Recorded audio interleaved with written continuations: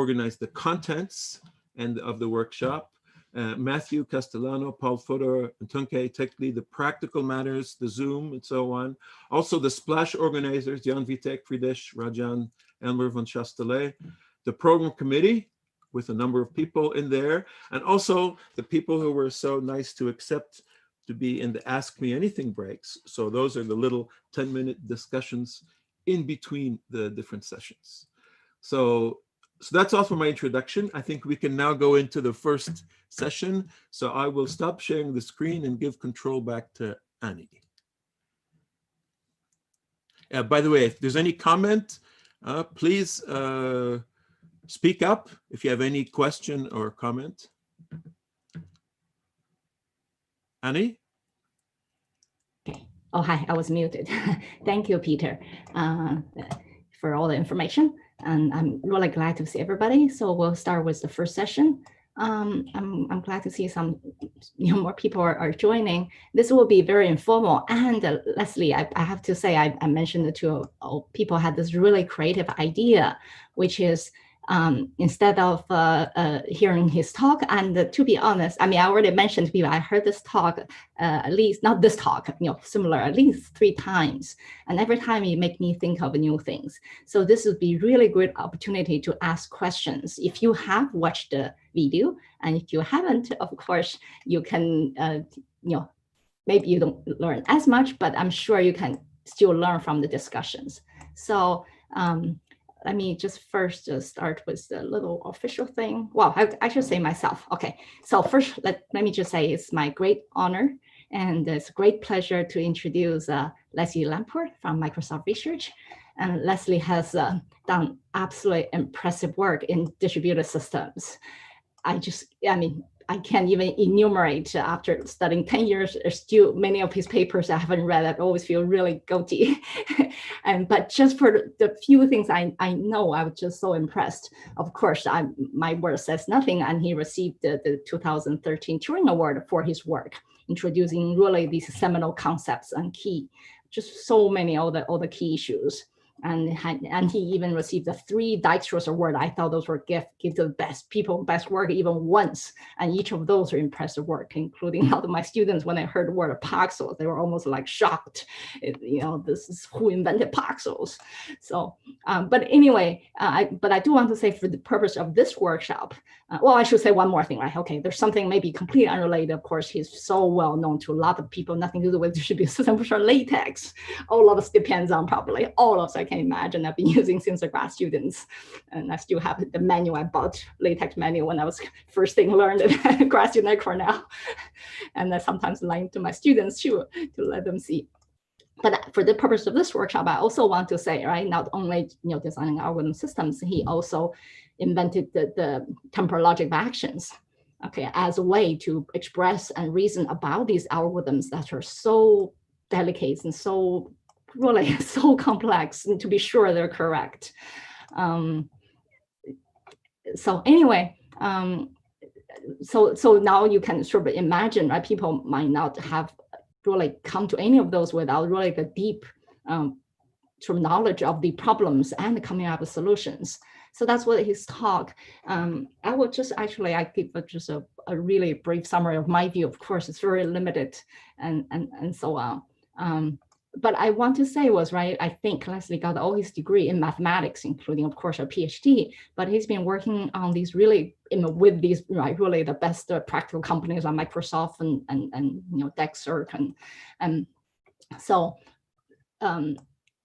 so anyway, right, so things he tried to teach people look very simple, but they're just so deep. So the talk basically started with a Euclid algorithm, which I teach my kid when she was very young, just learned in school what's the greatest common divisor of 2 numbers, right? That algorithm says you have 2 numbers, x and y, and you want to find the greatest common divisor. And if x is bigger, you say, oh, x is subtracted by value y. And if y is bigger, you subtract by the value of x until they're equal and they're the greatest common divisor. It looks cute, but how do you say this cutely, and why this is correct, or termination and so on. Of course, this leads, I mean, really just a little example and to show the TLA and particularly use these really hard problems and more companies, especially the hard cloud companies, have to use. Anyway, sorry for the long introduction. Shouldn't me say these things, but so if people have questions, they can start ask.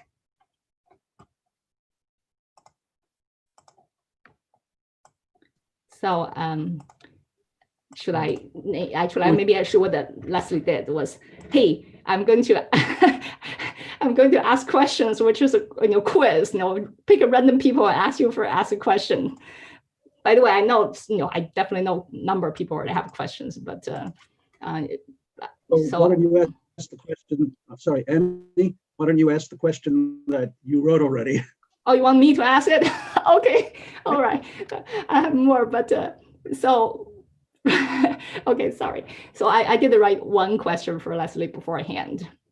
Okay, because I'm also really interested in algorithm, even though I work officially in programming languages. So my question was, if I just want to write an algorithm, right? So I'm sorry, I didn't even introduce the title of his talk, right? Which is, if you're not writing a program, don't use a programming language. I actually really not looking at any notes, even though I wrote a lot of them. But so my question is, if I just want to write an algorithm, should I not use a programming language?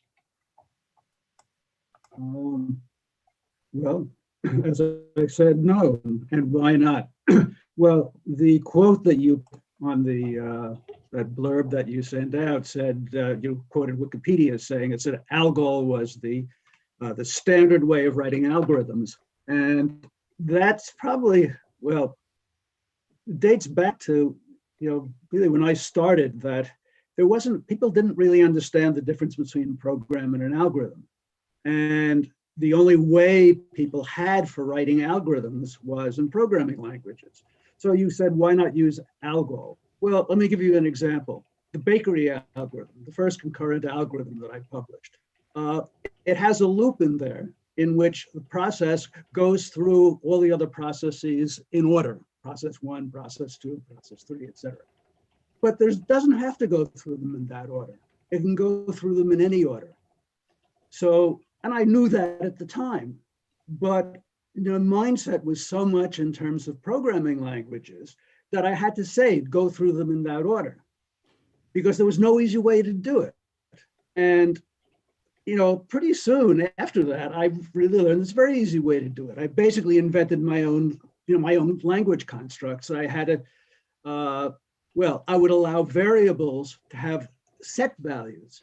So instead of going through 1 to 3, I said there was a set, had a set variable, values of variable, the variable's value was a set. And to go through each iterate through the loop while that set was not empty, I choose an arbitrary element from the set and then execute that one and remove it from the set. Can't do that in a programming language. You couldn't do it in ALGOL. And you still can't do it in a programming language. I use Java, but I can't, 50 years later, I cannot have a variable whose value is a set. Simply can't do it. Now, all these people, I bet everybody here is saying, what do you mean? I can have a set object, right? So I can let value of a variable is set, but I can't. The value of a variable is not a set. The value of the variable is a pointer to an object, a set object in the heap. And is there anybody who does not understand that? I mean, do I have to go and explain why, when you think you're setting X to a set, but you're really setting it to an object, X is equal to a pointer. And if you don't believe that, look at the difference between setting X to an integer and then set Y to X, and then you add 1 to Y, and that doesn't change the value of X.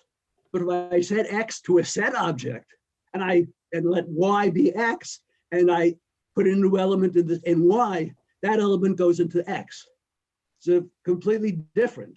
And if you don't believe that, think of what would happen if your programming language you use didn't have integers, but had integer objects.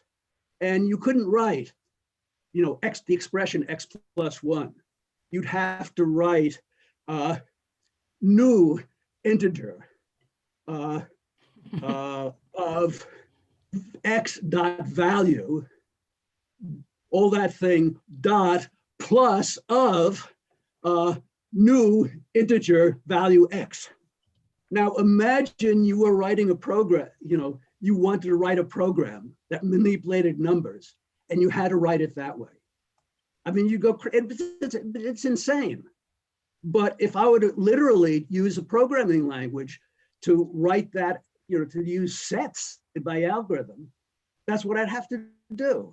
So it would be insane to do that. So that's why I don't want to use a programming language to write an algorithm.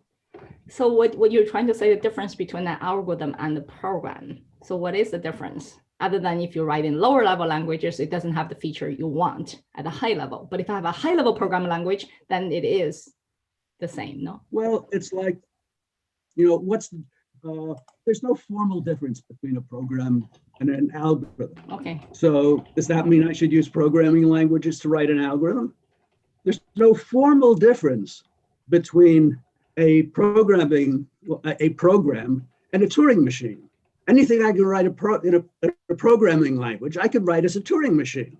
So does that mean I should write my programs as Turing machines? Obviously not. Oh, yeah. So, I can't give you a difference, but if you don't know the difference between you don't understand the difference between a program and an algorithm. I mean, not being able to state it precisely, but if you don't have some concept of the difference, then there's something wrong with your education. Yeah, so I had just one thing to add. The language settle. It's so interesting. You mentioned that there's 2 points technically. I mean, I guess you a lot of points, but somehow I got those two are exactly the things that are in settle and Python took out. So in settle, you have a set. You can so set is not by reference. It's real set. Okay, and it's called by value. So if you make x equals y, you actually make a copy. That's the one. Yeah.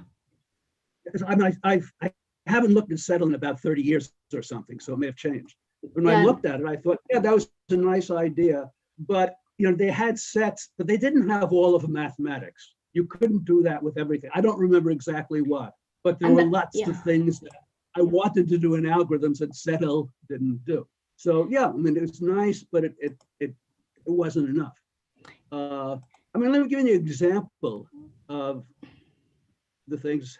And this is something that a few years ago, I had a colleague who was writing a paper with somebody and with a couple of people, and they had this algorithm that we're going to publish. And the algorithm was published in Disk. And the algorithm had manipulated infinite arrays of sets. And that algorithm had as an atomic action, set the value of a variable equal to the union of all the sets in that array, an infinite array of sets. Now, first of all, a problem with concurrent algorithms and programming languages is in a concurrent algorithm, the concept of what is an atomic action is paramount. And programming languages don't tell you that. If you actually look at the semantics, the programming language like Java, x gets x plus y is, about 4 atomic actions. And they have to be done in the right order because otherwise you don't capture the semantics of Java. So imagine, trying to write a program in any kind of thing that looks like a programming language that allows you to take the union of an infinite array of sets as a single atomic action. But that's what they wanted in this algorithm, which is a real algorithm they were publishing. Why? Because they knew how to implement that operation with ordinary, to implement that operation as if it were atomic. So when they were so that was a base of an operation they assume in their algorithm because everybody knew how to do it, and they didn't want to have to put an implementation of that inside this algorithm they're reasoning about. They wanted to use that as a single atomic action. And, I wrote it in Pluscal, which is, it's like a toy language, except it's sort of like Settle, except it really has anything you can write in mathematics, you can write as an expression in Pascal. And it was straightforward, and wrote a machine-checked correctness proof of the algorithm. I couldn't possibly have done if I had to, think of that single operation. It's broken up into a whole bunch of different operators. So how could, there was one thing I was confused. How could a real algorithm have an infinite array of sets, right? I'm sure that's your point. And in atomically, real, program or real, just anything practical, how could be an infinite number of things be done in atomically? Maybe using lasers. In the actual implementation of the way we use, it's an unbounded array. Okay. But in fact, it's represented. Unbounded. The easiest way to represent it as an infinite array where all but a finite number are empty sets. I see. So actually, the other point I thought you mentioned this, that's really, really nice. I think Settle cannot do all those algorithms you want because it didn't have really much, really for concurrency at all. Sure, go ahead.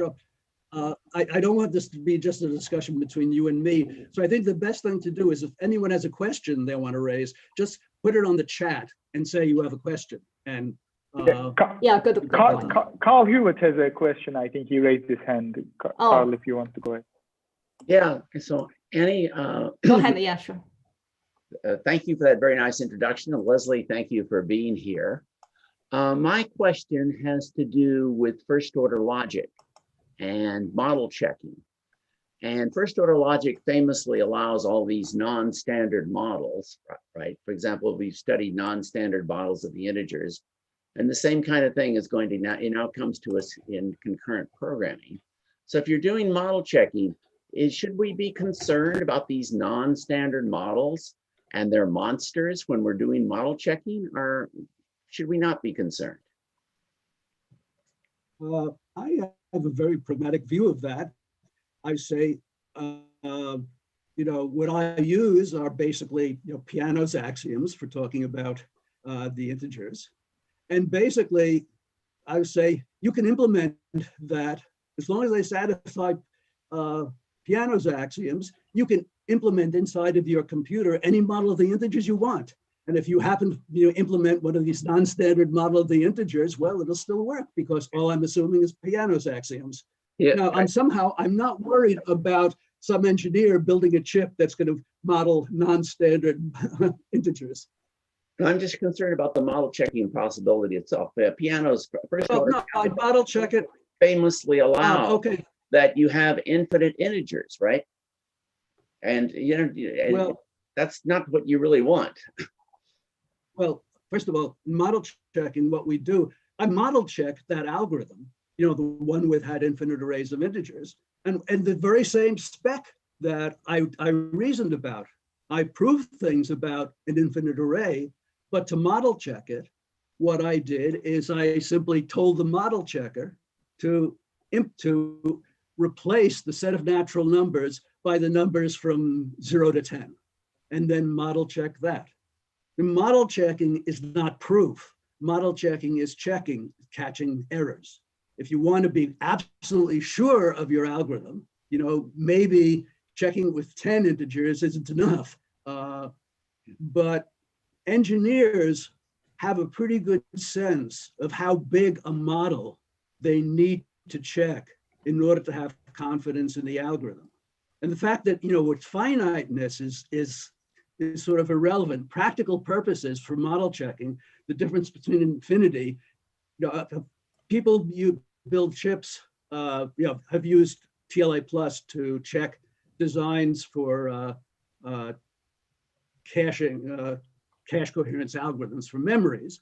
And the difference between, they check it like a memory with 3 words. And the difference between a memory of 3 words and a memory of 1,000,000 words is, for all practical purposes, the same as the difference between 3 words and an infinite number of words. You can check 1,000. But engineers know, they understand the algorithm enough to know that if they've checked it for 3, it's very unlikely that it's going to not work for 4. And they build their chips believing the model checker. And people, people do that, build real chips, build real programs based on the confidence they get with model checking very small models, because that's where engineering comes in.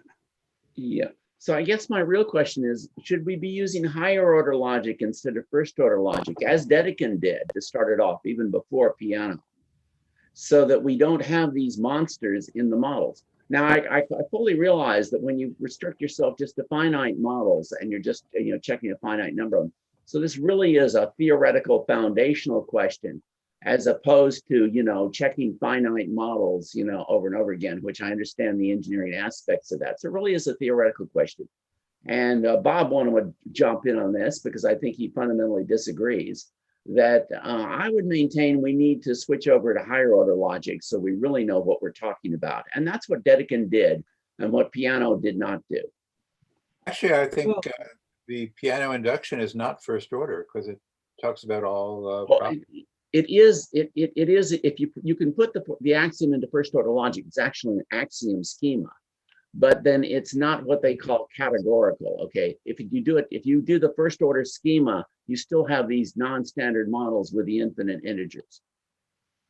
But if you add induction, it disappears. This model disappears with induction, the induction recurrence. Right, only with higher order induction, as Dedekind did it. If you just have the first order axiom schema, so-called piano arithmetic, you have the non-standard models. Yeah, but if you add induction, they disappear. No, not in first order logic. You have an induction. Let Leslie answer. Let Leslie say something. Yeah. I'm sure Dedekind is a brilliant man, and he had a good reason for wanting to use high-level logic. I have a good reason for not using higher level logic. My reason is that first order logic is simpler, and I want to use the simplest thing that I can, because things that I'm building are complicated, and putting anything complicated in what I use to describe them is just making things harder for the people who build systems.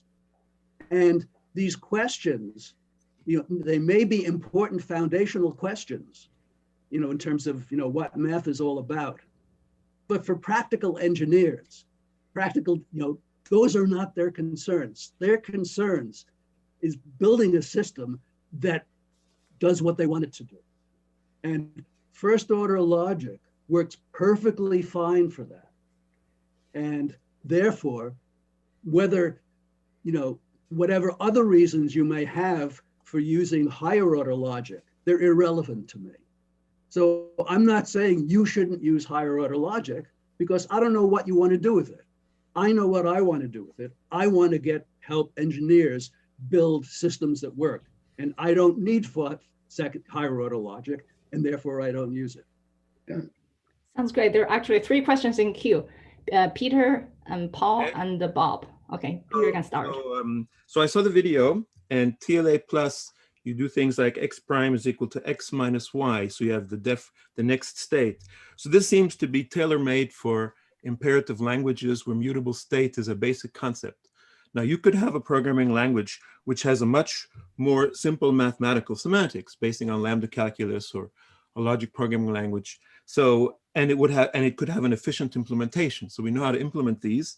So wouldn't it be better if whatever mathematics you use, you formulate it in a way that would make the implementation in terms of one of these very nice programming languages be better than always going down to x prime is equal to x minus y? It seems so low level. Well,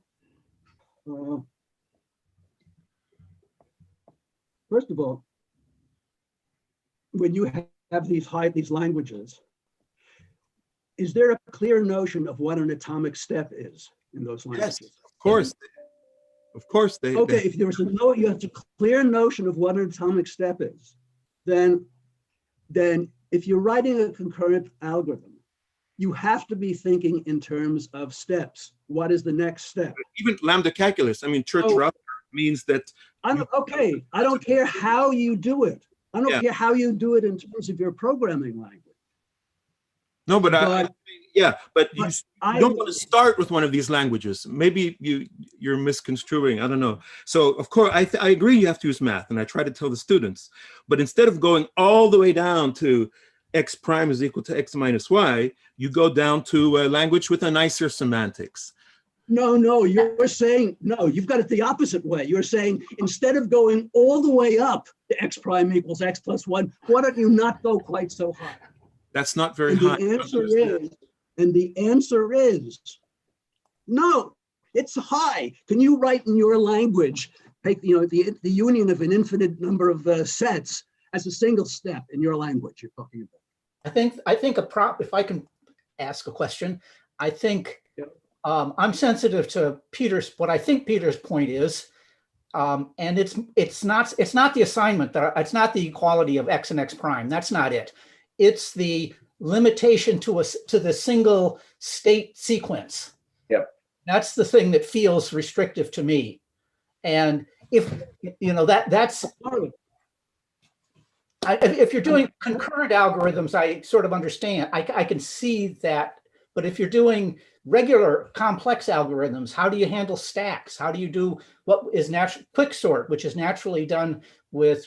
Exactly. Let me go. I'm glad you asked. I'm sorry. I'm glad to take that question you've asked. You said quicksort is a double recursive algorithm. I presume you mean that it calls two copies of itself. Yes. Is that what you mean? That's what I mean. Well, here's a question I used to give to job applicants.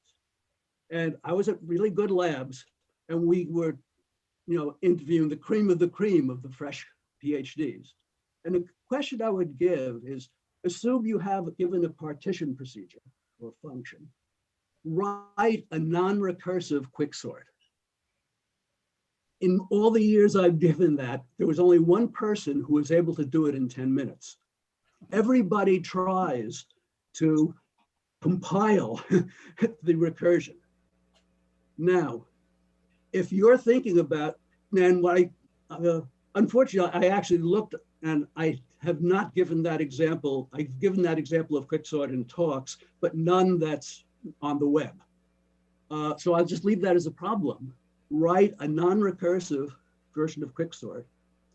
And when you do, what you'll discover is that the recursive version of the quicksort is a particular implementation of that non-recursive one. That is, you examine the sequence of steps that it's doing, and it's a special case of that more general algorithm. But why does nobody, and these are the best graduate students, why did nobody ever think of that? Do you know what the algorithm is? I don't know what the Yeah, let's see. Okay. I will. Well, I'll tell you what the algorithm. Let me tell you. Tony Hoare. Okay.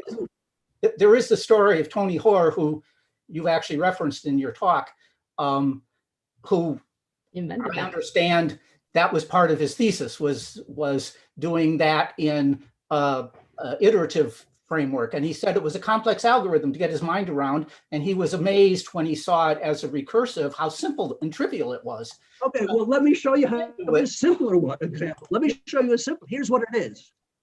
My basic data structure is a set of intervals. I'm sorting an array indexed by, say, 1 to n. And my basic data structure is a variable whose value is a set of intervals, subintervals of 1 to n.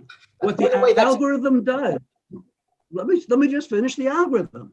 The algorithm does is, at each step, you take an arbitrary element from that set, you apply the partition function, and if it contains a single element, you throw it away. If it contains more than that, you apply the partition element and you toss the two elements back into the set, and you do that until that set is empty. Now, why does nobody think of that? Because they do not have concepts like set as a basic thing. I mean, set should be as basic to you as numbers. But because people have thinking in terms of programming languages, they don't have that powerful and trivially simple concept of a set as much a part of their brain as numbers. Okay, good. No, I see what you're saying. I understand what you're saying. But by the way, just as another side point, you want sets as fundamental, as you just said there, and you said earlier in response to Carl, that's second order logic, right? To have a set as a first. No, it's not second order logic. TLA plus is first order logic. It has all of that stuff. There's nothing second order about it. Okay, let's go. Paul Taro had a question. Yes. So I would, in a way, bring in also the higher level versus the lower level distinction. Infinite sets are not a problem in anything that has lazy evaluation or coroutining. In Python, you can have a generator for an infinite set. You can mix them. You can do the same thing in Haskell, actually, with lazy evaluated lists. Or you can do that with non-deterministic execution of Prolog, in which you have, again, an infinite number of alternatives pulled out as you go. And because of that, I would say that the connection between our mental state and its expression as a programming construct is much closer than if we would go in a step-by-step procedural way. Now, what I am still understanding as being a very deep distinction in what Leslie was saying is that the order constraints that sequences bring versus sets are non-trivial, and they need to be removed with a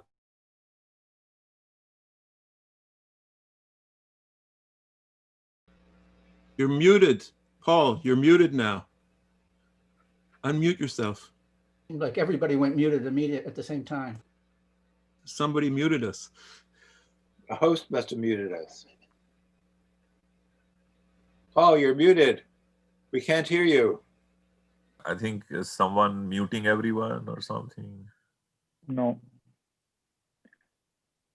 He seemed unmuted, but his sound didn't come through. So. Can you hear me now? Yes. Yes. Yeah. Yes. Did you hear anything at all? No. Well, we missed. Just last minute. I think maybe restate the But question. we heard everything except the last minute.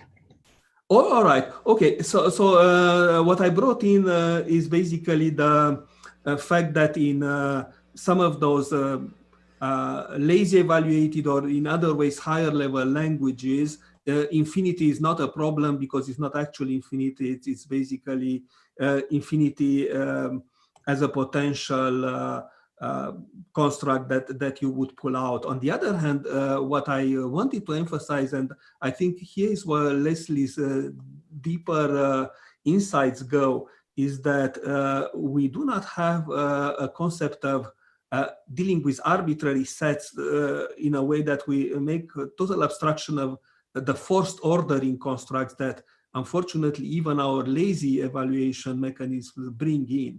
And maybe if you can elaborate on that, that would be very enlightening. Well, I'm half the Python. I've stopped looking at programming languages, I don't know, 20 years ago or something. So, it sounds like they're getting, but I can tell you one thing, that you might take something, an algorithm, Paxos, and do a different job of writing it in Python. But that's not going to help Microsoft or Amazon engineers, because you're not going to be able to implement. But the specification of Paxos has message passing is represented by percentage by simply adding it to a set of all messages that have been sent, and you simply read the message by just basically reading it from that set. Now you're not going to compile that into some Amazon cloud system.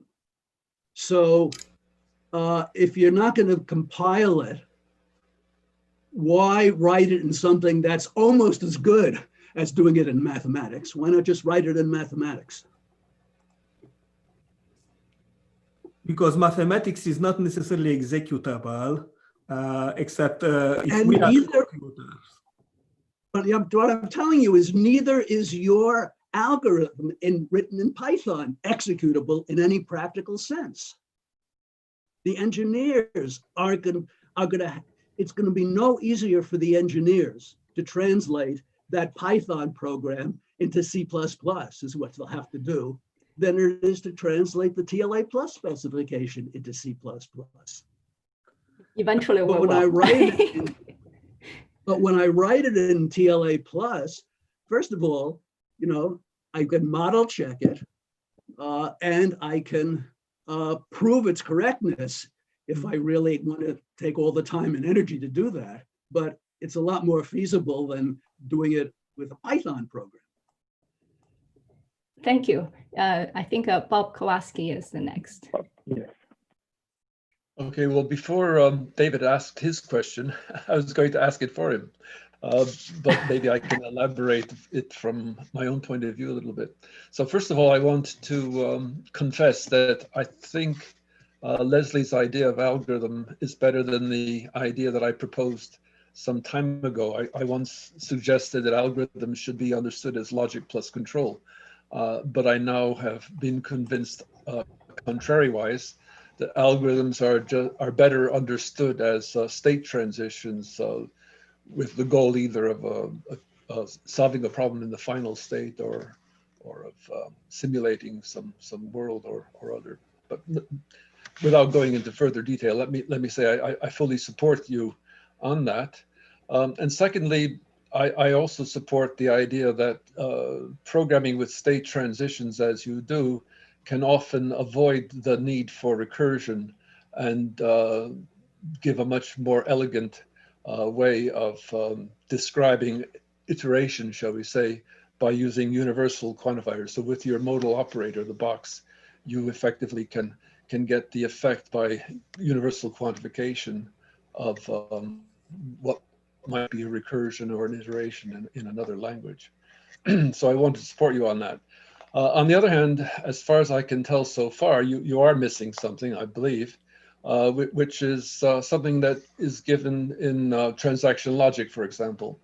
In transaction logic, you can superimpose recursion on top of sequencing of states by defining paths rather than just individual state transitions. You can have a path and you can define this path recursively. And if you think of this recursive, and you could do quicksort, for example, in by destructively updating a state in the same way that you do, but instead of restricting yourself to defining individual pairs of transitions, you can define paths recursively, as one might want to do in quicksort. And if you do so, I think what's very nice about something like transaction logic is that you end up manipulating your data structure is the state itself. So it's a set, in other words, and the set that you're manipulating is the state, and you can manipulate it recursively. So I'm wondering if you've ever considered, say, transaction logic in the context of state transitions of the kind that you work on. Well, I don't know transaction logic, so I can't comment on that, but I can give you a more general answer, is that when I started, you know, people were thinking about programs in terms of behaviors, not in terms of individuals, you know, individual states. They were thinking in terms of, you know, describing in basically behavioral reasoning. And what I discovered is that is a bad idea. Basically, going back to Floyd, what Floyd did is he got us to stop thinking in terms of the sequence, the behaviors, but thinking in terms of invariance. What is true at each point in the execution, and what is globally true. And what Floyd taught us is that, you know, if you're somewhere in the middle of a program, the reason the program is going to come up with the right answer at the end is not because what happened before, but because of what's in the state, because the state is what determines the entire future, the future behavior. The past is history, so it's irrelevant. And in concurrent algorithms, the most basic idea that you do not understand a concurrent algorithm unless you understand the invariant that it maintains. A concurrent algorithm is correct because it maintains an invariant. And so you do not want to think in terms of sequences of states, behaviors. You want to think in terms of invariance, what is true in every state. And, you know, I can say, you know, you may be able to come up with, you know, some philosophical reasons about, oh, why it's great to think in terms of behavior. But I'm talking about, you know, 30 years of experience in writing concurrent algorithms. And that is the right way of thinking about them. And yes, I mean, you know, any rule like that, I'm sure you'll be able to find, you know, exceptions where something, you know, I can write this thing recursively and it works beautifully in a concurrent algorithm. But in general, it's invariance that's the fundamental concept. And, you know, that's at the heart of algorithms. And that's why it's the state that needs to be emphasized. Okay, can I challenge you there? Because when you look at the greatest common denominator problem that you talk about in the talk we saw, you describe it with a disjunction, which relates two states, you know, the state of the variables x and y, both before and after the state transition. So in what sense is that an invariant? You're talking about the Euclid's algorithm? Yeah, yeah. Euclid's algorithm works. Why does Euclid's algorithm work? What is the fundamental invariant of Euclid's algorithm? Yeah, but the algorithm itself is not an invariant. That's the point. The point is that no, but why is the reason that Euclid's algorithm produces the GCD? What is the invariant? And I will say, if you cannot tell me that, you do not understand Euclid's algorithm. It's GCD Mn equals GCD XY. Exactly. Each time you do a step in XY, that stays true, right? I mean, that's the invariant. Exactly. Slide. No, you're evading the question. If you don't mind, we're not talking about. Also, I'm not talking about. My question was not about proving properties or correctness of an algorithm. My question was about defining the algorithm itself, or what sort of algorithms can you describe in the approach that you're advocating. It's a separate question to then show that the algorithms in these languages satisfy some goals or invariance. I mean, that's a different point. Okay. I mean, I accept that you can ignore my question and answer a different question instead, which is fine. But you know, maybe consider my question as well. Okay. Well, let me just say, what I said about not thinking behaviorally, I'm talking about concurrent algorithms. Now, there are lots of things that, you know, work fine for sequential algorithms. Well, the algorithms that the whole purpose is to take an input and produce an output. Those, you know, you can think of those in terms of functions. What you're doing is you're computing a function, and thinking functionally, you know, is very nice in those. Functional languages, you know, work great for that. But they don't work for concurrency. They don't provide you should not be thinking of a concurrent algorithm, or more precisely, a reactive algorithm. An algorithm that doesn't just compute an answer and stops, but just keeps going forever, interacting with its environment.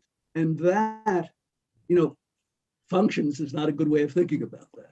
Okay, let me interrupt here because the time is up, but we have a whole half hour discussion right after 2 short talks. Okay, but thank you very much. Actually, Peter was in line, and anyway, that's why we have the panel with Leslie and Richard and Patrick just in after 2 short talks. Okay, Also, but let's thank. Okay, go ahead. I'll say, I'm happy to answer questions, by email or something, and maybe if we can find some way of doing it online so other people can see. I'm always happy to answer questions. Okay, yeah, we'll have definitely. I mean, it's just coming up in a little bit. Okay, for Leslie, we'll have more questions in here. So let's thank Leslie for his discussion. Okay, we cannot. I guess you can hear me. Oh, great! We have so many people on. Okay, so the next talk is by Richard Waldinger from SRI, and he's going to talk about synthesis of a unification algorithm, which of course the key of logic programming, type inference, even C++ tuplets. And Richard is okay. Why don't you start, Richard? Okay, let me see if I can share my screen.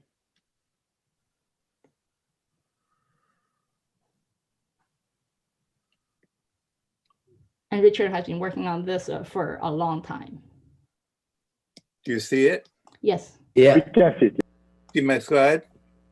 Yes. Yep. Okay, I will start. Okay, I have included in my talk the term computational introspection. Now, what does that mean? What I mean is we're asked, can we have a system which can examine its own component, reconstruct its own components, and possibly even improve its own components?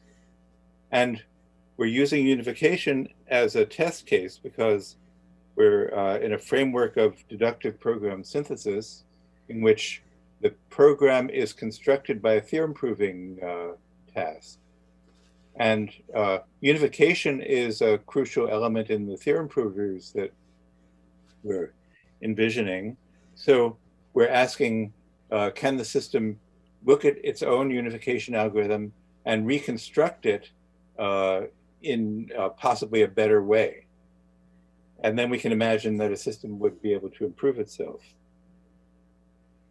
Now, the program synthesis framework that we're using is one in which we start with a specification and rephrase that as a theorem. The specification says that for any input entity E, there exists an output entity Z satisfying some input-output relation Q expressed in logic. And the corresponding theorem is that for every input entity E, there exists an output entity Z that satisfies this input-output relation. And then we restrict the proof to be sufficiently constructive so that we can extract a program from the proof. And the structure of the program we obtain reflects the structure of the proof, so that if we use case analysis in the proof, we get a conditional construct like if then else in the program. If the proof uses the principle of mathematical induction, we get recursion in the final program. And the proof is conducted in an axiomatic theory, the subject domain theory, which gives us the background information that we need to do the proof. Now, for unification, our theory is a theory of symbolic expressions. So we have expressions which we distinguish between atomic expressions and conses. Atomic expressions are divided into constants and variables. And conses are the result of applying the cons operation, the cons operation to two simpler expressions. And we have a bunch of axioms for the symbolic expressions, like the left side of an expression is the first argument of the cons. The right side of a cons expression is the second argument of the cons. And there are many other axioms too. Now, unification, probably everyone is familiar with it. We want to find a substitution that makes two symbolic expressions identical. So, for example, this substitution is a unifier of these two expressions, replacing x with b over here and y with a over here makes them identical to a counts b. But unifiers are not unique. For example, this substitution is also a unifier. It replaces z with c, which is irrelevant. It doesn't appear anywhere, but it still will unify the expression. It does extra work. But what we would like our algorithm to produce is a most general unifier, which does no extra work. Now, unification was implicit in the thesis of Emergent in 1930. But was really fleshed out in the Robinson's work on the resolution principle from 1965, and was also taken up like in term rewriting by Knuth and Bendix and other, and also used in logic programming. Now, so to do the derivation, we need a theory of expressions and substitutions. A fundamental operation in the theory of substitutions is the composition function. The composition of two substitutions is a substitution that has the effect of doing first the first substitution and then applying the second substitution to the result. And we use composition to describe the more general relation, which is important for unification. A substitution is more general than a second substitution if you can get from the first substitution to the second substitution by composing it with some third substitution, the so-called bridge substitution, which is not unique either. So initially we started with this specification for a most general unifier. We want to find a substitution theta, which is, first of all, it's a unifier. And second of all, it's more general than any unifier. So if theta prime is some unifier, we can get from theta to theta prime by composition with some bridge substitution theta double prime. That's in the positive case in which there exists a unifier, but it could be that the expressions are not unifiable, in which case we return a special symbol fail, which says that I cannot unify these two expressions. So from this specification, we start with a theorem that for all inputs E1 and E2, there exists an output theta that satisfies this theta satisfies this condition. But lo and behold, the proof fails. We cannot complete the proof. Why is that? Well, there's a phenomenon that George Polya recognized in his book, How to Solve It, that sometimes it's easier to prove a stronger theorem than a weaker theorem, even if the stronger theorem has extra conditions. And in an induction proof, proof by mathematical induction, this occurs often because if we have a stronger theorem, we also have a stronger induction hypothesis. And the strong induction hypothesis helps us prove the stronger theorem, even though the stronger theorem has the extra conditions. And this was exploited by the Boyer-Moore theorem prover and is, which always generalizes the theorem before it tries to prove it. Now, in our unification case, we found it necessary to add the condition not only that theta is a most general unifier, but also that it is idempotent. Idempotent means that applying the substitution twice has the same effect as applying it once. So for example, this substitution here is not idempotent because applying it once replaces x with y. Applying it twice replaces that y with a. So the net effect of doing it twice is to replace x with a, not y. So it's doing it twice has an additional effect.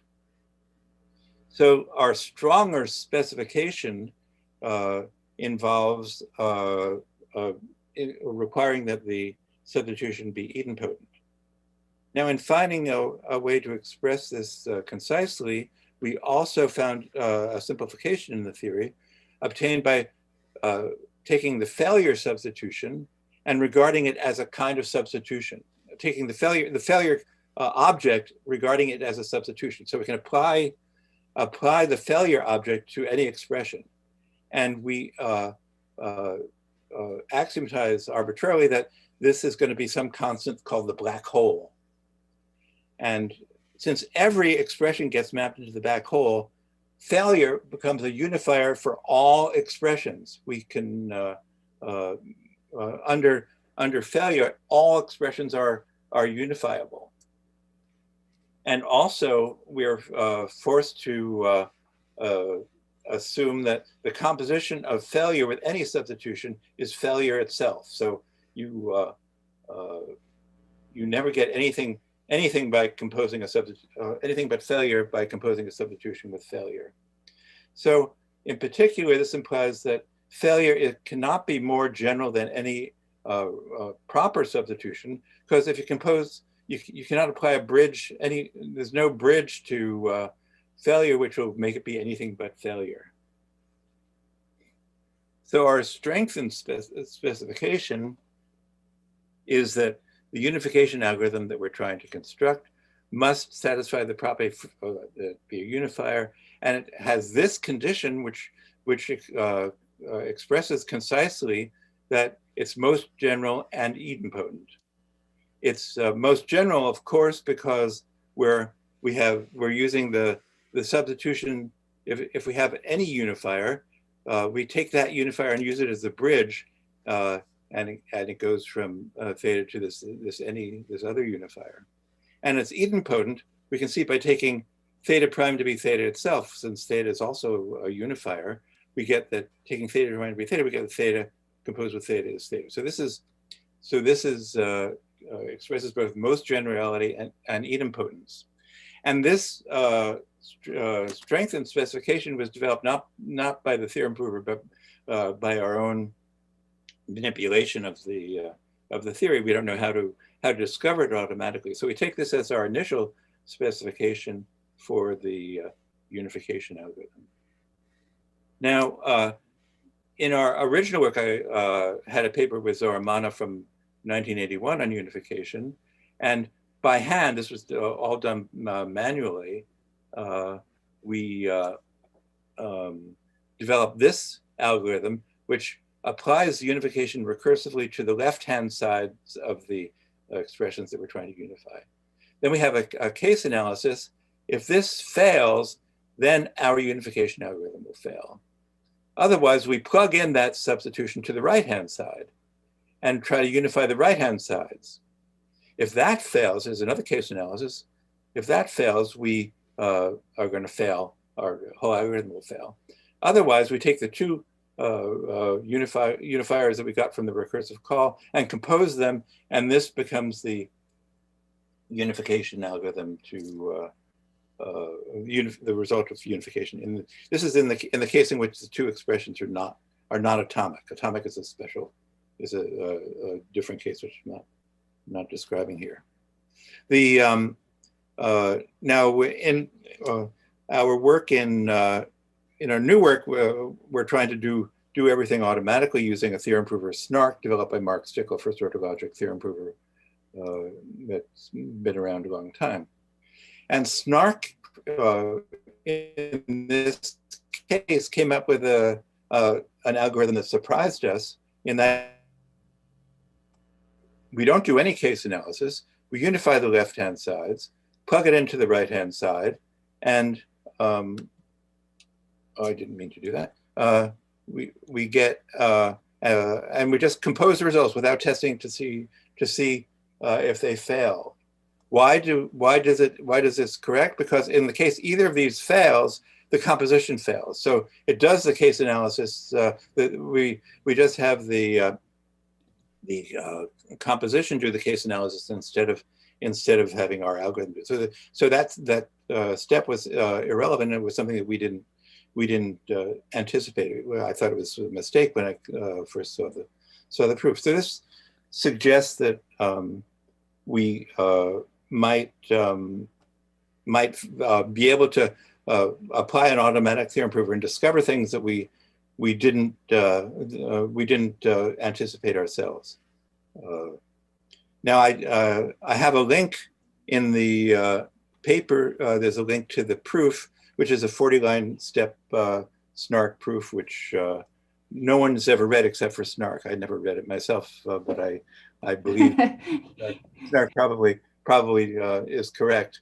And but you can look at it, and if you see any mistakes, tell me, and I'll. Okay.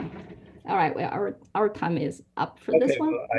Well, let me just say, one use for this work is possibly to develop special purpose unification algorithms for other theories. We already know what the unification is for symbolic expressions, but if we want to add additional axioms to the theory, we may be able to extract new programs which give better unification for the special theory. And now I've used 14.5 minutes, which I think I'm still under time. Okay, that's it. Thank you. Yeah. By the way, even during the panel, you can show slides. Okay. I think we can save questions for the panel just in 15 minutes. All right. Okay. I just showed the beginning of the proof in case anyone. Yeah. Let's. If anyone doesn't believe that SNARK did it. Okay. Let's thank Richard. We can look at this later, or you have something you want to show this now? Okay. No, I don't want to. Oh, okay. So then let's thank Richard, and we'll continue. Okay. All right. So the next talk is actually Patrick Cousseau. He has a position, and it's about the logic in program analysis and verification. And since he has worked on program analysis, both the theory and the really hard practical applications. So we'll hear. Okay, here are slides. Yes, my context is much more restricted than the one of Leslie and a bit more general than the one of Richard. And it's only related to program analysis. So I think for specification and verification, logic is a good choice. Leslie convinced us, but or try to. And static analysis is a different problem. And my context is only in the context of static analysis. So I'm not very ambitious on this point.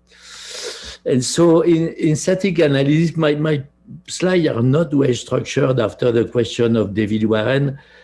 In a program analysis, essentially you have to define a concrete semantic, what your language is doing. Then you have to define some abstract semantics, which is what you are going to analyze on your program. You have to have a correspondence between the two. And then you have to export your findings to the user. So that's and the user might want to specify properties. So there is an interaction with the user. And finally, you have to have an algorithm that is a representation of the analysis in some language. So for specification, many people use decidable logic because they can be checked, but they are incomplete. If you write a program with addition and you use Pressburger arithmetic, you cannot provide the multiplication. Same in first order logic, you cannot define the transitive closure. And so you go on higher and higher. And for example, in OR logic, you have relative completeness problem, and you cannot explain that in the logic. You have to explain that in set theory.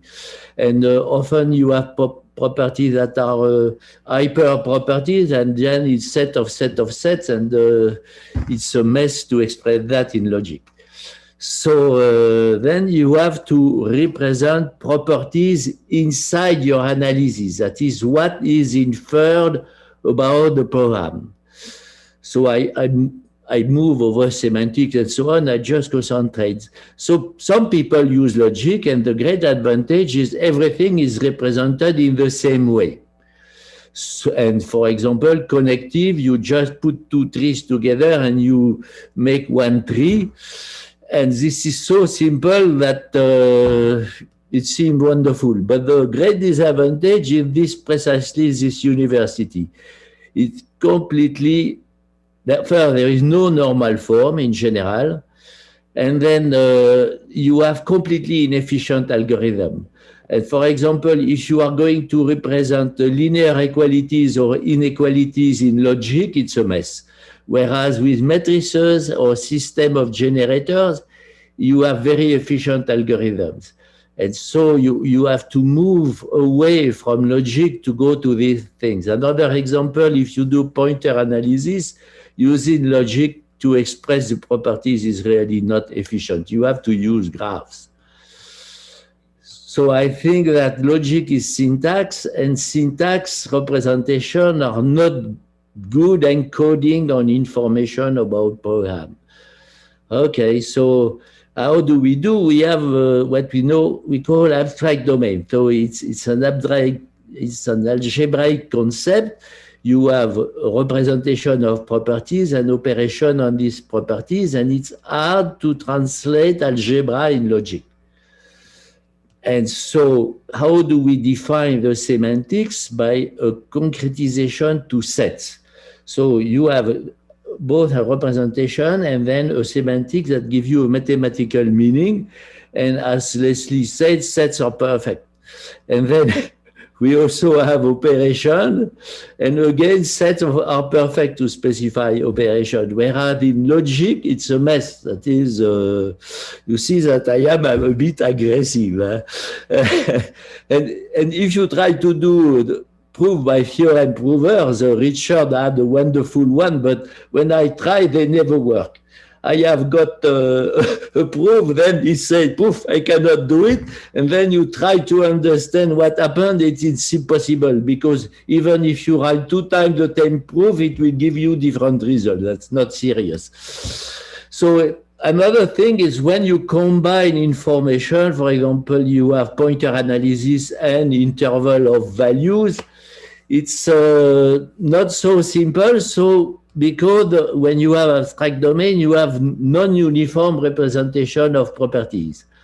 And so that becomes a problem. But we have a mechanism to combine abstract domains so that they can share information between them.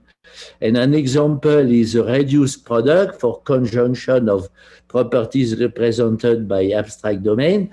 These has a mathematical definition. You can implement them in different ways doing approximation.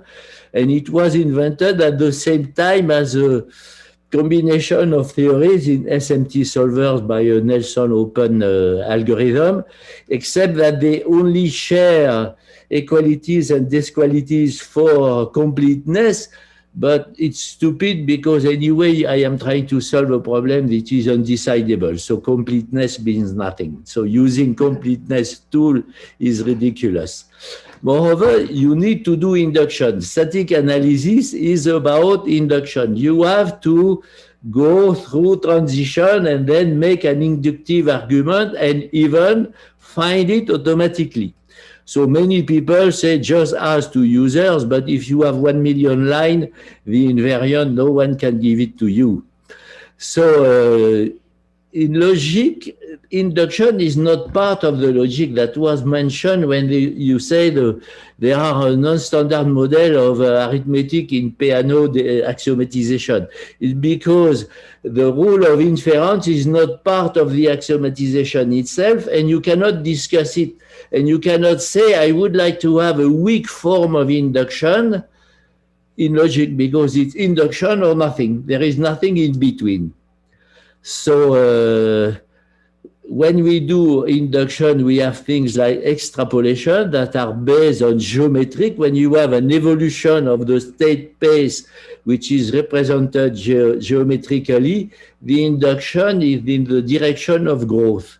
But if you represent an object by a formula of logic, the complexity of the object and the formula of the logic are completely unrelated. You can have a simple formula with a complex object and a huge formula with a trivial object. So it's not a basis for making induction. Okay, so that's what I was saying here. Induction is based on geometric consideration. And some people say, yes, but use abstract domains that are finite or finitary, like, for example, liquid types, but then it's completely restricted. That if you restrict everything to finite things, you cannot make program analysis. You can check something, but not induce properties.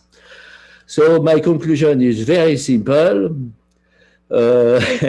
Everything in logic is syntactic manipulation. To simplify, copy-paste. And that's great, and because copy-paste is simple to understand, but syntactic manipulation is not good. That's not what mathematicians do. And so logic is great for logicians to reason about proof, and mathematicians never use logic to make proofs. And here is a little theorem by a recent guy who received the Field Medal, but because of this theorem and some other one. If you look at it in French, excuse me, but if you look inside, there is logic everywhere, but there is not a single logic symbol, and all the proof is not a logic symbol at all. And if you translate that in logic, it will be thousands of pages. That's not possible. So I think computer scientists do make proof with logic instead of reasoning about proof formalizing logic, and I think that's a problem. It was a bit provocative, but it was fast, and I hope to launch a discussion. Great, thank you. Very nice.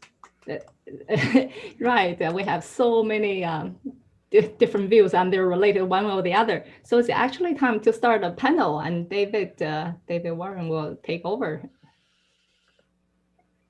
And for the people who had the questions and other discussions, I see these chats. I actually am very slow at reading and writing, so you can speak up. There's a second channel on in the chats on Yeah. discussions and points people want to make, which is an interesting, good thing to do. Except I have two eyes, but I only one brain, so it's hard to. Okay, so So can I? So, Okay. so let me open. Okay, so the panel. My idea for a panel is that we just ask. I'm most interested in questions that cross. That everybody spoke. All the speakers spoke some aspect of. However, by all means, specific questions to speakers, and of course, speakers can ask other speakers and ask themselves stuff. So this should be a more or less free-ranging. We seem to want to talk a lot, which is good. So let's get started and go, Paul. You seem to. Okay, cool. So I'm going to be, so just a couple of observations. One is that I think the point about invariance is that Leslie made is very important. And indeed, I mean, you specify the invariance, and the whole idea would be then the models that are induced by those invariants are the ones that are interesting. And so we're discussing about why logic has deficiencies. And I think especially even the previous talk by Patrick. So one of the problems is that, and I'm giving away some of the points I'm going to make during my presentation during the break, is that logic really does not have its own truth predicate, meaning if a proof fails, then what do we do about it? We can't do anything about it. Whereas as humans, if a proof fails, then we use that failure to take some other action. And unfortunately, that cannot be expressed in logic. So that's where negation as failure, and Michael is here in the audience, becomes very important. So I think the goal should be to come up with logic that can simulate sort of the human thought process, because as humans, we're able to do all this. And so negation as failure and all these things help. If we add negation as failure, then we're able to reason about failure of proofs, and we can take actions. And I think then the power increases. A good example is that I give is, for example, you have a bunch of cities connected by roads, and you want to reason about reachability. So you write a very simple transitive closure program. And now if you want to know if city A is connected to city B, you pose your query reach A comma B. But if the proof fails, you cannot say that the logic, within the logic, you cannot say that these cities are not connected. You need separate axioms for unreachability. But if you have negation as failure, then you can immediately say, well, if the proof fails, then maybe I'll take a helicopter instead of driving. So, so we need to, the logic has to have its own truth predicate, essentially. Okay. To become more useful. Anybody want to respond? Any of the speakers want to respond? Proof of failure is not a logic. It's a computation mechanism. So there is a confusion here between a logic, which specifies things, a proof, which are different from logic, and the computation mechanisms. Maybe some logic can speak about the three, but the first order logic never speak about proofs. Of course. So we have to move out of first order logic into other things. Yes. It's also related to induction, I think. And part of it is that induction is beyond first order logic. Oh, also, yes, I did not mention this in the 4 points. So that's a bit a problem. That is, we cannot reduce everything to logic. And to represent information, I think logic is not really a good representation of information. For example, if you want to specify a transition system in logic, it's painful. You have to have prime and non-prime to speak about time. That's a trick. That's not fundamental. And another example was a Richard example. When you have things like unification, he said, oh, I need independent substitution, but he never explained why. It was because it failed. But there is a nice explanation. It is symbolic terms are abstractions of sets of ground terms. And if you do that, you will get the exact algorithm and you will have idempotent substitution because of the abstraction mechanism, which is to guarantee uniqueness. So I think this structure is coming from another structure, and in logic, it's very difficult to have different structure to represent different things and at different level of abstraction and to link them.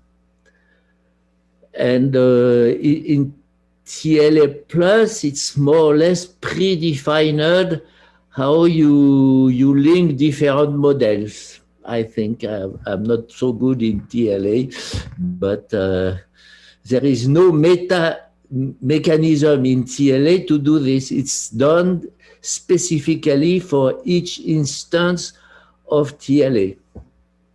Actually, in the unification proof, the failure of the proof suggests the addition of idempotence. This is not done within the theorem prover, but there's a clear, to get the induction to go through, it's necessary to show that the algorithm eliminates variables, which is part of the idempotence problem. And also we do induction within first order logic, like SNARK is a first order logic theorem prover, and we do it by reifying the well-founded. It's well-founded induction, and we reify the well-founded relation.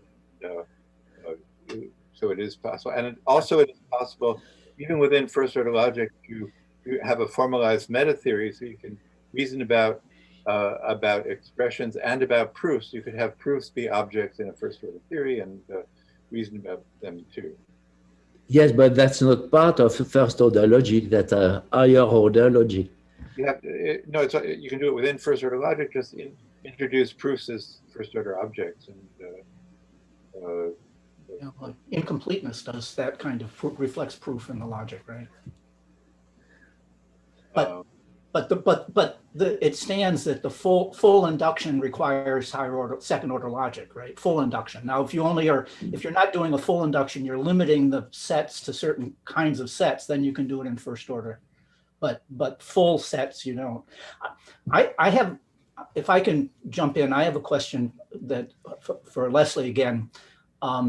Sets are it's a very powerful data structure. Maybe I shouldn't think of it that way, but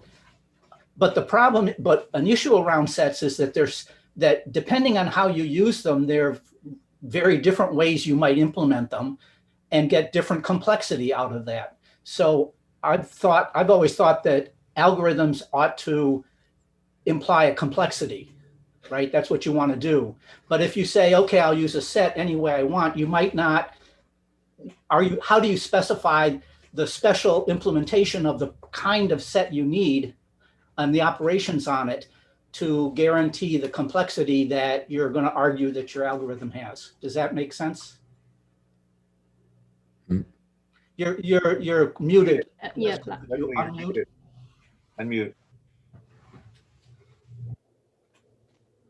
I'm Okay. sorry.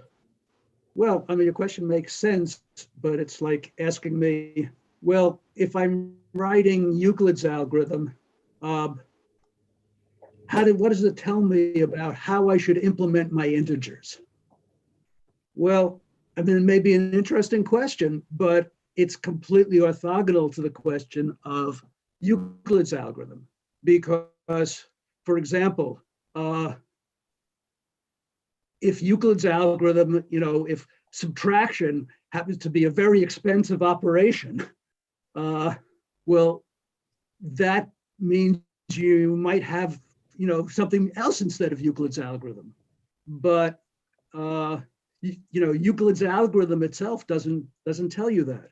Yeah, but some algorithms, that you're right. I mean, I understand that algorithm, but the algorithm that depends on the stuff you're doing in the set, the operations you're doing on the set, where it really does make a difference. It's not just it's special cases, special ways you're using a set can be very efficiently implemented or not. Well, that seems to be more intrinsic to the algorithm. It's not just a sub operation that you're using. Like convexel or polyhedra, for example. I'm sorry? Convexel of polyhedra is an example. Oh. If you don't have the good representation, you are not going to make it.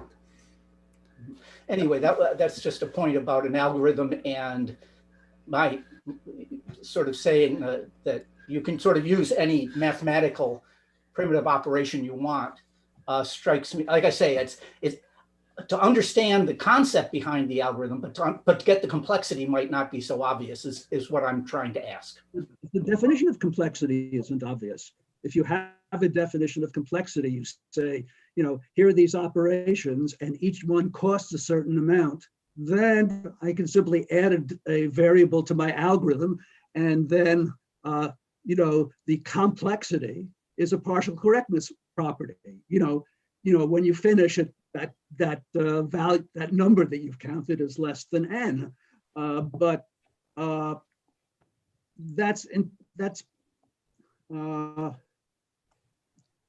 you want to separate the concerns. That's the whole point of an algorithm. An algorithm, well, you now not want to talk less about algorithms, because in some sense you're really talking about building systems. Because when you're talking about how fast does it compute, that depends on what your computer is doing. Now, is the algorithm supposed to tell you what computer you should be using? No, but on the other hand, an engineer who's designing an algorithm should understand what computer he's using and should understand whether subtraction is a very expensive operation or not. And what I find in practice, engineers don't expect the specifications, the TLA plus specifications they write, to tell them about the efficiency of the algorithm. Now there is actually, it's not quite accurate, but they know that they're interested, what TLA plus is going to do is to say, does this algorithm do the right thing? And they know they have other tools or other ways of thinking about how fast is it going to do it. No, in fact, it turns out there's some work, someone is doing some work on trying to actually use the model checker to get, not worst case estimates, but average case estimates, performance information, that looks promising. But that's just because you've got a precise specification of the algorithm, and you can put in it, information about, sort of how long does this thing take. So you can use the same tools, which is nice, but it's sort of it's an orthogonal issue. And, the way you succeed in something, trying to solve all the world's problems, because, you're not going to give an engineer one tool that he's going to use and it's going to, generate, optimally efficient microcode. You want a tool to solve particular problems. And the problem that I'm concerned with is, does this thing do what it's, in some sense, give you the correct answer? And whether it's efficient, whether, how many computers you need to execute it, that's a separate issue. And I don't want to complicate one to, the way of answering the first problem in order to try to solve another problem as well. I thought I had a question, but I saw Peter was before me. There was the list, but Paul should be after me. I didn't write it in queue. So Peter. I have a question for the panelists. So I was very intrigued by Patrick Couzeau's talk, and that logic is so limiting and time is painful in logic. Don't use logic for making proofs. So my question would be, well, I guess then, but logic has lots of advantages, first order logic. I mean, truth, things that are true stay true, it's monotonic. So I guess what you want is to use logic wherever you can, and only in those places where you can't use logic to use some other approach. Is that reasonable? That's a question to me. To all panelists. Maybe to the other panelists. The problem is that there is not a continuum between, for example, a logical specification of a convex hull of polyhedra, which is just a simple convex hull of definition in one line, and an algorithm. And logic will be simple at the beginning, but you see, you change the language and the mechanism of reasoning from the beginning to the implementation. And this lack of continuity is the problem for me. I mean, there's steps. I mean, there's not a thing for every intermediate point, but there is a kind of spectrum, right? More and more algorithmic, more and more logic. Yes, but what is the common language between these? Apart from set theory, I don't know what. Well, maybe it's set theory on one side then, and algorithms that interact with the real world on the other side. That's what I do. That's what I do. But both worlds is you try to stay in the easy walled garden of logic as much as you can, and you only leave it when you absolutely have to. And I would say that when you leave, that world is also logic, right? So, but these are all connected. You're not yet getting all the good properties anymore, huh? Yeah, sure. You may not be. And so then you get into the realm of, perhaps non-monotonic logic. But I think these various things are there, and then you can put them together. And that's, I think, the approach that will work. But logic programming and functional programming have always somehow assumed that. I mean, Church-Rosser theorem does not talk about interaction with the real world, but a program has to do that. But you still want to stay as much as possible in the beautiful confluent walled garden and only leave it when you really have to. Huh? Correct. And you may have many such gardens. And the nice thing, I think, is that answer set programming actually provides a way to put together all these gardens. Okay, that's nice. But then you have to commute. But then you're using logic. You need to use logic as a intermediate language, a conversion language, and as well. Yes. Patrick talked about that and the difficulties of that as well. Paul, I think, Paul Theroux had a question that maybe he could. I would also mention about the gap between what mathematicians write and the logical proof for that is definitely huge. But part of that could also come from, I would say, a little bit the rusty logics that we are using here. Today's, let's say, Coq and Agda, proof assistants, they do not use anymore this non-constructive first order logic. They use intuitionistic logic under the hood. So there's no such thing as a double negation from which we infer something. And I would say that by having a constructive logic, and then on top of that, of course, a number of rewriting of set theories, like in dependent type theory, for instance, and some of the related formalisms, you might get a more narrower gap between the specification, which in predicate logic, in first order logic, is non-constructive, basically. In this case, when you actually prove something, you like in an existence proof, you actually show this is the object, it exists, here it is, versus, oh, this might need to exist because otherwise something wouldn't go well. So the constructiveness is another aspect that is very important, I guess. And, modern day theorem provers move closer and closer to computation, basically because they are becoming constructive.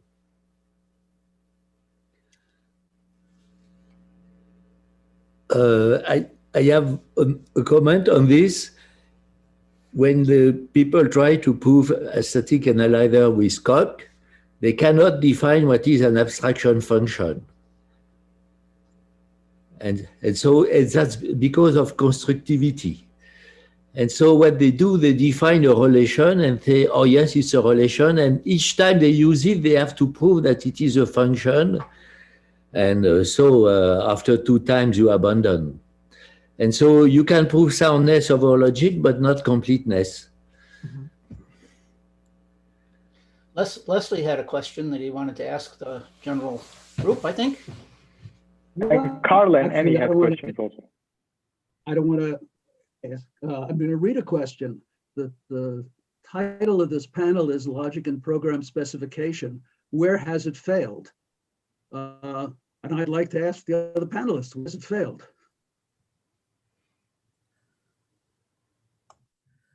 And so if David's question, yeah. Well, people are thinking about that. I can give you the background to this question. I was trying to be a smart aleck and coming up with all these questions to play the devil's advocate a little bit. So these are just out of my, like I say, my smart aleck brain. But if people have comments on that, I would like to hear them. And by all means, say this is a ridiculous question, if that's what you think it is, and explain to me why it's a ridiculous question. No, I think so. If I can jump in, so that's what I mean. It's an excellent question, and I think as Peter pointed out, we have all these things, beautiful gardens that can be modeled using logic, and then you have to have a logic that puts together these gardens. So that's what we got to have to make things work. And as I said earlier, I think answer set programming actually has the answers, I believe. So we're working on this interesting project, but what we're trying to say, trying to figure out, given a sequential algorithm, can I automatically generate a concurrent algorithm out of it? Just as a human domain expert would do, with an understanding of, so you have the axioms of concurrency, you have the axioms of how locks work, you have the axioms for the data structure. So from these, can I infer the concurrent algorithm for a concurrent operation? And I think it's possible, but you have to come outside of logic a little bit. And if proof fails, then what do you do? So for example, if an invariant fails, what do you do in those situations? You have to have actions that you will take. And so I think, in my opinion, answer set programming and non-monotonic logic is a good answer to make logic succeed where previous attempts have failed. Any comment? Okay. Other comments? That's what answer, Richard? Do you have an answer? No. Oh, to the original question, I thought one reason logic is not more widely used? Is it people don't find it congenial? No, the question is, no, where has it failed? Not why has it failed? Where has it failed? That's the question.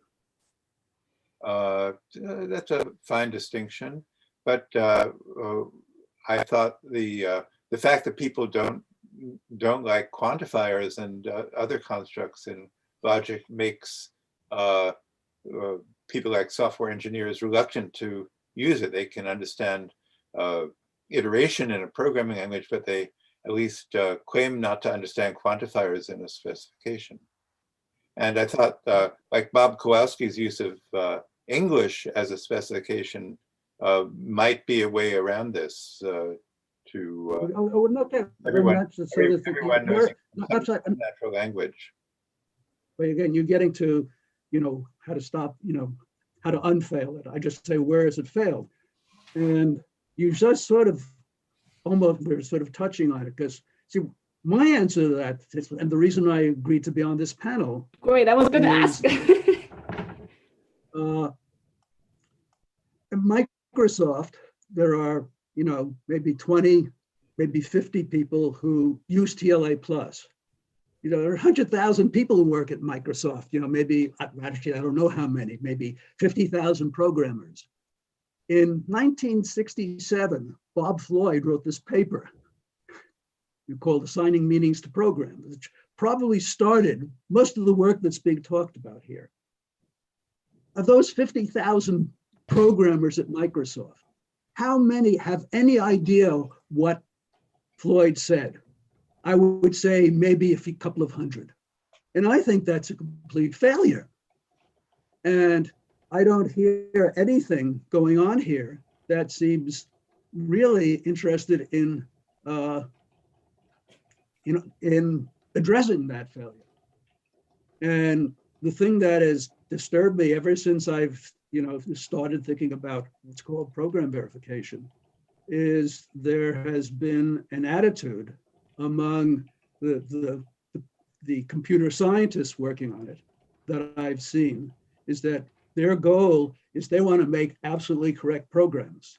And they want to make sure that, so if there's any chance of, so you have complete mathematical proof or something of your program, and anything less than that, oh, it's a waste of time, they're not interested in it. And meanwhile, people who actually write programs look at what they've done, or what Floyd did, and said that, oh yeah, this is great for little toy programs, but it's not going to work for this 20,000 line program that I'm writing. So it has nothing to do with me. And so what has been a complete failure is in the ability of this community to tell those 50,000 programmers at Microsoft what they can use what Floyd said in their daily programming. Why aren't they taught that? And to me, it seems absolutely criminal that you have 50,000 people writing code and hardly any of them even understand the concept of a loop invariant. Okay, I haven't answered. I can answer. That's why I think it's failed, and I'd like to know what can be done. Why it's failed, Leslie? Because computer science curricula are money-driven. People pay money to send people to college, and they want something which is directly industry applicable, and the students will not learn mathematics. They will learn programming, hands-on projects, low level, and they will not learn how to reason because the parents and all the other associations will not let the universities do that. And that's a big problem in the United States, slightly less in Europe. But people, my students, when I teach them logic, they have a hard problem understanding quantifiers. And how do you take a thing like a quadratic problem and represent it in quantifiers? That seems very simple. They have a hard problem with that. And students are not learning to reason mathematically. And this is a very big problem in the United States. And the reason is that curricula are money driven. Only in US. There you go.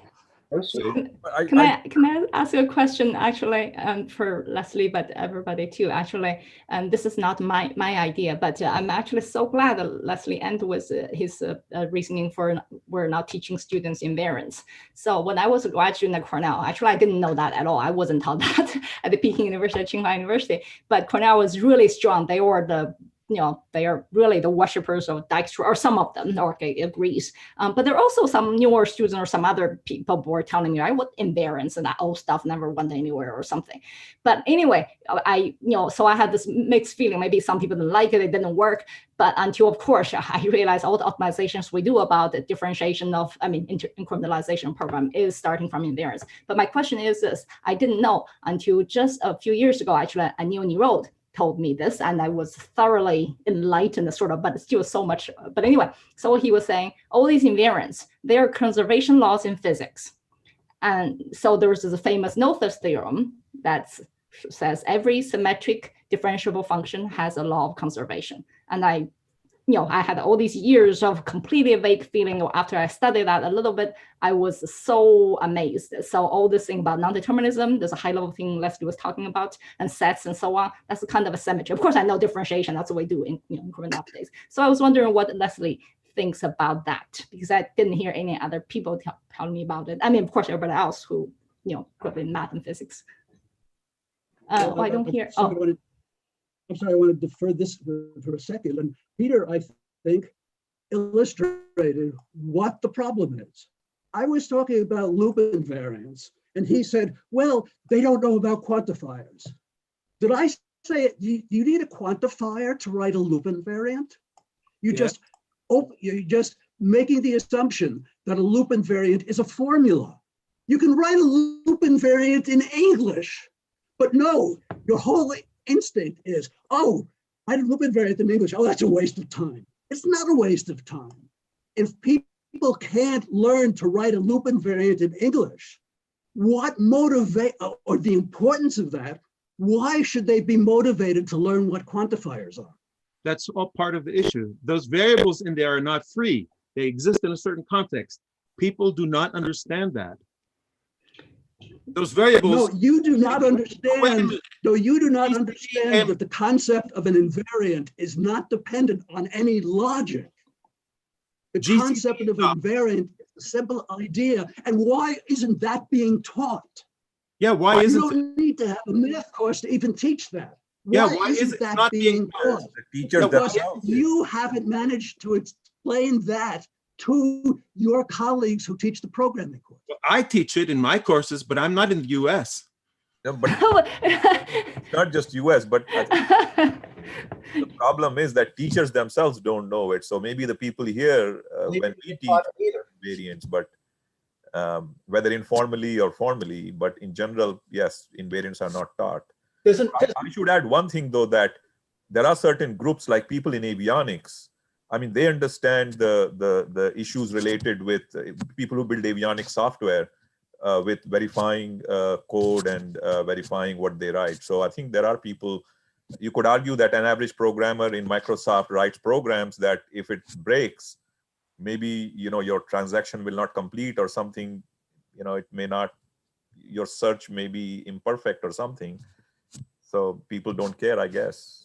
I was going to exactly that point. Let me just say that my experience in programming in not Microsoft, but in the company is we don't allocate enough money to build good software. We don't have it, right? So we build lousy software, and we build lousy software because it's good enough for the things that we're trying to do. Yeah, it crashes every once in a while, but it's really just getting data from something. And so if it crashes a little bit, that's not good. It's bad. We get wrapped on our knuckles, but we're not going to double the cost to try to make sure it's always right. But wait, can I inject something? Not because I have any desire to do it, but because it saves me time. It makes it easier for me to write a program. So we're not telling them to do something that's going to cost more. We're telling them to do something that's going to save them money. Yeah, and I think it's amazing, isn't it? That is completely true. But despite that, they don't do it. They don't. So let's say the question is why? Carl had a question also. How they can save money by doing it. I think the problem is a little bit deeper than this. I actually been talking to people about it. Part of the problem here is, if you look at the computer science curriculum, there is not enough, in my opinion, for example, discrete math taught at the primitive level. So look how we educate our computer science students. We have them take about 6-7 courses on calculus, algebra, differential equations. Some of this material has to go into a very solid training on discrete mathematics early on. I think actually undergraduate students in computer science should start by having discrete math 1, 2, and 3, where some of these concepts are taught there. We don't do that. And a lot of places, they throw the discrete math course to a math department. In my opinion, to really have students start thinking this way and have the solid background, they need to have a solid sequence of discrete math where some of these concepts are really taught early on. We're still doing this the way it was done 50 years ago when computer science was part of engineering and we inherited all of the math education from other engineering fields. We have not adopted to that. I had the luxury of being trained at Stanford, and that wasn't the situation. I was taught logic 1 and 2 as, you know, at the undergrad, they were at the undergraduate level, and that made a big difference. That doesn't happen in a lot of places. I don't know if it's still happening at Stanford now, but again, I think instead of calculus 1, 2, and 3, you need discrete math 1, 2, and 3 at the undergraduate level, and that's not happening. I would go even a step further and say in high schools. Oh, we're at the end of time. So the next time, the next session is the breakout section, which you can also all join and discuss whatever you want to discuss. But I think we should call an end to the panel, this panel, just to keep the program moving. That's okay. Thank the panelists. Yes, that's good. I would like to. Very nice. Okay. Thank you. Yeah, so it's 10 minutes of break time, but we also have Ask Me Anything guests and hosts, and you can chat for the first one. Maybe I let the host start. Hi, how are you? Can you hear me? This is Jorge. Oh, can you I see hear me? you, but I can't see you. Yeah, I see. Yeah, let me see. Can you see me now? Better. Better. Oh, okay. Not perfect. Can't make out, but yes. Maybe yeah, I'm hiding some of my. So is my guest around? I want to. Yes, I'm here. Hi, how are you? Fine, thank you. Okay, so I don't know. It's getting dark here in I don't know if after listening to all this discussion about why programmers or software engineers, let's say, they don't know how to even see or describe or what an invariant is. I don't know if my question matters. I had a question for you that was a little bit more related to what you do and in general, and I guess there are experts here that do verification and specification. And my question was more in the general sense of how you do randomized algorithms, specification and verification. How far are you in that area?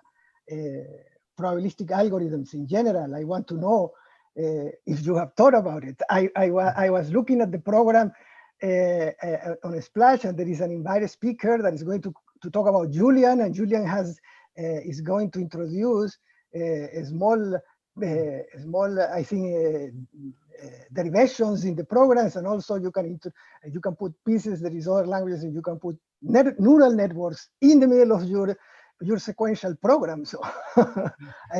So, we are moving even higher. So we are complaining here that we don't know how to write sequential programs and how to write specification. But people are doing extremely complicated things, and life goes on. So I don't know. This is my general thoughts about. Goes on sometimes. Yeah. So I'm afraid it's something, yes, I've thought about. I'm interested in. We're working towards it, but I'm not using probabilistic. But what do you think about how it will take? I am not, how you will go around. So I want to prove I use programs. There are many programs, distributed programs that have to be random, has to be randomized. Otherwise, solutions don't exist. So how we can do these kind of things? Yeah, this maybe I'm the wrong person to ask this kind of. Anyone can answer. But, yeah. But maybe, I mean, you were first asking what I'm doing. We can also, other people can ask Michael Lachey question too, right? Michael is a good continuation. He is expert in TLA also. He does Prob and all these system specification. So maybe like a politician, I might just turn back to the previous talk and say something about invariance. Go for it. So I agree that invariants are important and can save you time. So I'm currently working, for instance, applying formal methods to safety critical systems and reasoning about railway signaling algorithms and new algorithms to guide trains more efficiently. And I see people in the industry works a lot still by specifying behaviors. And as I think it was also Leslie said, that's a bad way to reason about a system. And it's very hard or almost impossible to get these complex systems correct. And you fix one behavior and then you break another one and you never really reach a completely correct algorithm. And one tool, I think the only real tool that works, that scales, is finding an invariant, finding why your safety critical system is correct. And it's related also, I think, to abstract interpretation. Quite often an invariant is a kind of an abstraction. You have, for instance, in train systems, you have an envelope that a system maintains surrounding a train, and it's an invariant you have to keep, that the real train is within your envelope. And you have to prove that every step of your train control system or algorithm preserves that invariant. And I think it's the only way to develop a really correct system, and it has to be taught. And we're doing it baby steps, bringing it to industrialists, and I think they see the value because they have hard time maintaining their systems. Too much energy goes into testing and fixing bugs, and yeah.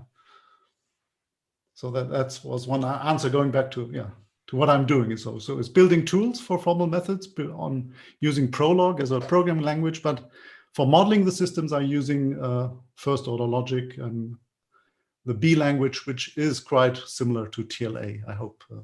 And there are a lot of... that's a tough question. There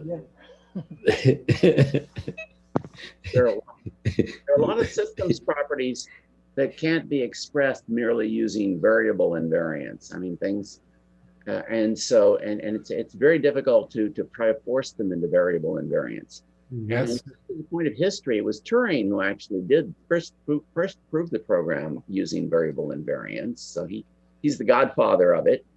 And I just want to mention that over the chat thing, there's an interesting discussions going on, just not by me, but other people making interesting points like Patrick. So some of you might want to take a look at the chat. And also, I think what is fundamental is what is logic programs? And when Planner introduced logic programs, it did both the forward chaining and the backward chaining.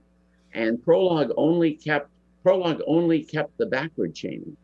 So I have a proposed definition. I know that Bob disagrees with this, so he might want to chime in. What is a logic program? And what I say, a logic program, you have to justify every logical step with a logical rule, right? That is a very tight constraint, and Planner lived up to that constraint.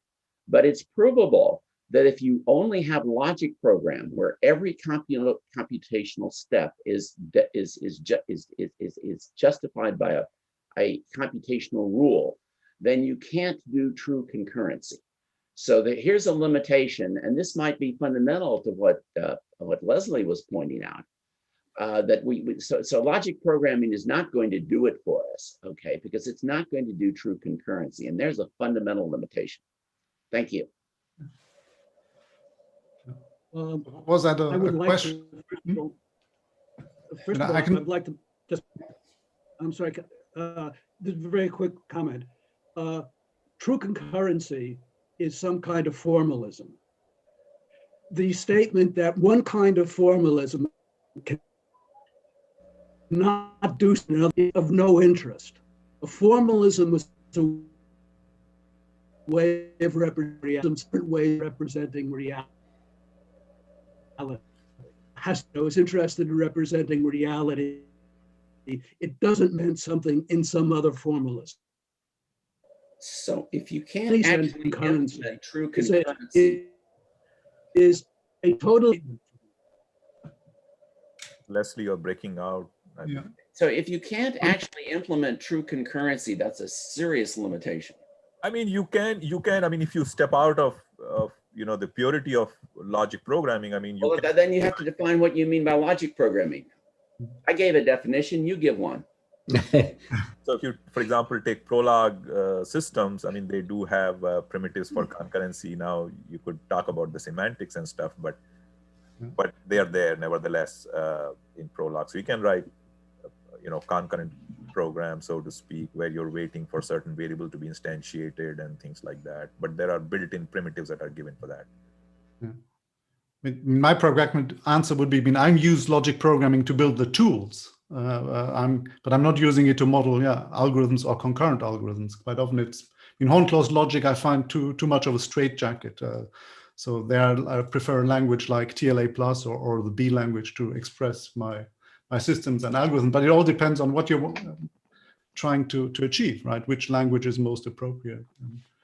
Well, I hate to cut the conversation, but yeah, I have a problem here. That is, well, the time is the time. So given that the last person that spoke was the guest of the session, we can conclude here and then move maybe to the next speaker. I don't know who is chairing the next session.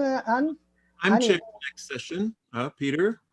I'm Peter. I'm chairing the next. Okay, go ahead. Yes, Peter, I see. So go ahead, Peter, and then we move. So first of all, I'm really amazed at all of the very enthusiastic and active participants. So it's very great. So the next session, we first have an invited talk by Stuart Russell. So let me introduce Stuart Russell. He's professor of computer science at UC Berkeley. And in fact, I was a student there, and I think I left just when he arrived. So I saw him as a young professor there. Stuart Russell has, he's has many awards. He's holder of the Smith Sada Chair in Engineering, director of the Center for Human Compatible AI. He has the Ichkai Computers and Thought Award. He held the chair Blaise Pascal in Paris, and he has a number of awards, fellow of the AAAI, ACM, and AAAS. And there's, of course, everybody knows the book Artificial Intelligence, The Modern Approach, written with Peter Norvig, and in several editions. It's a really excellent text, standard text in AI. So it really has a very broad and deep knowledge. So I would like to now present Stuart's invited talk, which is called Logic, Probability, Knowledge, and Learning. So Stuart, you're there, I think. I saw you. Yep, I am. Thank you very much, Peter. So if I remember correctly, I might have been on Peter's qualifying exam committee. I remember. Presentation committee. I think he's forgetting that. So we overlap by maybe 4 years, I think, altogether. Okay, so let me share my screen. Share your screen. And we will get going.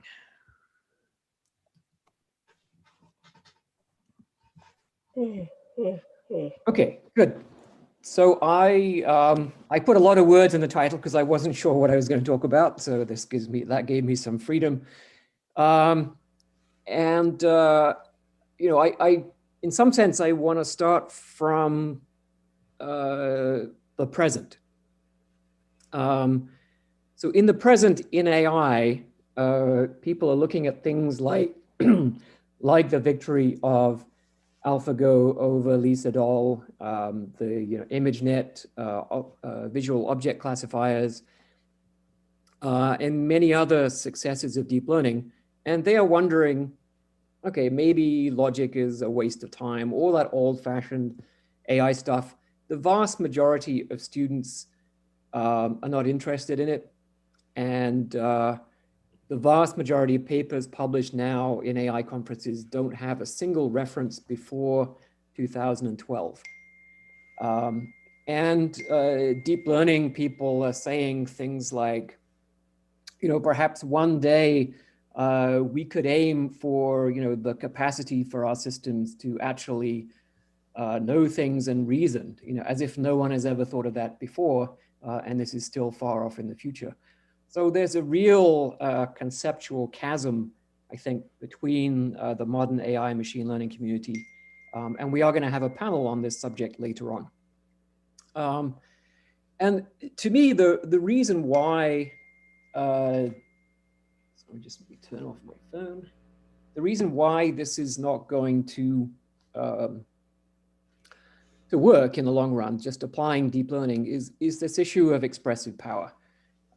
So if you're trying to learn using feed-forward circuits as your fundamental knowledge representation, we don't think that if we were going to build a payroll system for IBM, we would write it using feed-forward circuits. People haven't used feed-forward circuits to build computing devices since before the Second World War.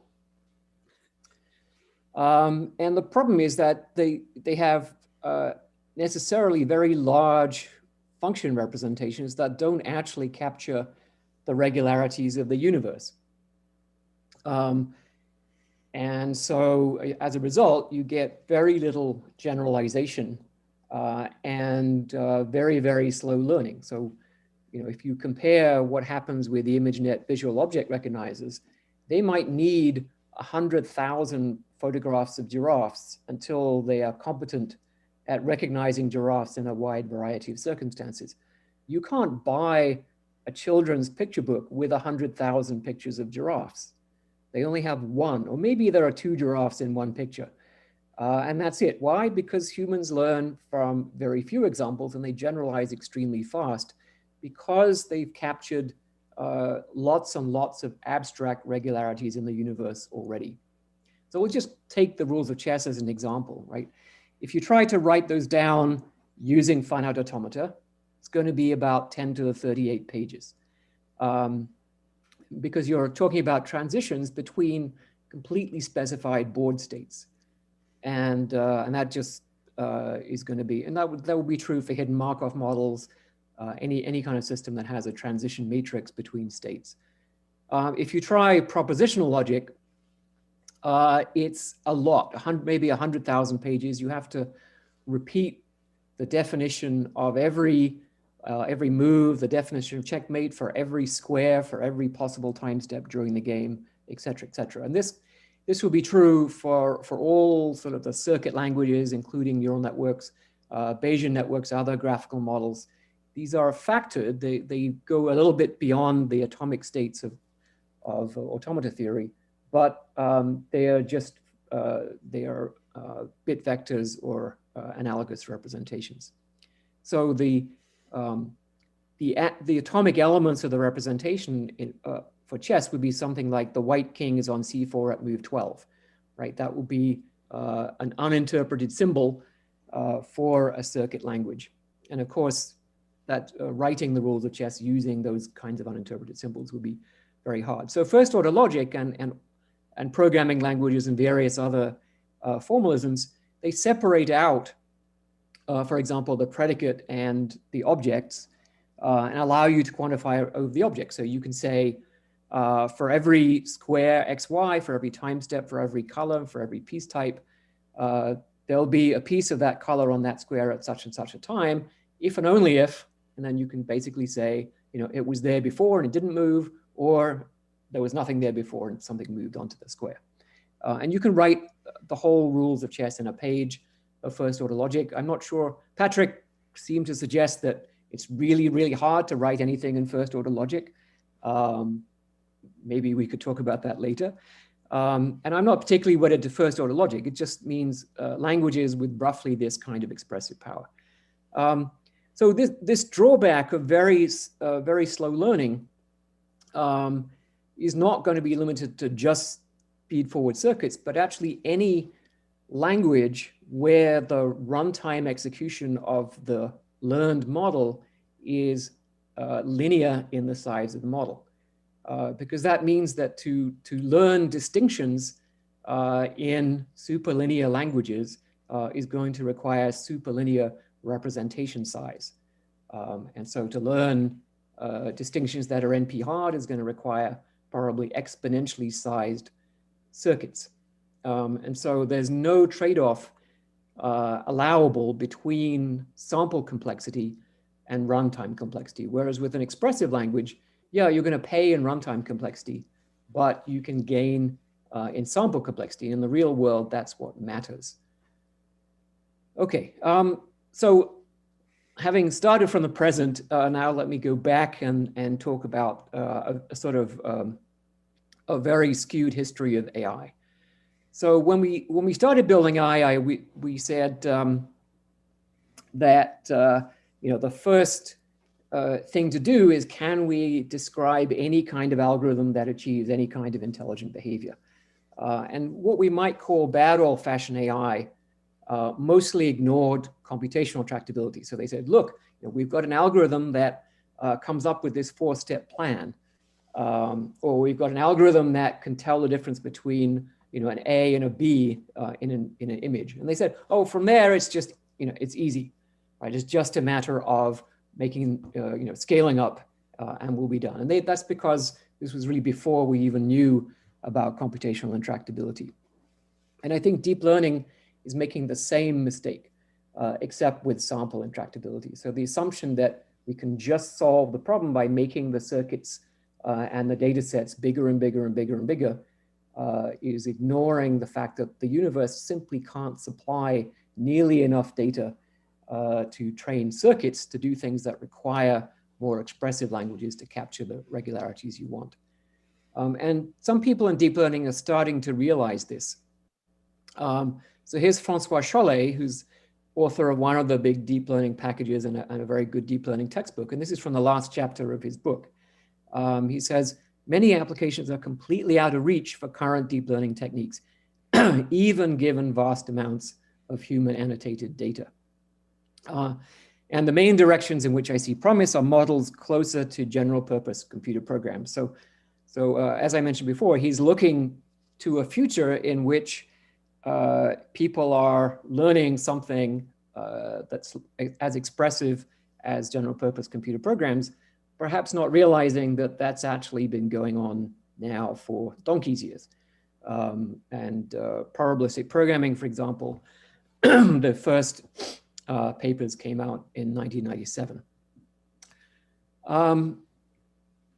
So if you go back again to the beginning of AI, we wanted to have intelligent systems in the real world.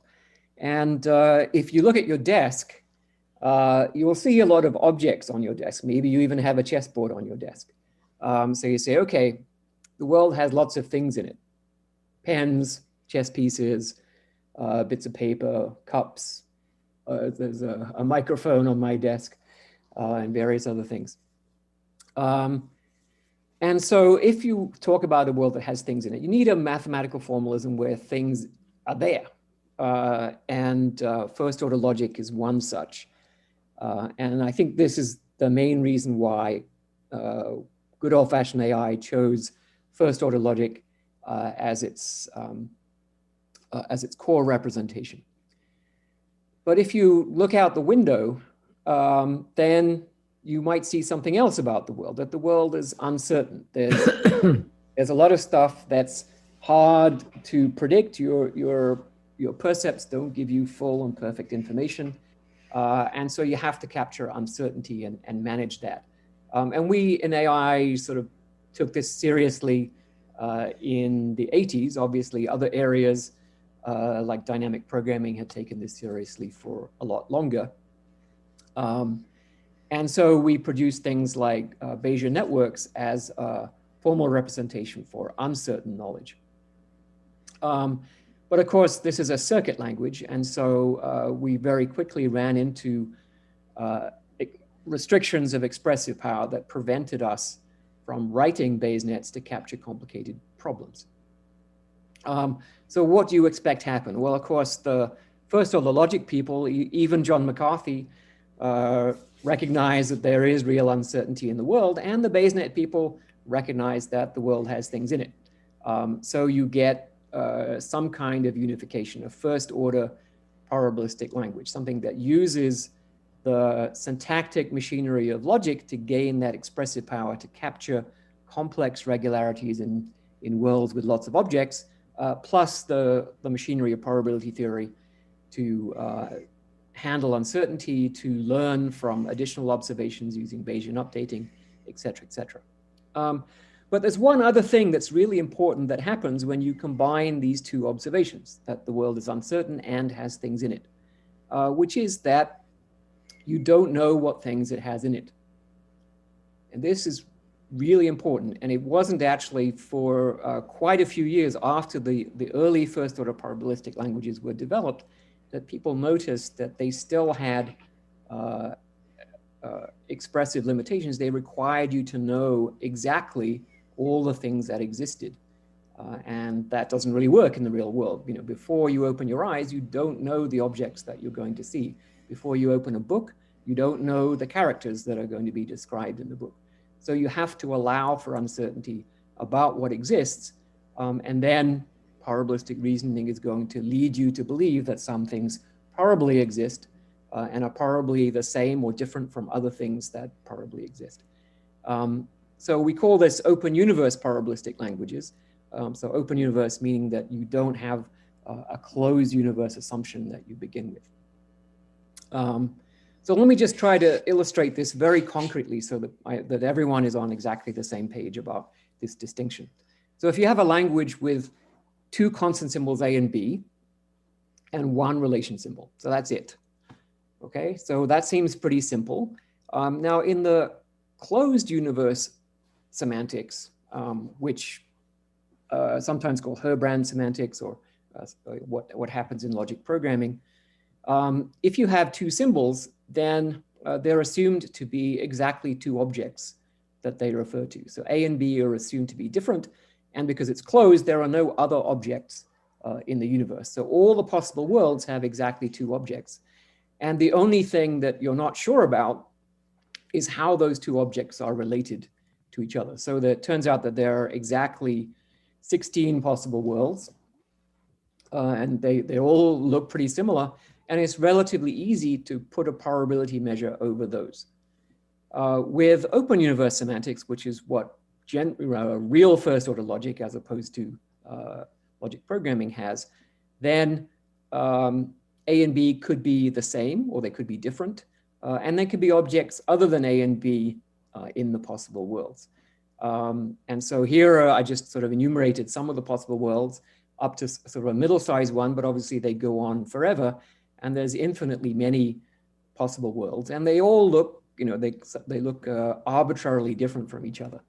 And so the trick is, how are we going to put a probability measure over all of those worlds in order to do what we already know how to do with Bayes nets, which is to write probability models, to update them with data, to make predictions, to learn, and all the other great things that we would like to be able to do. Okay, so so we developed this language called BLOG, which stands for Bayesian logic. We thought that was a very cute acronym. It's actually completely useless because if you type BLOG into Google, you don't find our language at all. You find millions of other pages instead. So it's a really stupid idea. But anyway, I'm going to very briefly go over the sort of syntax and semantics of BLOG. And you can think of the statements in the language as, you know, if you want to think of them this way, you can think of them as ways of constructing possible worlds. In other words, you could sample using these statements in order to construct a world incrementally. The first kind of statement we call a dependency statement. And so this says, for some functional relation applied to some arguments, what's the probability that that function or relation has value or is true for its arguments. So just to illustrate that, right? So H is a variable that ranges over houses, so it's a logical variable. So this says for any house, the probability that the burglar alarm sounds in that house depends probabilistically, according to some conditional probability table, on whether or not there's a burglary in the house and whether or not there's an earthquake in the region of the house. Okay, so here region is a regular logical function symbol.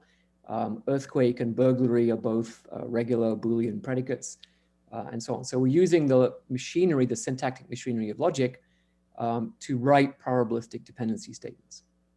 And then you would specify this conditional distribution for how the probability of the alarm sounding depends on the truth of these parent variables. So the other kind of statement you need is the statement that actually adds some objects to the world. So for example, because this dependency statement talks about houses and regions, we're going to have some houses and regions in the world. And so we might say the number of geological fault regions is uniform between 1 and 10, and the number of houses in a given region R is maybe Poisson with mean 50. And that's not a particularly good distribution over the number of houses, but just there for illustration. So one important thing here is that the existence of each house is in some way keyed to the existence of regions. So we call the region that the house belongs to as its origin function. Okay, and that will come in handy when we get to the semantics. Okay, so that's basically the syntax of the language, and the semantics starts with what are the objects that occupy the possible worlds. And so in first order logic, you just call them, you can just enumerate them as index tokens, object 1, object 2, object 3. In this language, they have a bit more structure. So first of all, it's typed, but the objects also have their origin. So geological fault regions, if we go back here, right, they don't depend on any other object. Their existence, they just sort of pop into existence by themselves, so they don't have an origin. So an object would look like this is geological fault region number 3 with no origin. But the houses depend on some geological fault region that they belong to. So this is house number 97, whose region is geological fault region number 3. Okay, so every object on the semantic side, in the model structures, every object is one of these typed, numbered objects with its origin, which is some other object that is already in the universe. And then you can to then say what is the probability model being defined here. You define the basic random variables, and then we'll put the probability measure over Cartesian products of all those basic random variables. So each basic random variable is a predicate or a function applied, indexed by one of the objects, and then applied to the possible world. So this would say, this is the random variable. Is there an earthquake in geological fault region number 3? And in any possible world, omega, that would be true or false. Okay. So those are the basic random variables. And then a possible world sets a value for every one of the basic random variables and all the number variables, which say how many of each kind of object, depending on its origin function, exist in that world. And then to make a probability measure, we have to say what's the probability of each possible world. So here I'm only dealing with countable stuff. It's the product of the conditional probabilities specified in the model. Okay, so let me expand on that a little bit, right? So I said it's the probability of the conditional probabilities specified in the model. So for that world to be the case, you had to have generated that number of regions and that number of houses in each of the regions, and then put earthquakes in some of the regions and burglaries in some of the houses and alarm sounding in some of the houses, and each of those things being an event occurring conditioned on its parents. So we would get the conditional probability from the model to give you that product. And this works because for any possible world, there's only one sequence of assignments of random variables that could bring that world into existence. Okay, and that's because each object has its generation history. And if we just use sort of numbered objects without their generation history, then there would be many, many ways that that world could come into existence, and therefore the probability we would assign to it would be some ungodly complicated thing to work out and write down. And it would make the semantics extremely complicated. It would make it very hard to write inference algorithms that we were sure were correct. So this seems to be a little trick that makes this very straightforward. This work was mainly the PhD thesis of my student, Brian Milch, and in his thesis, there's about 100 pages proving this theorem that I'm going to state very approximately, that every well-formed block model specifies a proper probability distribution over all the possible worlds, i.e. all the first order model structures with the modification that they have these origin functions that are definable given the vocabulary or the signature of the model. So well-formed requires some restrictions so that we don't get cyclic probabilistic dependencies, and we're not asking too much of the language. So I'm not going to go into the details of that. And we have more recently developed measure theoretic extensions so we can handle combinations of discrete and real valued variables where some worlds have different numbers of real valued variables from other worlds, and that can get complicated measure theoretically, but that can all be handled. So here's just to illustrate. So here's a model written in this language. This is called the net visa model, and it's the monitoring system for the Comprehensive Nuclear Test Ban Treaty. So there it is. This took about 15 minutes, half an hour to write, and then took about 3 months to get it to run fast enough to do real-time monitoring for the whole planet. And it's now the monitoring system for the Nuclear Test Ban Treaty. So I'm not going to go into great detail, and I'm not. Can people see my cursor as it moves around or not? I'm not sure. I see. Yes. Okay. So just to illustrate, right? So what are the objects here? So there are seismic events that take place, and then so we have to say, roughly how often do we expect seismic events to take place? And then there are detections of seismic events at seismic stations that are scattered all around the world. There are two kinds of detections here. So there are detections that are not caused by events. So these are false alarms, which happen at according to some Poisson process. And then there are detections that are caused by an event. And the number of detections is either going to be 0 or 1 from a given event at a given station. And that's going to depend, according to this is detected predicate, on basically how big is the event, the magnitude of the event, the depth of the event, and the distance between the event and the seismic station. Okay, so I don't want to go into too much detail here because this is getting into geophysics, but a geophysicist can look at this and read it and understand it completely.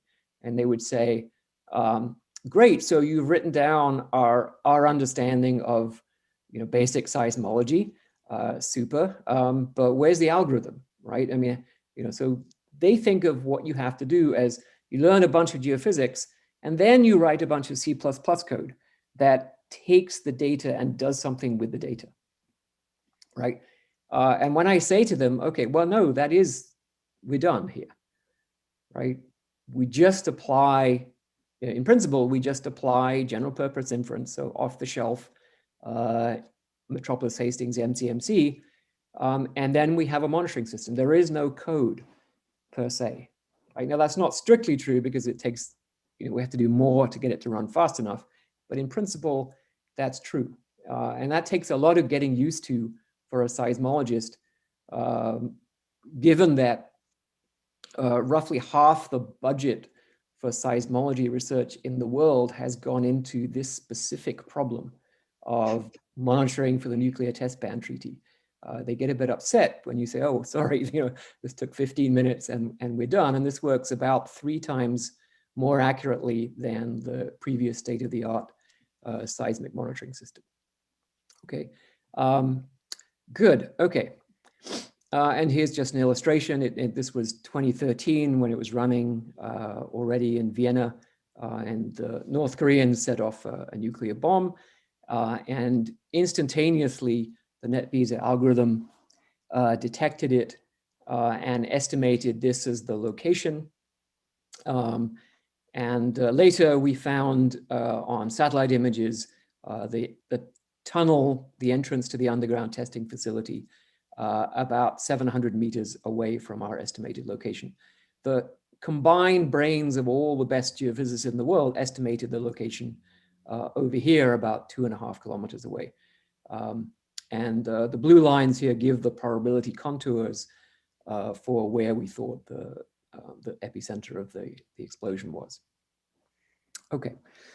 So briefly, I'll mention inference. And as I said, we can do things like Metropolis Hastings MCMC. You can do rejection sampling, importance sampling. And under the usual ergodicity assumptions, these algorithms converge to give you correct answers for any well-formed model for any finitely evaluable first-order query. So it's no good asking is Fermat's last theorem true? That's not allowed. Probably won't work very well. But any query that can be evaluated in finite time on a possible world, the algorithm will give you eventually a good approximation to the answer.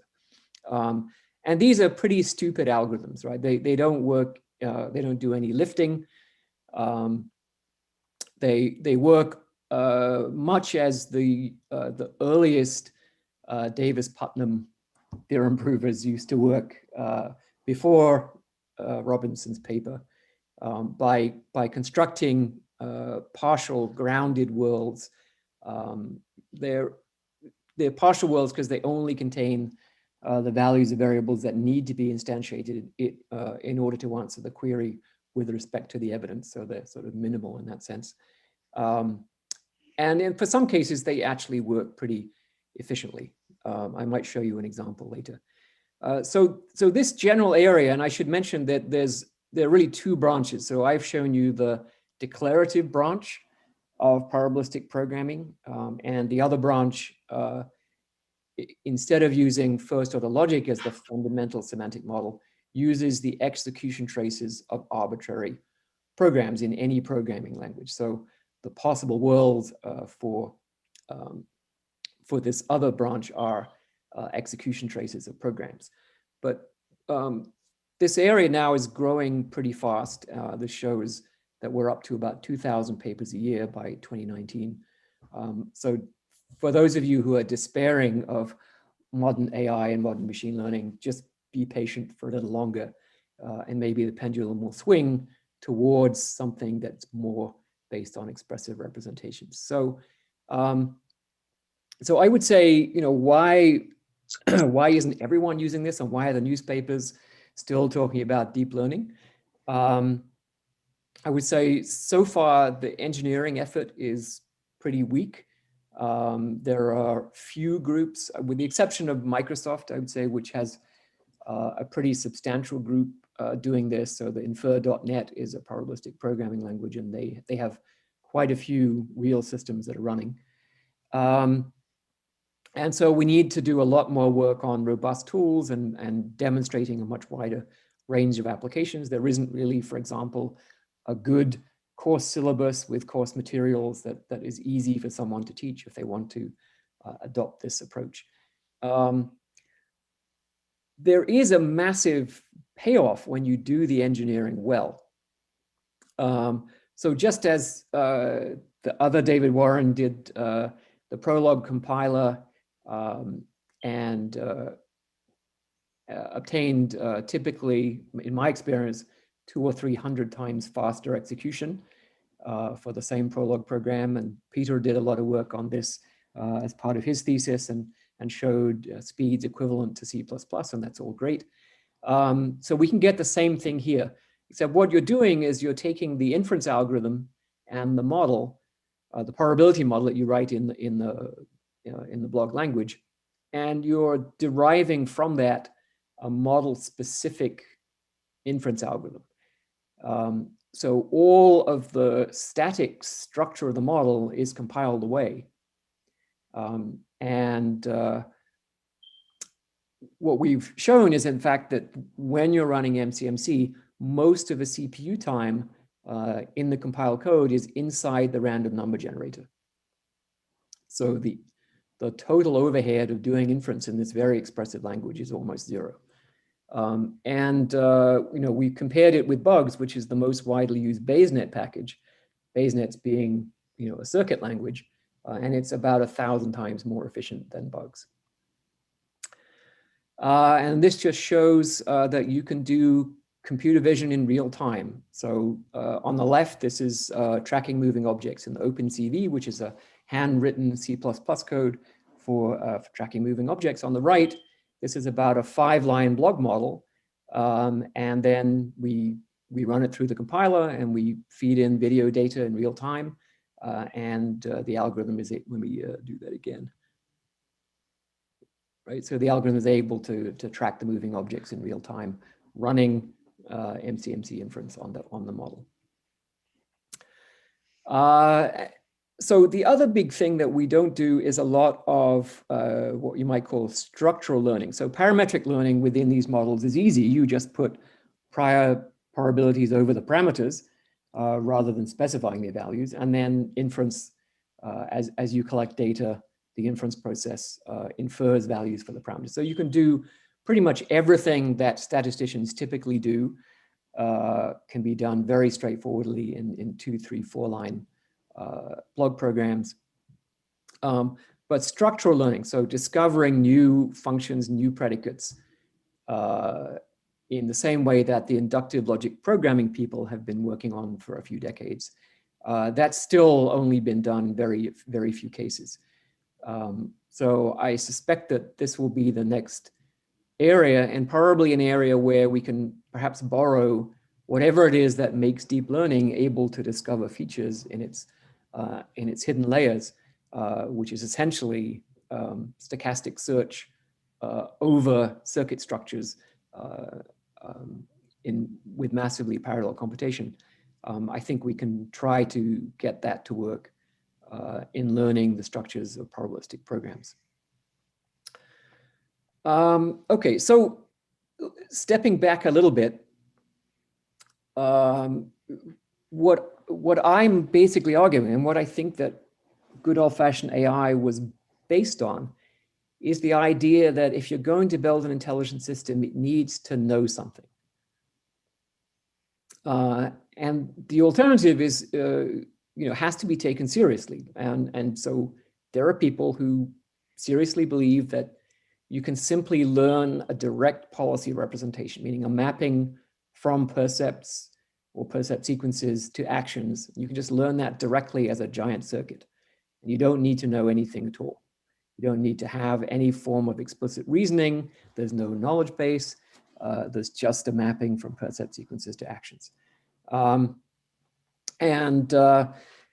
would say for the first 70 years of AI, that was essentially just a religious belief, right? Partly based on introspection, partly based on the philosophical traditions, which have tried to understand human reasoning and human capabilities in terms of knowledge, the philosophy of science, et cetera, et cetera. It just seemed kind of obvious that that's how it would have to work. But that belief has been challenged.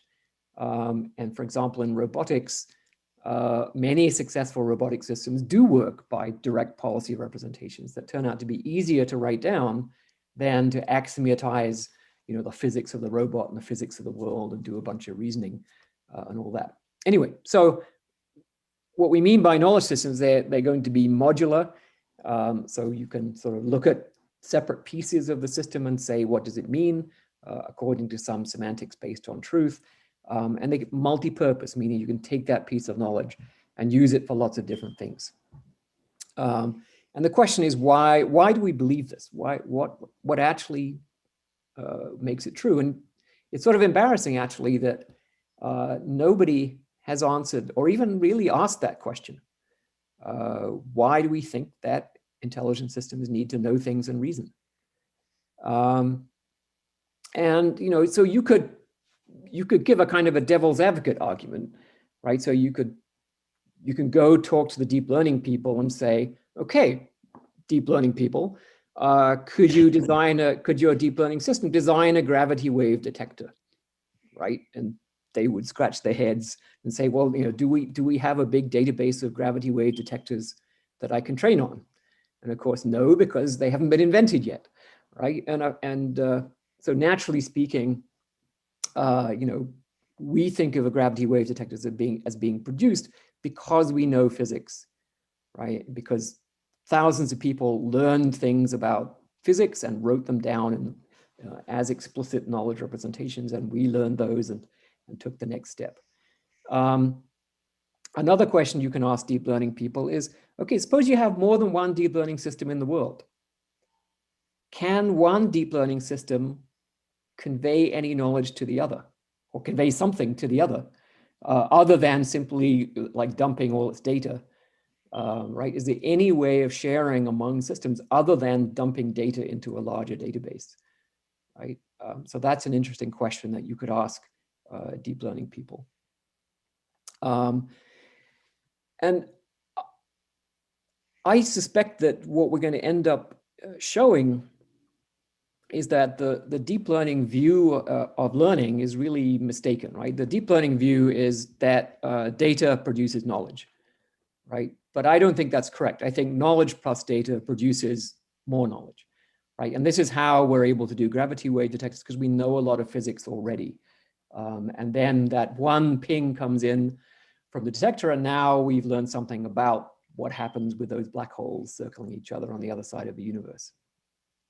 And so recently, just in the last 18 months or so, people have started to ask why and come up with some answers. And this comes back to the point I made earlier, that under some assumptions, you can show that there are exponential gaps in sample complexity between model-free and model-based reinforcement learning. So that means that if you have a world where the transition physics is simple, but the policy or the value function can be very, very complicated, because the policy or the value function represents the infinite iteration of the transition model into the future. And so it can be extremely complex. If you try to represent it using, for example, a constant depth circuit, you're going to get an enormous circuit. And that circuit is going to require exponentially many samples to learn it. So I think we certainly really haven't nailed this problem yet, but I think as we make progress on it, we're going to finally get to a fundamental theorem of AI. And that's basically going to explain why you want to build systems that know things. And then we can start sort of building up from that basic idea. Okay, so to summarize, we need expressive modular capability for acquiring and using knowledge. And deep learning doesn't provide that because circuit languages can't capture the regularities of the universe. What I've been pursuing, and others, this idea that you can combine probability theory with first order logic or with programming languages, depending on your taste, or possibly set theory. And this may give us a way forward that avoids the brittleness of the old-fashioned logic-based AI systems. Okay. Stuart, we're going to have to. We're wrapping up. This is the last. Yep. So yeah. I'm done. Okay, very good. Let's say so I'm eating into a little bit the break time here, but I think that's okay. I think we have time for one or two questions now. There will be a panel on this later. So people who have more questions can wait then. I don't know if anybody has a question. I can ask a question. I have a couple of questions. So how would you say that in this approach, where of course it's building on logic, and the deep learning approach, the uniform framework that somehow combines the two in a comprehensive and a nice way, how does that look? I mean, where it has these deep neural nets, it has all these generative adversarial systems, it does reinforcement learning, and somehow it's also doing your stuff. What is like the principle of that? Okay, so some parts we can already do. So reinforcement learning is totally neutral about what the representation is, and you can do reinforcement learning with relational representations, first order representations.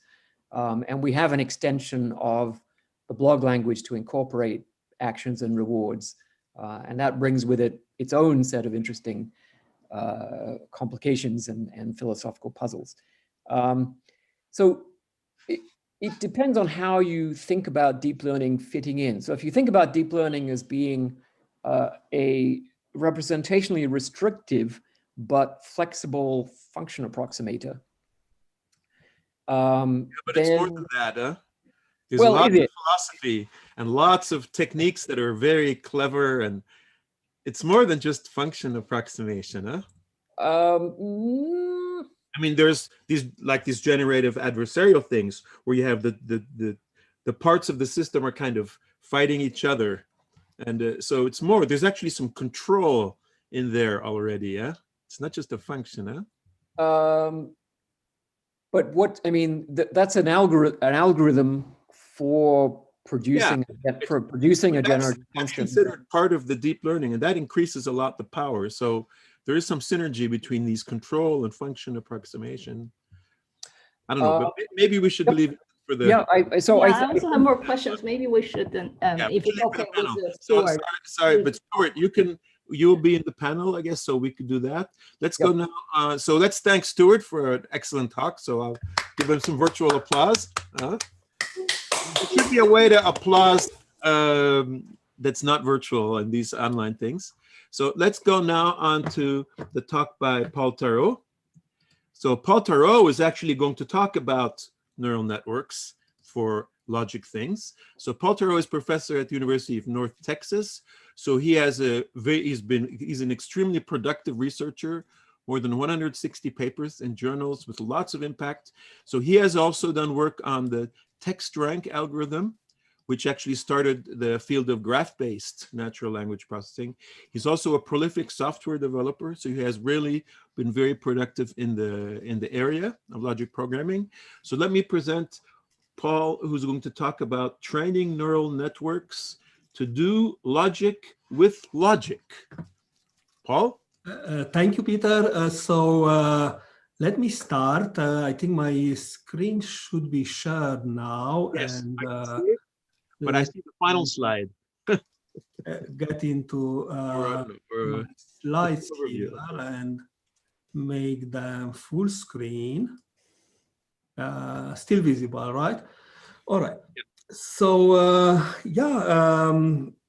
while introduced by a little bit of the grain of salt that comes from Stuart's talk, I will show you here basically that we can do some interesting training of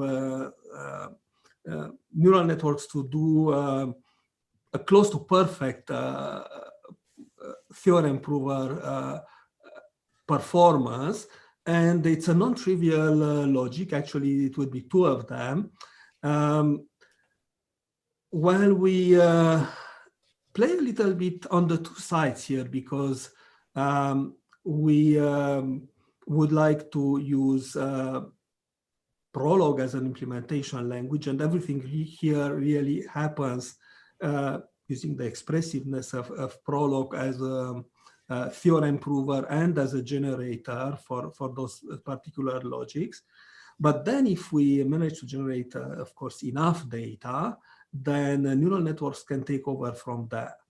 So the solution to this challenge is that we start with the implicational propositional intuitionistic linear logic. I will pronounce it IPL from now on.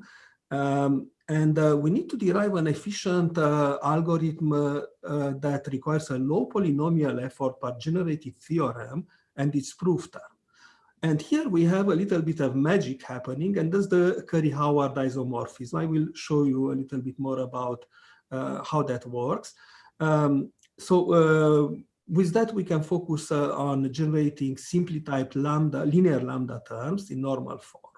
And that's easy to generate, but then they would be in bijections with the opposite harder problem to see if a given type is inhabited by a lambda term, which would be its proof term. So the outcomes of that would be an implicational intuitionistic logic prover spatialized for those IPL formulas, a data set for training neural networks, and then a bit of an explanation of why this works so well with a specific neural network, which is sec-to-sec LSTM neural network. Of course, the open problem here, which is experimentally open, but maybe even in a deeper way open, can these techniques extend to harder syntactical and semantically richer logics?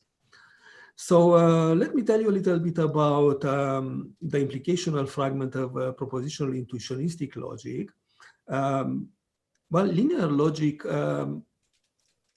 takes propositions as if they were really objects that you can grasp, but if you eat your cake, the cake is not there anymore, basically. So every premise can be used exactly once in this case. It's very good for also expressing synchronization and other algorithms, and it's Turing complete even in the propositional case. Now, fortunately, its implicational fragment is decidable, and we will design polynomial algorithms for generating its theorems and their proofs, and we get actually a dual use out of them.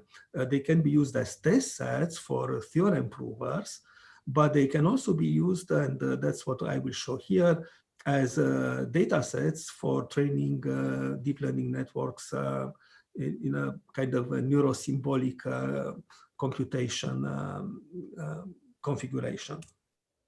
So let me show you very quickly the two sides. I have a formula here. That's the famous lollipop in Girard's linear logic. It's an implication, but the premise here can be used only once. Those are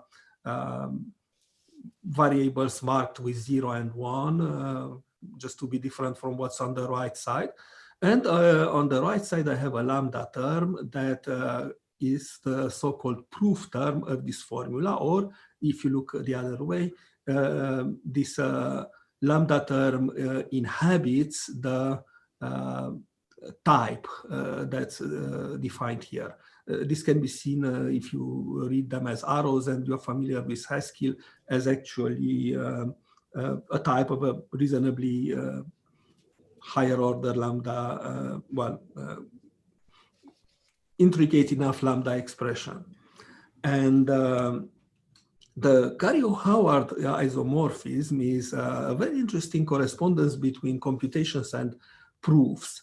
In its simplest form, it connects the implicational fragment of a propositional intuitionistic logic with types in the simply typed lambda calculus. And of course, there is a nice unevenness here when you cross the bridge from one side to the other. You have a low polynomial type inference algorithm that associates a type when it exists to a lambda term. For linear logic, it's basically linear. Otherwise, it implies a bit of unification with occurs check if you are in the intuitionistic logic. But that's also, for all practical purposes, very low polynomial. On the other hand, if you come from the other side of the bridge back, it's a p-space complete algorithm that associates an inhabitant to a given type expression with the resulting lambda term, which is typically normal form. Normal form means that the lambda term cannot be reduced anymore. There are no lambda nodes on the below an application node on the left of it. And in that case, that serves as a witness for the existence of a proof for the corresponding tautology in this implicational propositional intuitionistic logic. So the question here would be then, can we use combinatorial generation of lambda terms, plus of course type inference, which is easy, to solve some type inhabitations problems, which are hard? And first we go with the IPL formulas, which is a relatively simple Prolog code to generate them.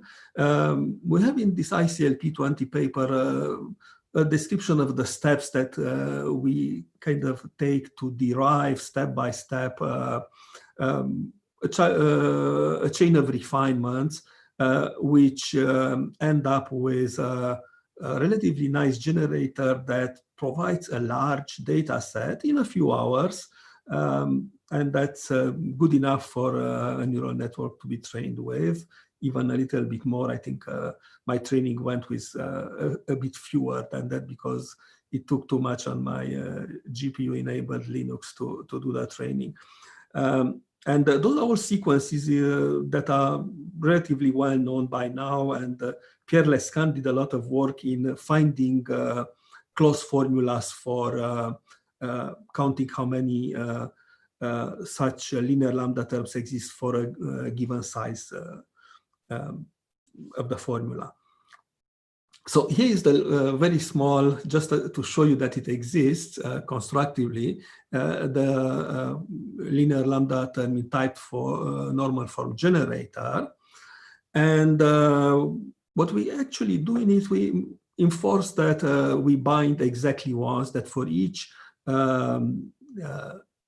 proof term that we generate, and of course the type that we infer for it, we interleave all those things so that they happen at the same time the generation and the type inference are interleaved, because failing type inference can actually act as a constraint that speeds up the generation, because it's an early recognition of failure by doing that. And then after that, we basically get a generator of all the linear lambda terms at a given size. So now if we look a little bit again at the lambda term here and its linear type here, we kind of see that they look very similar. And if we look at a more complicated example, well, they look similar as well. There is some kind of structural similarity here, and they have actually the same size if we define the size as paying like 1 unit for each of the application nodes. That's an application node here, that's a lambda node here, lambda node here, and then here we have the linear type constructors. Then they actually have the same size. So this makes us going a little bit into the theory behind that, which is always very enlightening.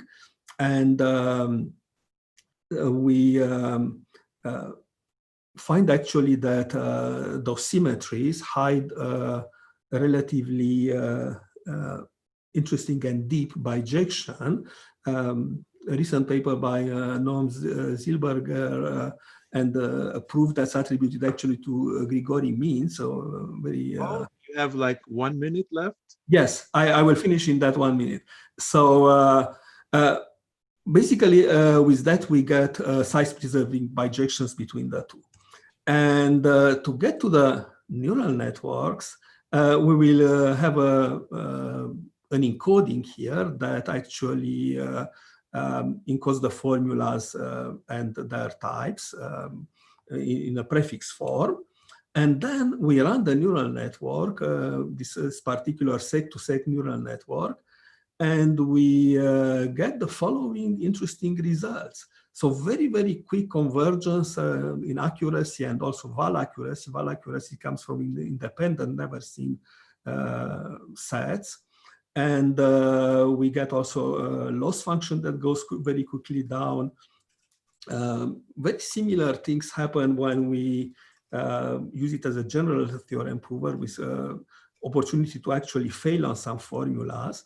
And a little bit harder is when we want to go to the p-space complete logic, which is the full intuitionistic logic. It still works with little surprises here, empirical surprises. It recovers after that. And then the loss function that's usually dual to the accuracy curve shows that eventually we get very high convergence rate, about 92 out of 100 on an empirically new test. So the open problem here is, of course, can this be extended to full fragments of IPC or linear logic? Could the same success rate apply to large random generated formulas? And again, how would the neural networks perform on larger human-made formulas? Okay. Thank you. Thank you. Thanks very much, Paul. Okay, so that was interesting. Let me delay the questions until the panel. So now we will go directly to the break. Ask Me Anything with Gopal and Joost. You'll have a few minutes less, but maybe we can take a few minutes over. We're not that precise. So. Okay, Gopal? thank you very much. Yeah, and Joost. All right. So I think Gopal had prepared 1 or 2 slides that he wanted to show.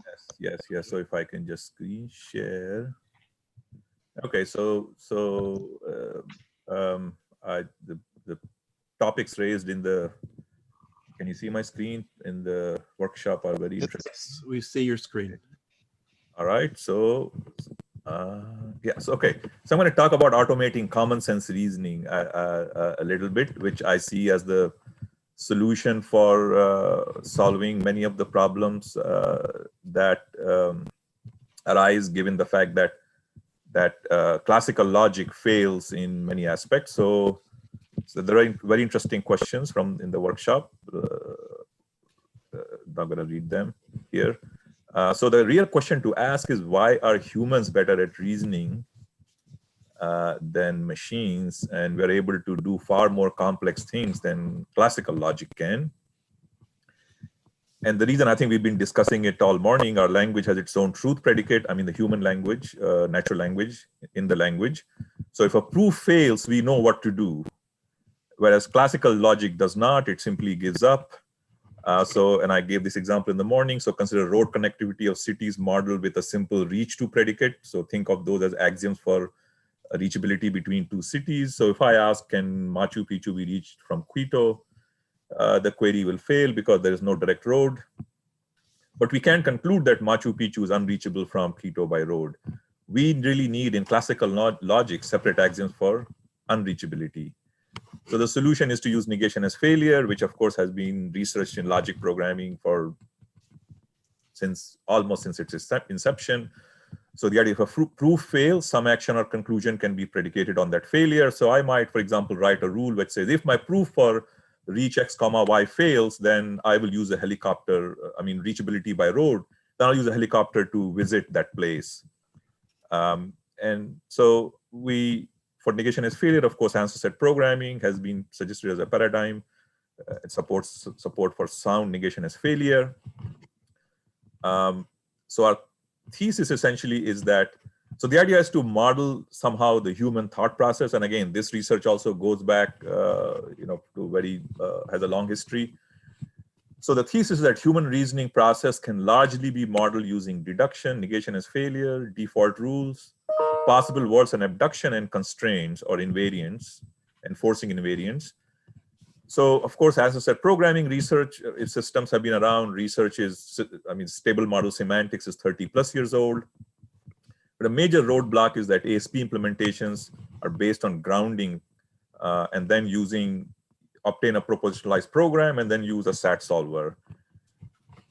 So that prevents us from applying it to knowledge representation applications, because the knowledge base can really be large. And then if you ground it, you get, tens of billions of rules in propositional logic. So has had good success with optimization problems or constraint satisfaction problems, but not really with knowledge representation, I would say. So the solution is to design predicate answer set programming systems that are query driven essentially prologue extended with negation as failure in the style of stable model semantics. And we actually have, that's what we've been doing. And I want to recruit you to using this system and developing applications available freely. So the idea here is to simulate an unerring human. And we've developed a bunch of applications. So with answer set programming, modeling the knowledge, and using this query-driven approach, we can actually build natural language question answering systems and chatbots that truly understand human dialogue. And in fact, we made it to this Amazon Alexa social bot competition where something like 400 teams apply and they select about 9-10 teams. And so we're really trying this technology, answer set programming, to build systems that are based on truly understanding the content of the conversation. And again, simulating human expertise, we actually build systems using this technology where we model a cardiologist that treats congestive heart failure, and the system actually outperforms cardiologists. So you can think of this as, with negation as failure, you can essentially build better expert systems. And then I mentioned earlier, deriving concurrent algorithms automatically from sequential algorithms. So essentially model the human expertise of a concurrent algorithm designer. How can I express the knowledge as axioms about concurrency, about data structures, locking mechanism? Given sequential code, how can I derive concurrent code automatically? Oh, Paul, this is supposed to be kind of an Ask Me Anything session, huh? It's okay, not... so that's it. And this is the okay, ask me anything with this background. Ask you things. And Joost is supposed to grill you. So. Okay, all right, grill me, Joost. Well, I don't necessarily have to do it myself. I'm also happy to. I see in the chat that there's already someone else who has a question. So yeah, but I disagree with Gopal because of his helicopter, if not reach. Okay. A human doesn't know helicopter if not reach. He knows helicopter goes to any point, and then if he had the problem of not reach, he will think to helicopter. I think that's a bit different. I don't know if you understand my... Yes, I agree. So I'm simplifying it, you could argue, but we could model that reasoning as well. Okay, that's great. Yeah, so I'm oversimplifying, but the idea is to simulate human reasoning as much as possible. Okay. Okay, maybe I had a question as well.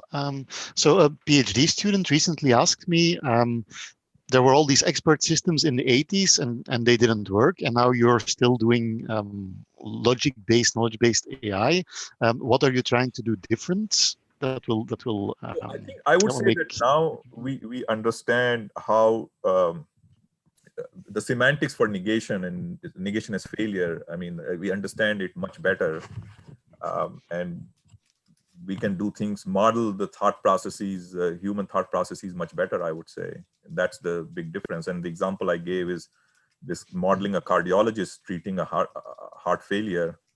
And we tested the system with cardiologists, modeled it using default logic and ASP. And it is able to do better than a cardiologist, because humans will, again, cardiologists are well trained, but they forget things or they forget the rules. The rules are complicated. There are some 80 odd rules, and part of their fellowship is actually understanding and applying those guidelines and those rules that they have to follow.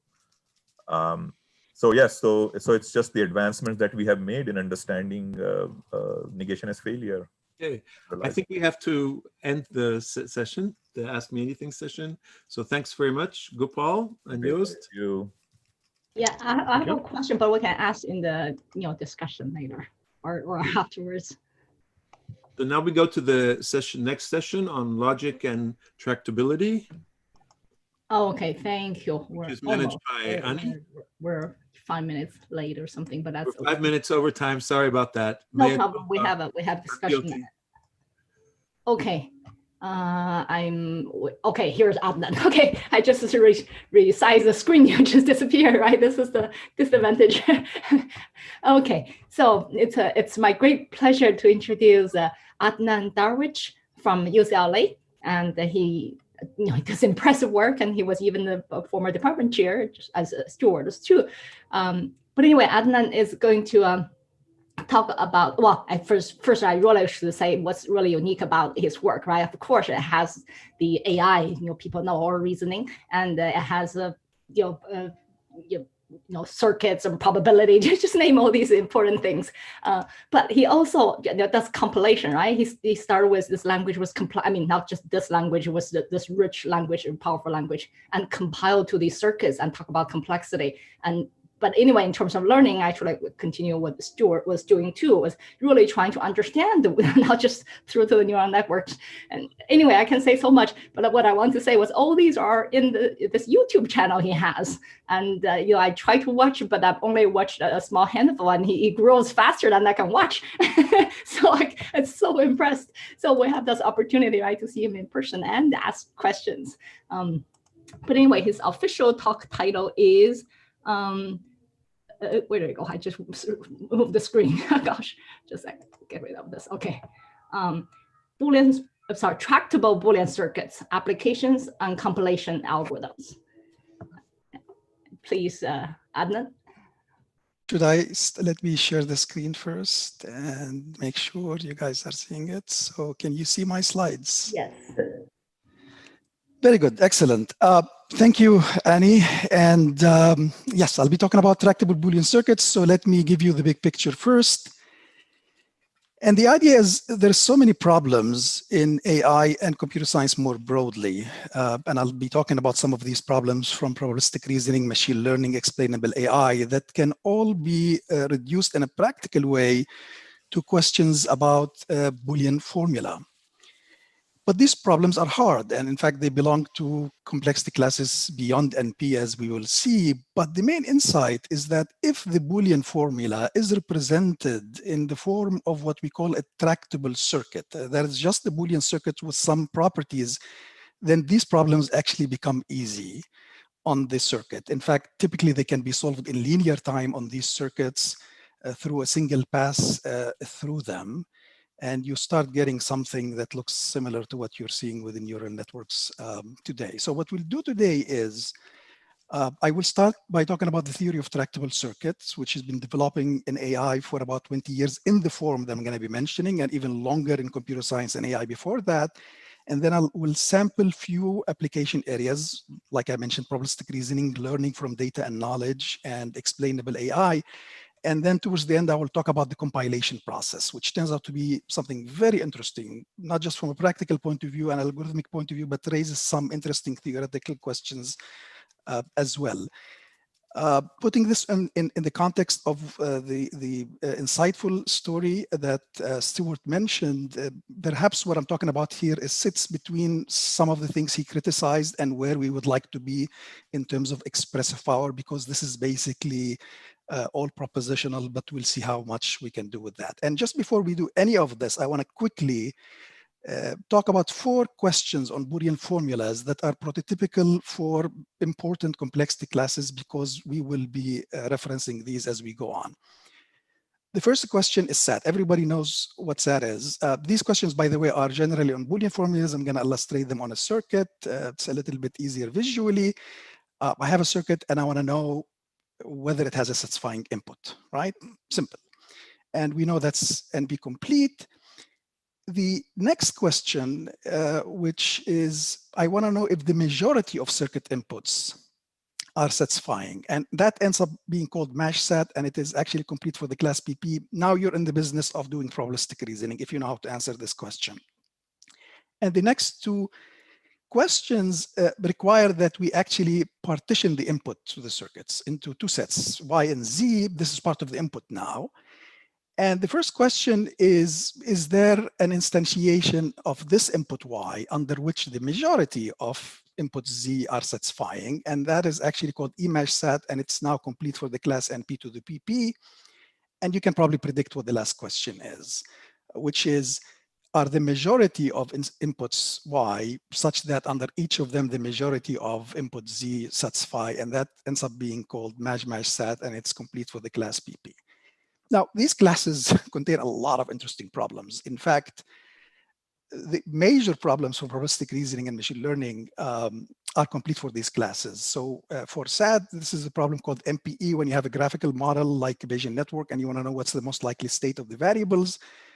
MAR is computing marginal probabilities on graphical models.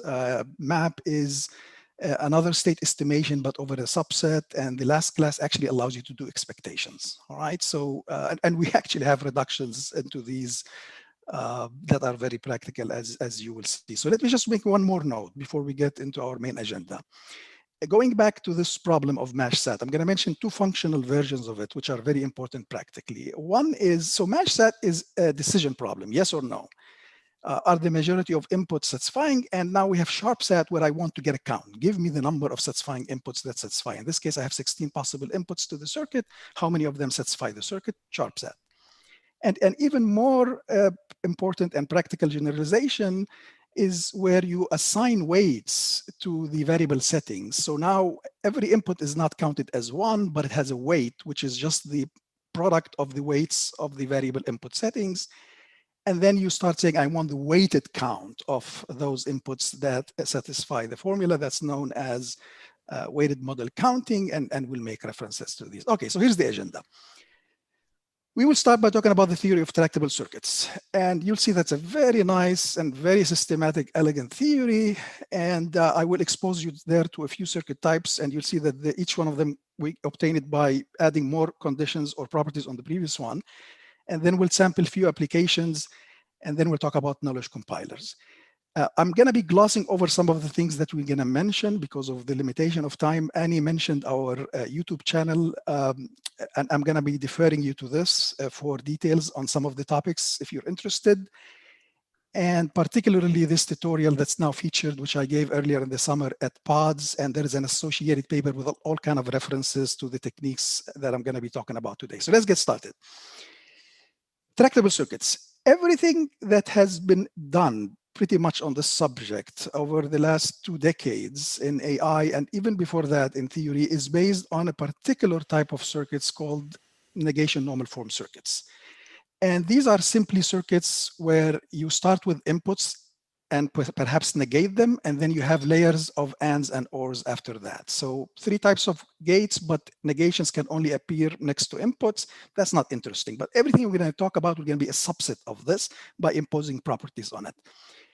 And the story in the next few slides is we add a property to this, and then suddenly a problem that is hard becomes easy if we're able to enforce that property on the circuit. And let's start with the very first one. And that's called the property of decomposability. And then we end up getting circuits that are called DNNF. And that actually allows you to do SAT in linear time. And here it is, pretty simple. It's a property of AND gates. So if you look at any AND gate in the circuit and see what sub-circuits feed into it, they cannot overlap in terms of variables. So in this case, I have LK. In this case, I have PA. And that has to apply for every AND gate in the circuit. If you know how to enforce this property, if you know how to take a Boolean formula and compile it into a circuit that's decomposable, you got yourself NP. The next property, which we add on top of this, gives us a new type of circuits and then gives us the class PP. And that's the property of determinism. And when we get this property together with decomposability, we get a circuit type known as deterministic decomposable negation normal form. MASH-SAT, sharp-SAT, weighted model counting, all in linear time in this case. And what is this property?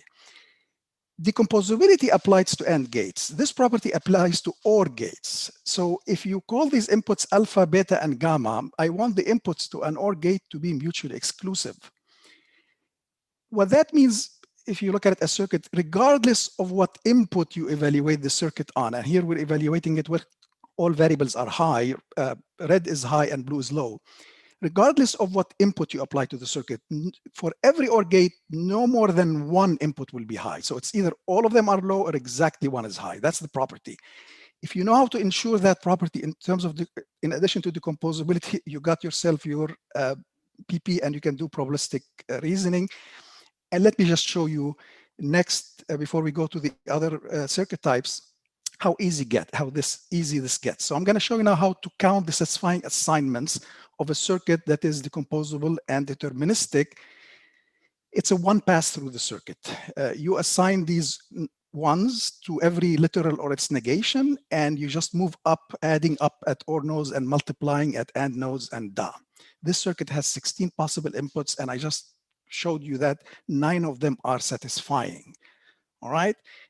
Most of the algorithms on these circuits are basically linear time algorithm that just do a pass through the circuit. And it turns out that these circuits are also differentiable. In the original paper on this, I showed how you can do back propagation on this and compute the derivative of the output with respect to the input. And I'll tell you what the value of that is. In fact, recently people have been integrating these circuits with neural networks to add knowledge to neural networks, and the differentiability of these circuits end up being an important part because that fits them nicely with the gradient descent pipeline for these things. But just to give you an example of how much you can do and how easy you can do, we want to now do what we call marginal counts. I want to know, out of these 9 satisfying assignments, how many of them have A true and K false. That ends up being used to do marginal probabilities. And all you have to do is just zero out some of the inputs and again, multiply, add, and that's telling you that there is 2 out of the 9 satisfying assignments have this and that. If you do the back propagation on this and compute the partial derivatives, you can start using these partial derivatives to obtain marginal counts without having to reevaluate the circuit. Very important practically. People are using this today, as I mentioned, when combining with the neural networks. Weighted model counting is straightforward. Instead of passing ones for literals, you start passing their weights. And then you can now compute the weighted model count of a particular Boolean formula also in linear time. Now, I'm going to introduce 2 more circuit types, and each one of them will be by just adding 1 more property. So, and both of these properties that I'm going to show you next are strengthening of decomposability and determinism, and they give us more power. Structured decomposability says, and I'm going to show it algebraically first before I show you the circuit type, says, look, here's your Boolean function. Split its variables into X and Y, partition them, and rewrite the Boolean function like this. What's going on here? I rewrote this into a bunch of components over only the X variables or the Y variables. You can always do this. This is decomposable, actually, because if you look at the AND gates, they do not share variables, but it's actually a little bit more, because in structured decomposability, I want you to split the variables in a particular way. I want to give you a structure called the V tree. A V tree is just a full binary tree where the leaves are our variables. And the idea is, when you start decomposing your Boolean function to represent it as a circuit, you do this, but I'm telling you how to choose X and Y. And you do that based on the root of the V tree. So this is going to be your X, these are going to be your Y, go do this decomposition. Now, that doesn't give you a circuit, that gives you the first part of the circuit. And now you have to decompose the G's and N's. What do? You use the V tree again. So if I'm going to decompose the H, I'm going to go to V tree node 2, and that gives you another split of the variables. And then you apply the decomposition again. The point is, once I gave you a V tree, I dictated how you're going to apply this decomposition, and you just keep doing it recursively, and you get your structured decomposable circuit. This is actually structured decomposable. It conforms to this V tree. If you look at the first decomposition here, this is F, and basically these are the elements. You realize that this conforms to this V tree node. The variables here are on the left subtree, the variables in the right subtree. That's the same for all of these guys. If you dig deeper in the circuit, you see the conformity also follows. Just to give you an example, what does this buy me? You cannot conjoin 2 DNNF circuits in polynomial time. So I give you 2 circuits and I say, give me their conjunction also as a DNNF. That's hard. But if the circuits are structured decomposable, you can do this now in quadratic time, right? That's an example of adding properties to the circuit and what they enable. And now I'm going to get to the last major circuit type I'm going to mention, and actually perhaps the more influential in some applications today. And that's based on adding 1 more property to this structured circuits or structured decomposable circuits that I mentioned. The same exact thing, except now I want to enforce that these G components are mutually exclusive and exhaustive. So they represent a partition, all right? And you can see if these G components form a partition, mutually exclusive and exhaustive, then this decomposition will be deterministic. That is, the OR gates will be mutually exclusive, but it's a stronger version of determinism that we call partition determinism. if you look at it at the circuit type and we notate things, you'll find that the corresponding circuit types would look like this. They're made up of fragment where OR gates, and you've got these feeding AND gates. And the condition here is that these G's are mutually exclusive and exhaustive. What does that mean? Whatever input you apply to the circuit, precisely one of these wires will be high and the other two will be low, right? And this fragment is acting like a multiplexer, deciding which one of the H's to pass through. That's why they're called decision diagrams, because they're made of these fragments. They're like decision nodes. They're trying to make a decision on which one of these guys to pass.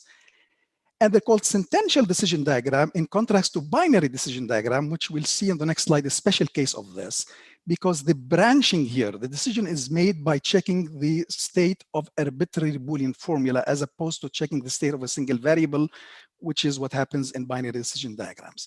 Now, this is perhaps going to be the most sophisticated circuit type we're going to be looking at. This circuit type allows you to do match-match-sat in linear time if you have an appropriate V3.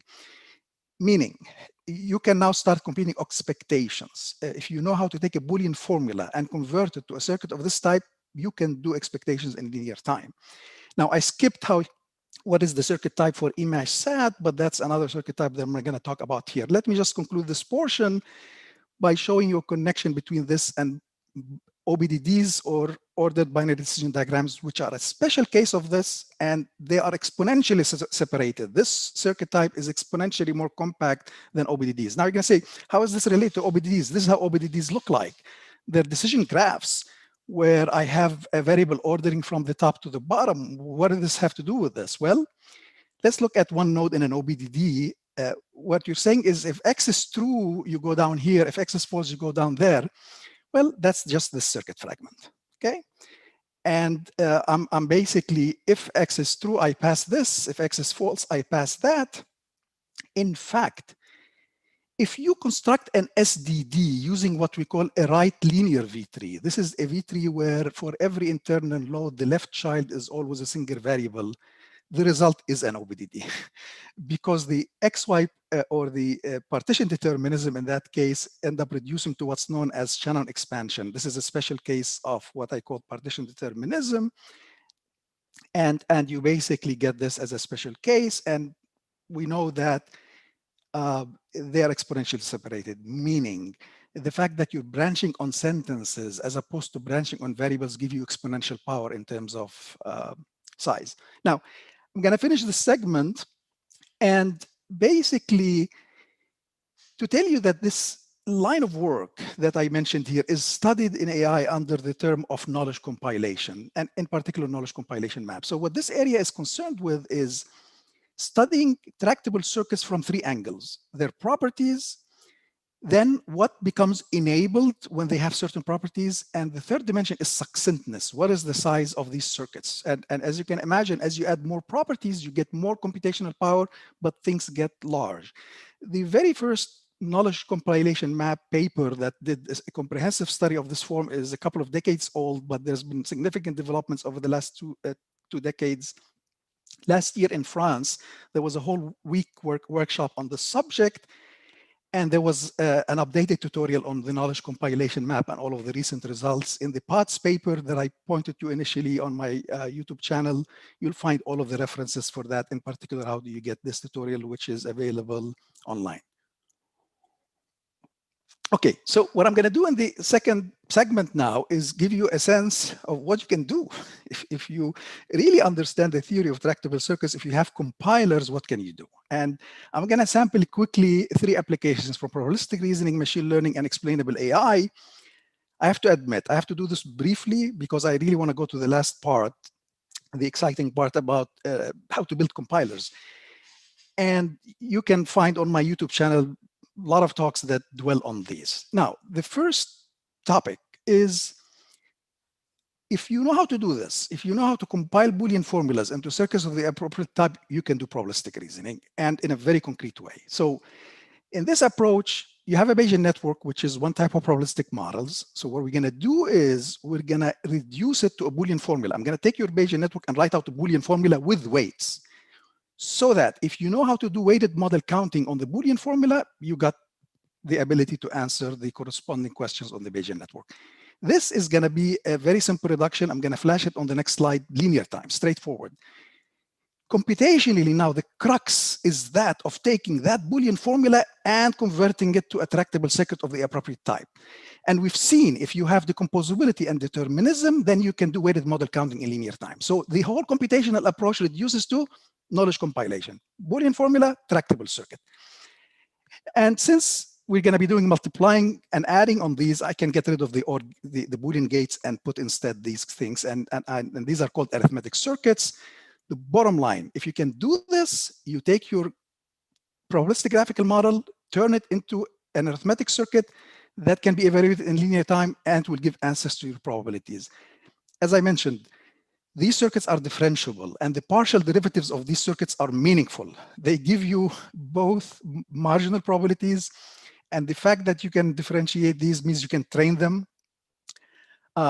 I'm going to just show one more thing about this on the next slide, just to give you a sense how easy and intuitive the reductions are. But this work or this idea is pretty old. There's been tons of development on this over the last 20 years and some big ideas there. For example, people try to learn these directly from data instead of actually learning a Bayesian network and going through this.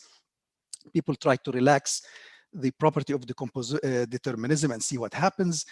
This paper, the title is not indicative, but actually gives you a history of what happened between the original paper and at least 2017 in terms of big ideas and the progressions. It gets a little bit confusing if you're looking at this literature in the machine learning because people renamed some of these concepts and there was some confusions. Check out this paper. Okay, let me show you a reduction. I'm going to flash it, but for this crowd, they'll probably know what I'm talking about. The point is, you have a Bayesian network that and some parameters that quantify relationship between their variables and their parents. This specifies a distribution that looks like this. We're not going to say why is that the case, but the point is to see that you have variable instantiations and each one of them has a probability, which is just a product of some network parameters. And what I'm going to do is I'm going to write you a Boolean formula with weights, with a guarantee. If you know how to do model counting on that, weighted model counting, you're done. You can answer questions on that. And the Boolean formula looks like this. Okay. It has two types of variables, the original ones from the Bayesian network, plus a new type of Boolean variables we introduced. I'm not going to tell you what the intuition behind it. Look at the POTS tutorial. And you can assign weights in a systematic way to all of the literals in this Boolean formula. And here's the guarantee. The guarantee is, let's call this yellow big delta. That's our knowledge base. And suppose we're interested in computing the probability of an event on the Bayesian network. Well, here's the theorem.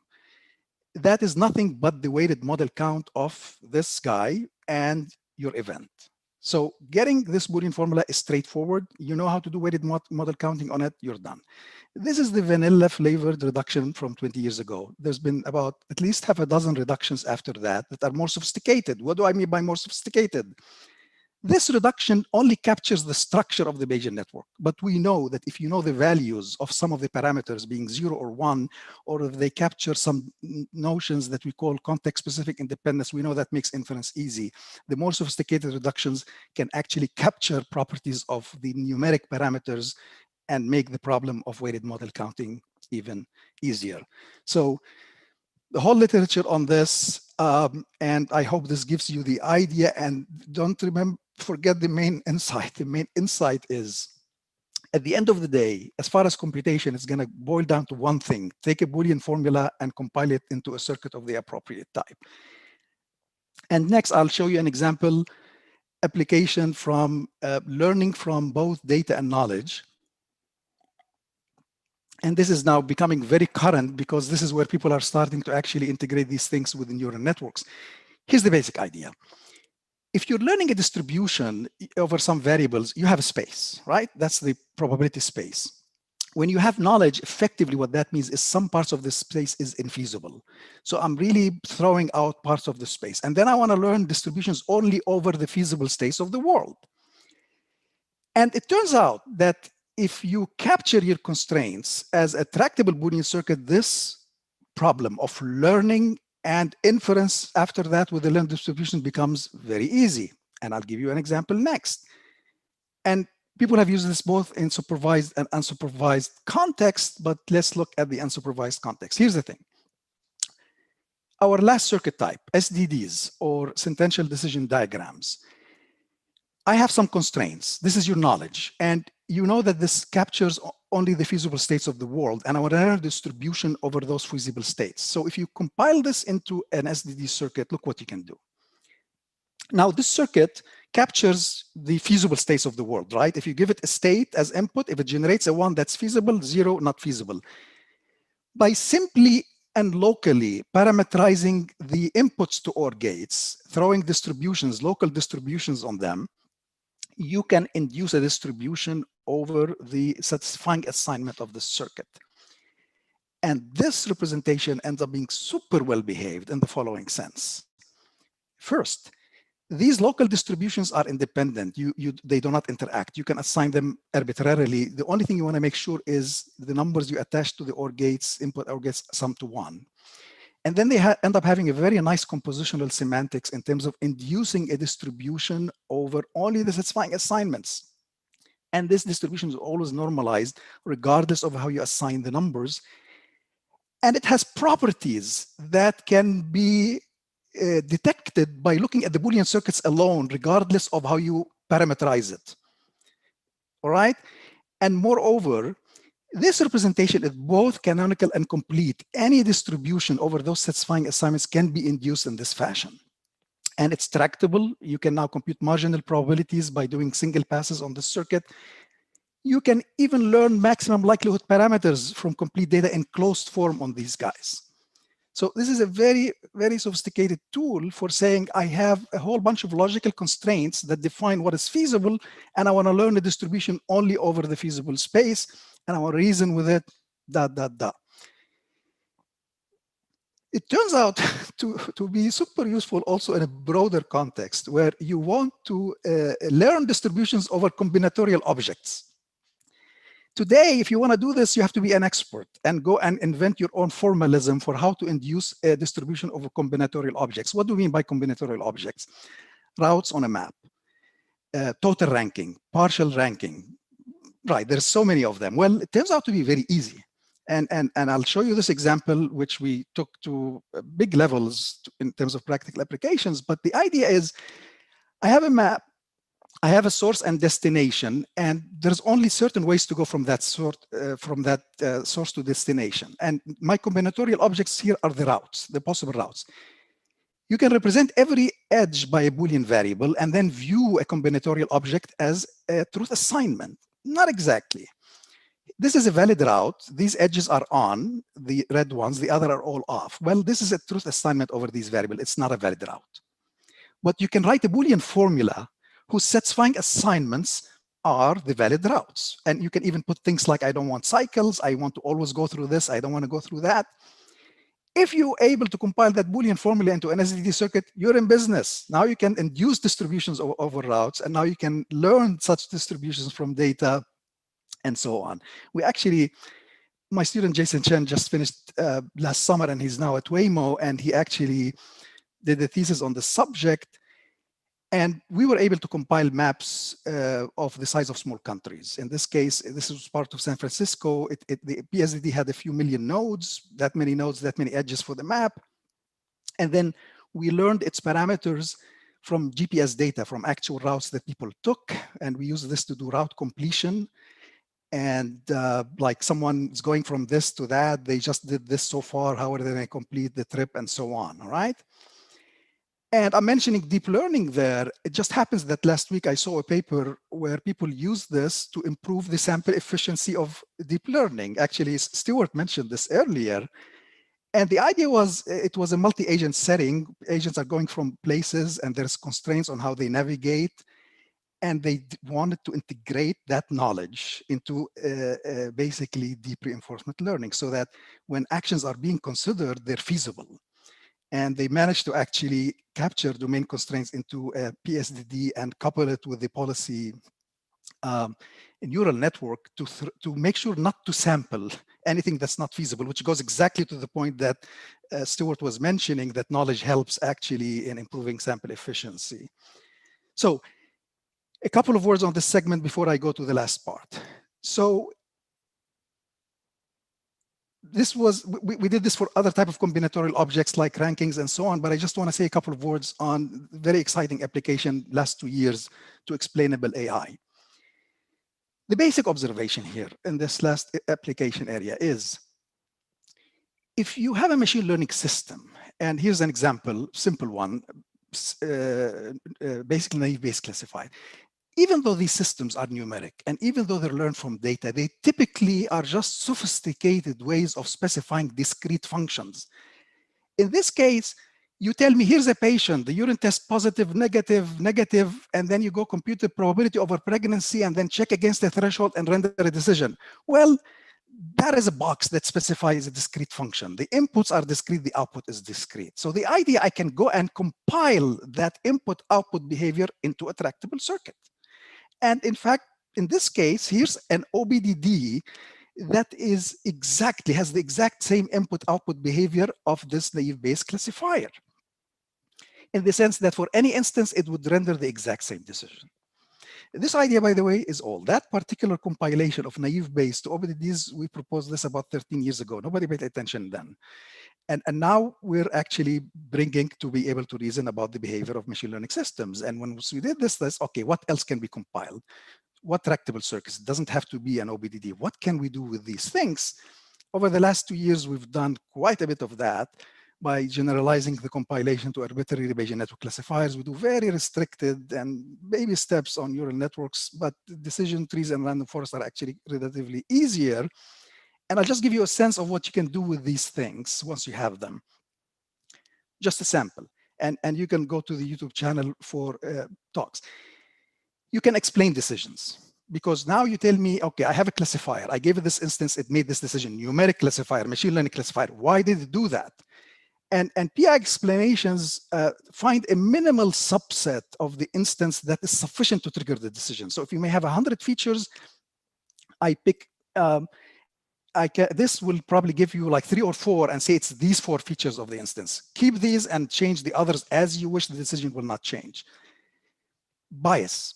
People talk about bias of classifiers. No, let's talk about bias of a particular decision made on a particular instance. And we define that to be, if you have some protected features, like in this case, this one, we will say that a decision on an instance is biased if and only if it can be different on another instance that disagrees with X only on protected features. That's a fine-grained notion of bias.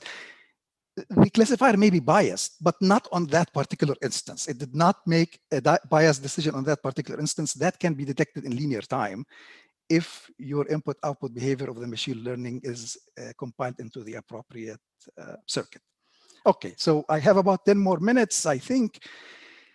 I will go to the last part about compilation. Initially, I thought this was a 1-hour talk, and I wanted to say a lot more on this part, but it turned out to be 40 minutes. So the short story is this. And now we're getting to the part of how do I take a Boolean formula, compile it to a circuit of appropriate properties. There's 2 types of compilation algorithms, bottom-up and top-down. I'm going to talk about only top-down, which is more exciting theoretically and practically. But the short story is this will work for every Boolean formula. This will work only for CNF formulas because it really relies heavily on SAT-based techniques. The other major difference is space. This can have problematic space requirements. This is very modest. And the reason theoretically is, in these kind of compilers, if you want to compile a circuit for alpha and beta, you have to compile a circuit for alpha, and then you have to compile a circuit for beta before you compile a circuit for the combination. And sometimes the circuits for alpha and the circuits for beta are way larger than the circuit for the final result. So they can die because of that. This doesn't have that property. This has every sub-circuit that's constructed during the compilation process as part of the final answer. All right. So let's talk about top-down compilations. And this story ends up being theoretically very interesting, beyond practically. And the idea is, there is a class of search algorithms known as exhaustive DPLL that people have developed. I think people probably know DPLL is the standard algorithm for solving SAT. There's an exhaustive version of this that people introduced to count the satisfying assignments.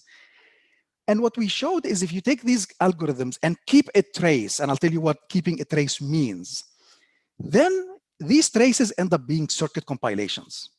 So if you take exhaustive DPL recorded trace, you get a circuit compiler. And then you say, wait a minute, compiler of what? You told us about different circuit types. Well, here's the thing. There are variants on exhaustive DPLL. And it turns out that each variant leaves a trace of a particular circuit type. And I'll show you very simple conceptually. And it has all kinds of theoretical implications, both positive and negative, as we will see. Let's take a quick look. What is exhaustive DPLL? Here's the Boolean formula in the form of CNF. And if you're doing DPLL, which is trying to do SAT, that's simply a depth first search in the space of truth assignment. So here I am, I set X to 0, and then finally I found a solution, right? So if this was DPLL SAT, I'm done. I found a truth assignment that satisfies the formula. Exhaustive DPLL doesn't stop, keeps going. So what does that mean? You go and try the other branch for X, and and now I found another solution. You don't stop, you run to exhaustion. That's exhaustive DPLL. Okay, now you'll see how we can turn this into circuit compilers. The idea is this tree that you see there, which is called the termination tree, is what we call a trace. I want to record that. In actual DPLL, you don't record. You always look at the last branch you're looking at. In fact, the main thing about depth first search, it's a space requirement. No, we're going to keep a trace. In fact, this trace is a circuit in the following sense.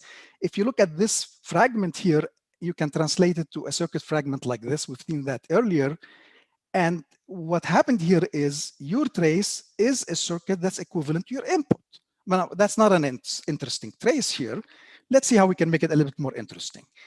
For one, it's a tree, really, not a circuit. The other thing, it has redundant parts, right? So here are two parts of the circuit that are the same. Very first improvement, superficial avoidance of redundant parts of the trace. You can do this by making sure there is no redundant leaves, and then it becomes easy to know whether there is redundant subcircuits. There's a technique known from OBDDs known as unique nodes. You don't construct this, you point to that. You can do this through simple hashing techniques, but guess what? I just took exhaustive DPLL vanilla version with recording a trace without redundancy, and this is an OBDD. This is now an OBDD compiler. In fact, OBDDs have been around for decades, and this is not how they get compiled. OBDDs get compiled in a bottom-up fashion. This was an innovation, a new algorithm for compiling OBDDs, which ended up leading to new complexity results on the compilation of OBDDs. Okay, now, the reason this ended up being an OBDD, because in the process of doing DPLL, we used a fixed variable ordering in the depth first search tree. Remember, OBDDs have to have same variable ordering. If you do not do that, but use dynamic variable orderings, you end up getting something that is known as an FBDD circuit. That's the trace. FBDDs are exponentially separated from OBDDs. Now, let me tell you something. When people use the notion of static variable ordering or fixed variable ordering versus dynamic in DPLL, they observed empirically that dynamic works better. Now you have a proof, because the traces of the first algorithm are OBDDs, the traces of the second are FBDs. We know they're exponentially separated. I can show you Boolean formulas in which one type of search will blow up and the other will not, because of what we know about circuit types. Okay, there's two more major techniques I want to mention and end with a couple of theoretical questions. The other main technique that gets employed by these, and this is a must, you die without this, is the fact, and this is a deeper way of dealing with redundancy. Here's a portion of the search tree of exhaustive DPLL. Here's one branch. And under this branch, this formula simplified to the following when I set X1, X2, X3 this way. Now, here's another branch of the search tree. What happened? Even though there are different branches in the search tree, the residual formula is the same. What does that mean? That means if I finished this, that means I have compiled this into a circuit. When I'm going down, I'm going to compile the same problem again. And you want to avoid that. And the way this is done is by doing formula caching. We try to generate keys at every node in the search tree of the residual Boolean formula, put it in a cache and say, this is the compilation. And anytime I'm at a node like this, before I attempt to dive deeper, I will say, did I compile that subformula before? If yes, I'll just point to it. there's about half a dozen ways of doing this, but they're all still unfortunately syntactic. They worry about what is the most efficient way of generating keys for Boolean formulas by minimizing the number of bit vectors that are needed to capture the state. This is a major place to make progress, where you can efficiently do more semantic tests of equivalence, because the current systems are solving a lot of the sub-problems many, many times without actually knowing this. So this is formula caching. I want to mention one more technique, which is also essential, because all of what we talked about is still in the realm of doing circuit compilations that are binary decision diagrams. The last thing I'm going to talk about is this notion of component analysis, an additional improvement on exhaustive DPLL. The idea is that if you set variables during search, the formula may disconnect and end up being part of independent components. And when that happens, you want to detect it and you want to spawn independent DPLL searches. If you do that, you elevate to another level of circuit types that are more succinct or exponentially smaller. And the idea is pretty simple.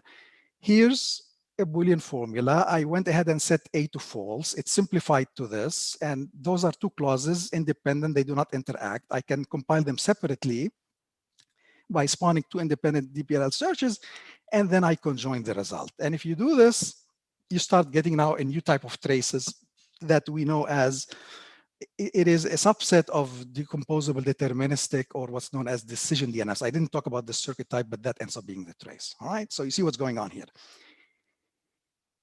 Search algorithms, their traces are circuit types. And even though this is not how we started compilation, when we produced this result, a bunch of people who had model counters that used DPLL, exhaustive DPLL, they turned them into knowledge compilers this way. I'm going to end with two important theoretical limitations of this approach. Well, we already talked about this, the theoretical implication. This technique not only produces compilers, but it gives you a new way to prove lower bounds on the complexity of search algorithms and so on, because of what we know about circuit types.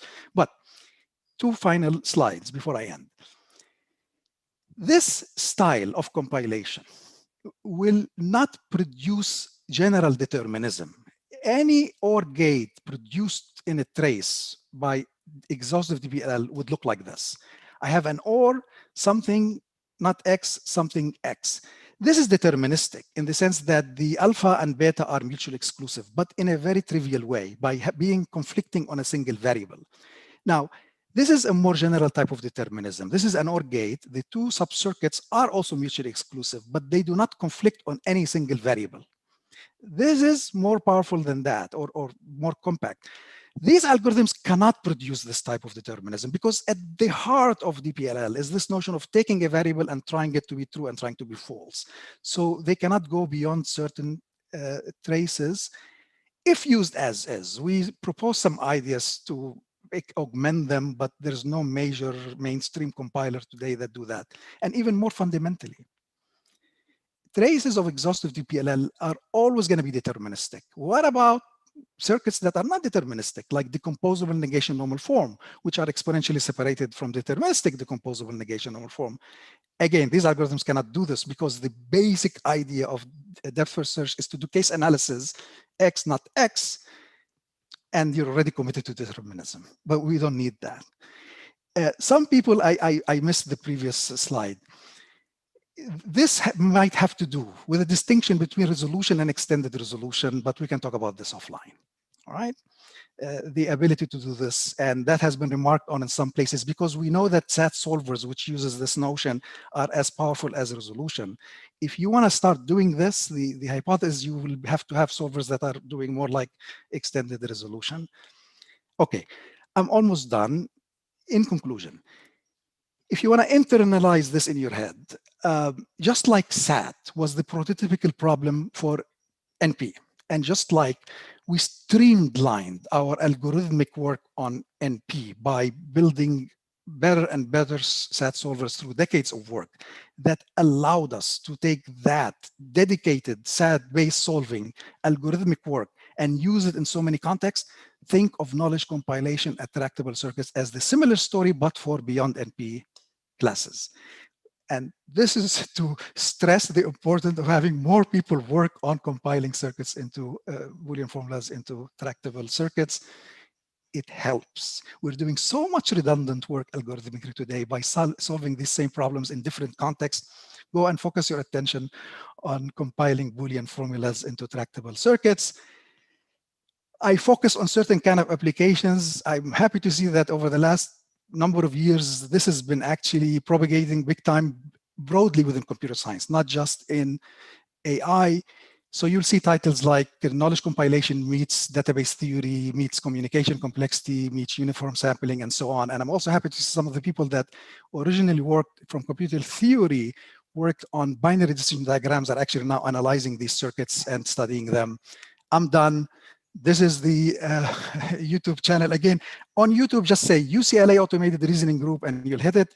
And by the way, I'm now teaching a graduate course on this subject. It's actually on YouTube, but unlisted. If you're interested, let me know and I'll send you the link where you can see the lecture. 40 hours of material on what I did here in 40 minutes. So thank you very much.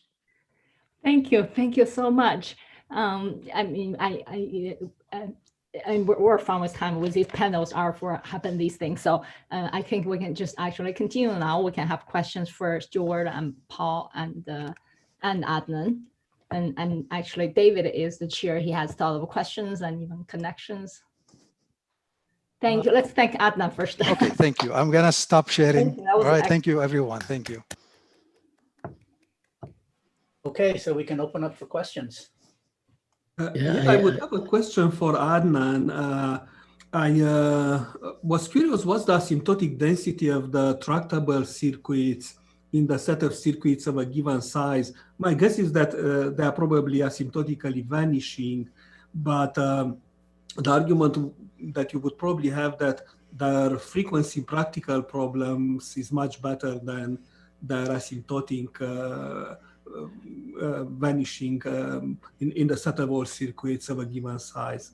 Yes, okay. So I've been mostly focused on the practical things and really building the compilers.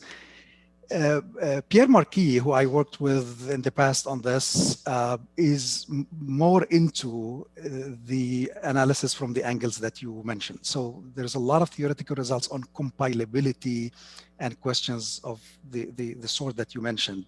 Not the best person to answer that. But I would check the work. Pierre Marquis in Lens, France, and he's actually into this more theoretical analysis. But I'm into the separation results. Separation results are a big deal because when we, practically also, when someone comes and says, let me introduce another property, what are the implications? Does it really separate circuits? That is, in a way, more practical in a certain sense. And we care a lot about this. I have a question, but I saw Benjamin raise the hand before me. So Thanks, Annie. My question is for Stuart. So Stuart, you said, well, expressiveness, maybe, e.g. CF, FOL, but maybe other languages, for example, programming languages. So I'm kind of curious what your view is as far as having probabilistic versions of logic programs or either with well-founded or ASP style as a kind of logic to start from or to focus work around in regard to, the main topic of your talk. Right. So, I mean, there are many attempts to combine logic programming with probability. So starting, I think, with Halperin 84 with propositional horn clauses. Nils Nilsson did some stuff on that too. The reason why I would prefer first order logic is the open universe property, right? So the idea that different worlds contain different objects, and that seems to be pretty crucial for many real world applications. So for example, in the in the monitoring for nuclear explosions, different possible worlds contain different seismic events occurring in different places at different times. And and those can be different plausible explanations for the same data. And so you have to have an open universe property. Well, I mean, I think some people have looked at how to represent open universe using declarative logic programs, and there tend to be a lot of difficulties around treatment of skolomization, equality theories, etc. And it seems a kind of a sore spot in general in the whole kind of LP, and I would include ASP as well founded in this regard, realm.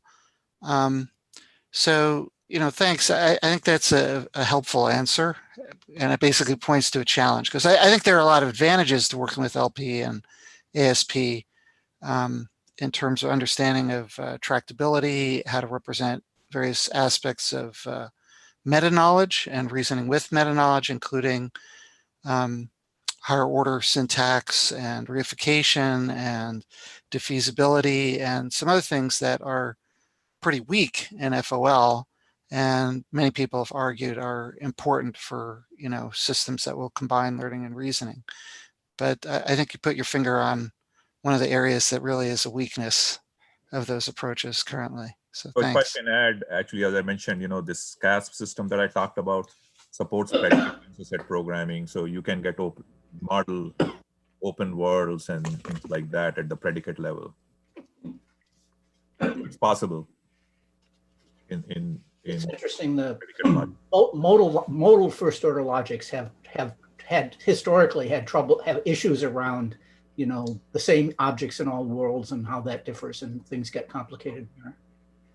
By the way, I'd like to thank Stuart for completely answering very clearly and very cogently my smart-ass question that I started this whole panel with. So I have a question for Stuart.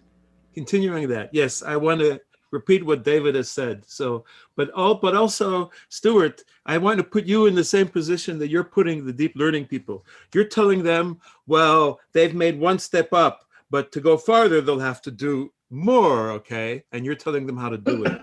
Well, I want to propose that you're in the same position, because one thing you're not doing, I mean, all the things is good, uncertainty, things, and so on and so on. But one thing that humans do all the time, in which you have not done anything, is that humans, when they are in society, they always model the thought processes of everyone else. I have in my head a model of you. I know what you know, what I know, what you know, and this goes to a very high level, because I know in my model of you that you have a model of me, okay? And this kind of gives humans fixed point operation when they talk to other people. And your one-step approach is nice, but it by far does not do this. And I think in terms of human relationships, this kind of a recursive knowledge of what the other person knows to very deep levels, and also everybody. I know, for example, my son, I have a model of him in my head, which is very rich. And in that model, I have his model of me, okay, and recursively. And this is an enormous influencer of human behavior.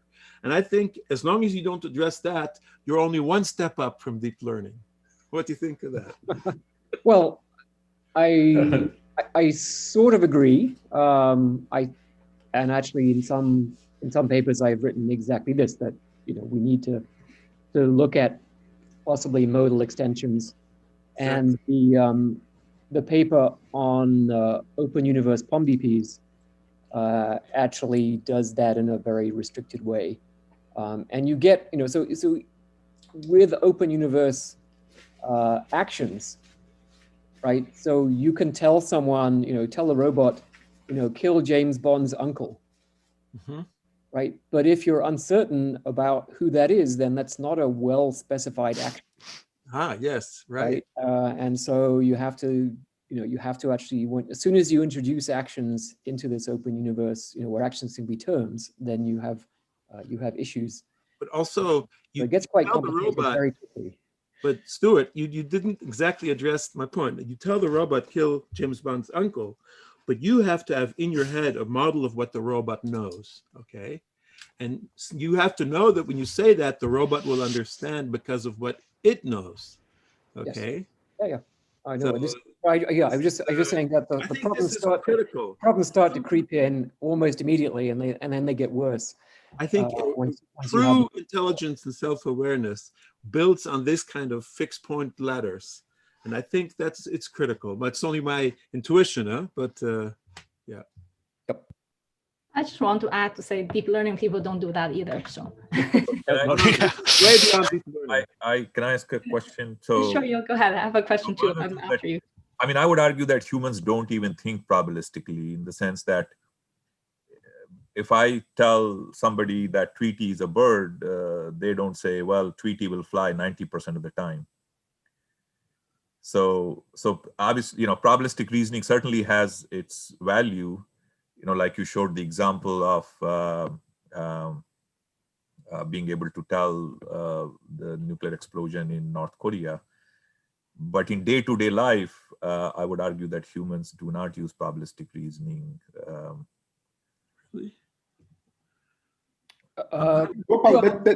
Yeah, I'm not. This is a whole other debate, and I certainly agree that we don't use it explicitly in the sense that Tversky and Kahneman tried to test, right? Are we doing the right multiplications to implement Bayes' rule when you give us numerical inputs written in text? So 60% of bank tellers are female and blah blah blah, right? Absolutely, we don't do that, because we didn't even know about numbers in arithmetic until fairly recently in evolutionary history. So we couldn't possibly be doing mental arithmetic explicitly in our minds, consciously, in order to do probabilistic reasoning. If we do it at all, it's done in our neurons, right? Using the neural hardware to somehow represent uncertain degrees of belief. But psychologists have actually found, so if you look at the work of Josh Tenenbaum and others, they found many, many cases where human reasoning corresponds exactly in great numerical detail to Bayesian probabilistic inference. And even down to 8-month-old babies. So it's, I think there's plenty of evidence that in many situations we are doing probabilistic reasoning. And the other thing is, that there is reason to believe, going back to Ramsey and Savage and others, that you just do better if you do things that way.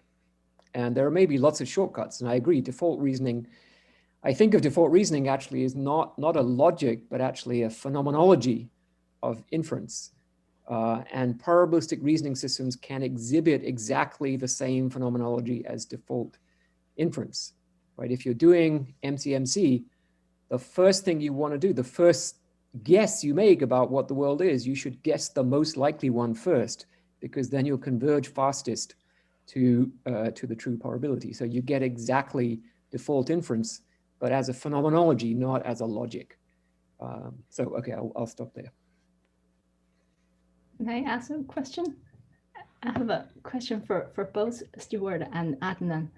Well, actually, let me just start to say, right, I just love this language, right, Stuart showed. They're just so beautiful. We see that example. I know he has many examples.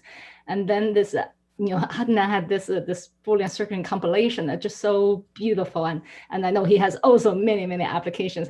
But I had one question, really for both of you, because I thought there's one thing, they could do this, right? I think both of you can really something really deep understand, and the semantics really getting something sorted out. But I never quite understand this origin your model. Every time I try to read, I have some idea. So today I finally somehow thinking, oh, that's your path of generation. So allow you to have this uniqueness, so you can do the efficiency. So I finally thought, okay, I really got that somehow. But then I saw Adnan's talk. I saw other versions of talk in the last couple of years. Actually, they were all beautiful and different. But then he was saying, well, right, he doesn't, these things appear to be different, unique, coming, from different paths, and he actually wants to remove redundancy and somehow make them to be the same, to recognize they're the same, even though they generate, maybe, I don't know how they come from differently, right? So I don't know how to reconcile this, or maybe I'm just misunderstanding all of those. Is there some connection between between Adnan's sort of uniqueness and looks like my picture is frozen. And between Adnan's uniqueness and this uniqueness, I'm not sure. I think at a high level, possibly, right? Because it's Adnan wants to avoid having to, in doing the recursive computation on the tree, he wants to avoid introducing, combinatorics. And so he specifies these requirements such that there's still a linear time recursive algorithm for computing, the weighted sum of satisfying assignments or whatever it might be. And I think that's a very elegant idea. I don't know, it's a sufficient condition, but is it necessary? I'm not sure. But yeah, we're trying to avoid. So this is really this definition is in the semantics for us. Exactly. Right? Just to avoid having to define the probability of a possible world as the sum over all possible ways of generating it. Now you could do it that way, right? It's just that you would have a pretty opaque semantics, right? And you just have to sort of take it on trust that sum, that someone could work it out if they were very clever. Whereas this makes the semantics trivial to understand. So I just felt that, and we introduced it to overcome exactly this problem of multiple ways of generating the same world. Sounds like Bob has a question, maybe? Oh, well, maybe Adnan didn't answer yet. Because that was a question for both of them. Thank you, Stuart. Thank you. Sorry. To reinforce my little understanding. I wonder what Adnan thinks, how is this related to? Yeah, I agree with Stuart. I think, well, the notion of uniqueness is a broad one. And in his case, it's being applied at the semantic level. And for us, it's at the computational level. We're trying to basically save computation. So different levels of basically thinking about that notion. Okay, thank you very much. Sorry. Hey, Bob, you have a question? Hey, thank you. I want to go back to this question that's come up several times, I think, and that's whether probability is enough to deal with default logic or default reasoning. Suppose you're crossing the street and and most of the time there's not a car in the road, so you just walk, blindly across the street. So the probability is you'll be safe, but the utility of being wrong is so high that most people would look to see whether or not a car is coming. So basically, what default reasoning gives you and what probabilistic reasoning does not give you is it brings in the possibility of incorporating utility and significance of making a decision. So I'm wondering whether people who have concerned themselves with probabilistic reasoning have incorporated utility and decision theory as well. Well, I think of decision theory could only exist on the basis of probability theory. So yeah, but what about default reasoning incorporating decision theoretic utility considerations? I mean, default reasoning just compiles the combination of probability and utility into a decision and says, if you don't see a car, cross, right? And that's fine. And so information value theory will tell you whether it's worth looking, right? So it used to be that if you didn't hear a car, you could cross, because if you didn't hear a car, then there wasn't a car. But now with electric cars, if you don't hear a car, there could still be a car. And actually that probability is increasing every year. So the people who don't update their default rule are going to be dead. And that's where evolutionary computation comes in. Okay, but the thing is that you suggested, I thought, that you could do default reasoning through probability alone. And now I think you're suggesting that you would need to combine it or introduce it as an additional feature. Is that right? Yeah, so what computations you do, I mean, so I wrote a whole book about this back in 1991, right? So what computations you do is dictated by the value in terms of improving your decisions. And so yes, you need to take into account utility in choosing what variable to sample first, for example. And that people have shown how to do this in decision diagrams, for example. I had a quick question. We're getting right near the end, but I had a quick question for Paul. A general sort of question is so what did we learn from your exercise, and how the machine learning is learning theorems? Why does that work to the level it does? I guess is my question. Is it learning structures of proofs? Is it learning, what's it learning to make that work? What of the structure is it taking advantage of? How is it doing this?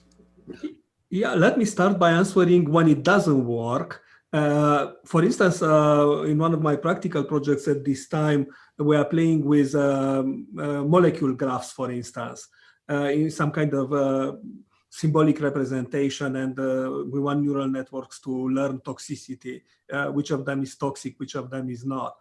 And when there is no structure or there is very, very little structure that correlates those elements, things will not work very well. Definitely not to the point where it works with this synthetic artificial data, because logic is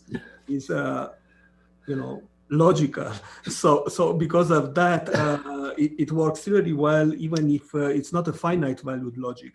Intuitionistic logic doesn't have a truth table, and it still works and is p-space complete. Now, it doesn't work as well as on linear logic, because the structure, the correlation via the Curry-Harvard, the isomorphism between the, let's say, sizes of the types versus the sizes of the proofs, which are the lambda terms in this case, is not one-to-one. It can actually go exponentially higher either way. One of them could be exponentially bigger than the other.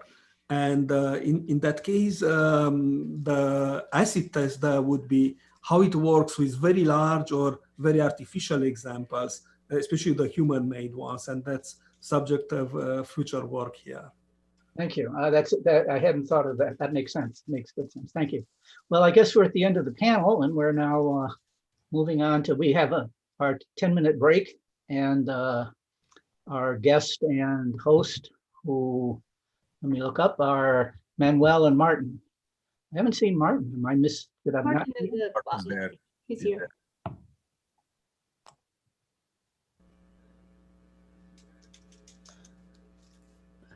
All right. I'm muted here. What was the story about Martin? I didn't hear. Martin, I think he just didn't have a picture and he's muted. Maybe okay. On my screen, he's the rightmost bottom. Oh, okay. I ordered this. Martin, can we ask to unmute? Oh, we can unmute Martin. Should we do that as like I guess he has to unmute himself. Hello? There he is. Now we hear you, Martin. It was a bit and you're confused on the video. in the discussion, sorry. Now I'm back. I should ask Hermano, right? Yep. Or moderate other questions to Manuel, or answer. Yeah, I prepared something. I'm ready for you, Martin. For anybody. We are not next to each other, yeah, due to these circumstances. How are you? Very good. Good question. That was the simple. Well, that was an easy one. I mean, I have to say. The second one, actually, I wanted to ask you, and I think this was related to the discussion that was somehow also in the plan.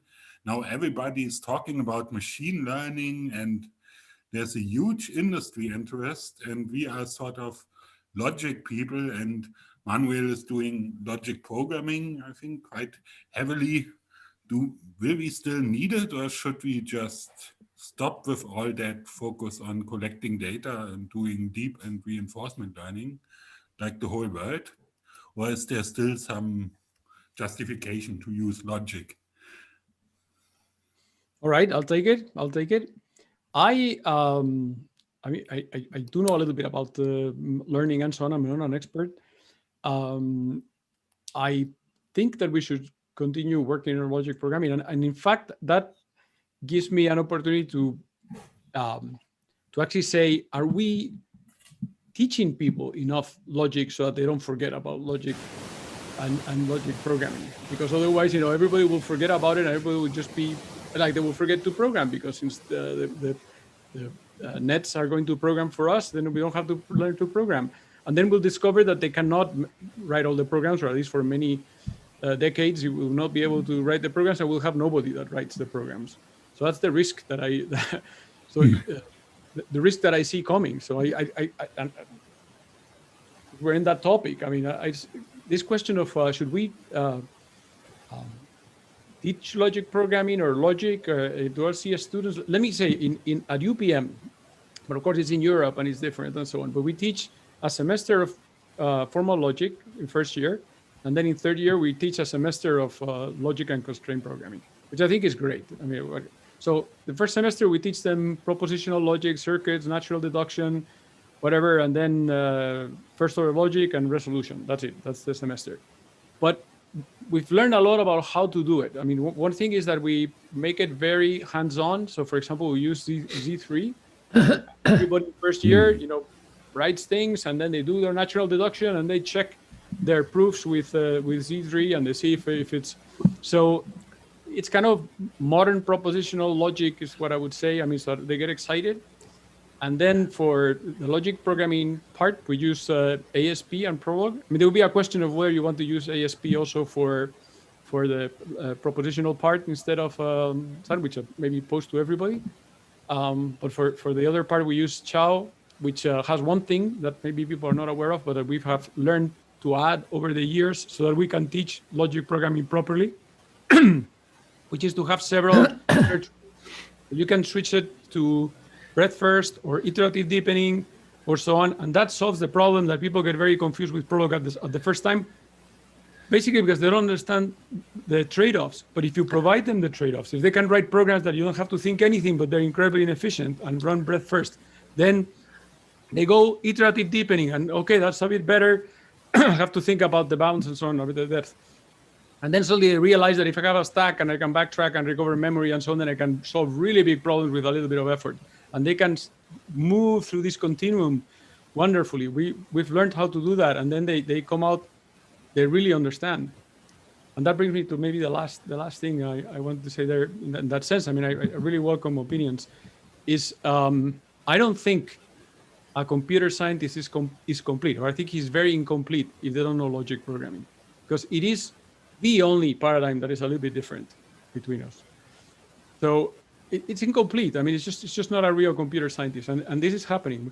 We have people. I won't give too much data because then it will be too close, and maybe you can guess. But people that are publishing papers all day in Popl and have no idea what Prolog or logic program is. I mean, like no idea, like zero. I think that's it's unacceptable. I mean, I'm worried about them because I certainly understand functional programming. I understand imperative programming also. I mean, so people are missing so much. I think it's rather sad. Sorry, I already talked too much. So I know. Thank you very much. There are very good reasons, which Stuart Russell mentioned, that we know that these stimulus response networks, the so-called neural networks, brains don't work that way, by the way, will never be able to write these programs. But nevertheless, we are destined in this decade to create universal intelligent systems. It may be done in China because we are not making any progress. We have reached the cul-de-sac, right? And I think the answer for us with respect to these stimulus response classifiers is to incorporate them into our system. They make great peripherals, right? They deal with the raw data and they classify it, right? So let's use them, right, in our higher level abstractions. That is our defense. Make use of them. The problem is, if we're going to do that, we have to develop our own technology, right? We have to really up our game in terms of what we can do in abstract reasoning and robust inference. We can't make, for empirical things, we cannot maintain absolute consistency. So we can't be using classical logic for that. Classical logic is great for mathematics, but for empirical reasoning, you have to be able to tolerate inconsistencies. So we have to step up our game if we're going to do it. Otherwise, we get to follow the Chinese while they do it. Thank you. So, Carl, I completely, absolutely agree with you. And I have to say, you're contradicting yourself a bit in the sense that the same way you were saying that the, logic programming or programming with logic has no concurrency and so on. I mean, one thing, you can have modules that are completely pure logic and you think absolutely logically, and then there's other modules where you interface with the world, there's nothing wrong with it. And then you represent it in the other module as a theory or whatever. That's no problem at all. So we have interfaces to machine learning systems, and you're absolutely right. This is the way to go. It's the way to go. It's just peripheral. I mean, you want to have vision, you have vision. You're going to have sensing in general. Yes, of course. Manuel, I could say the world is multi-paradigm, right, Manuel?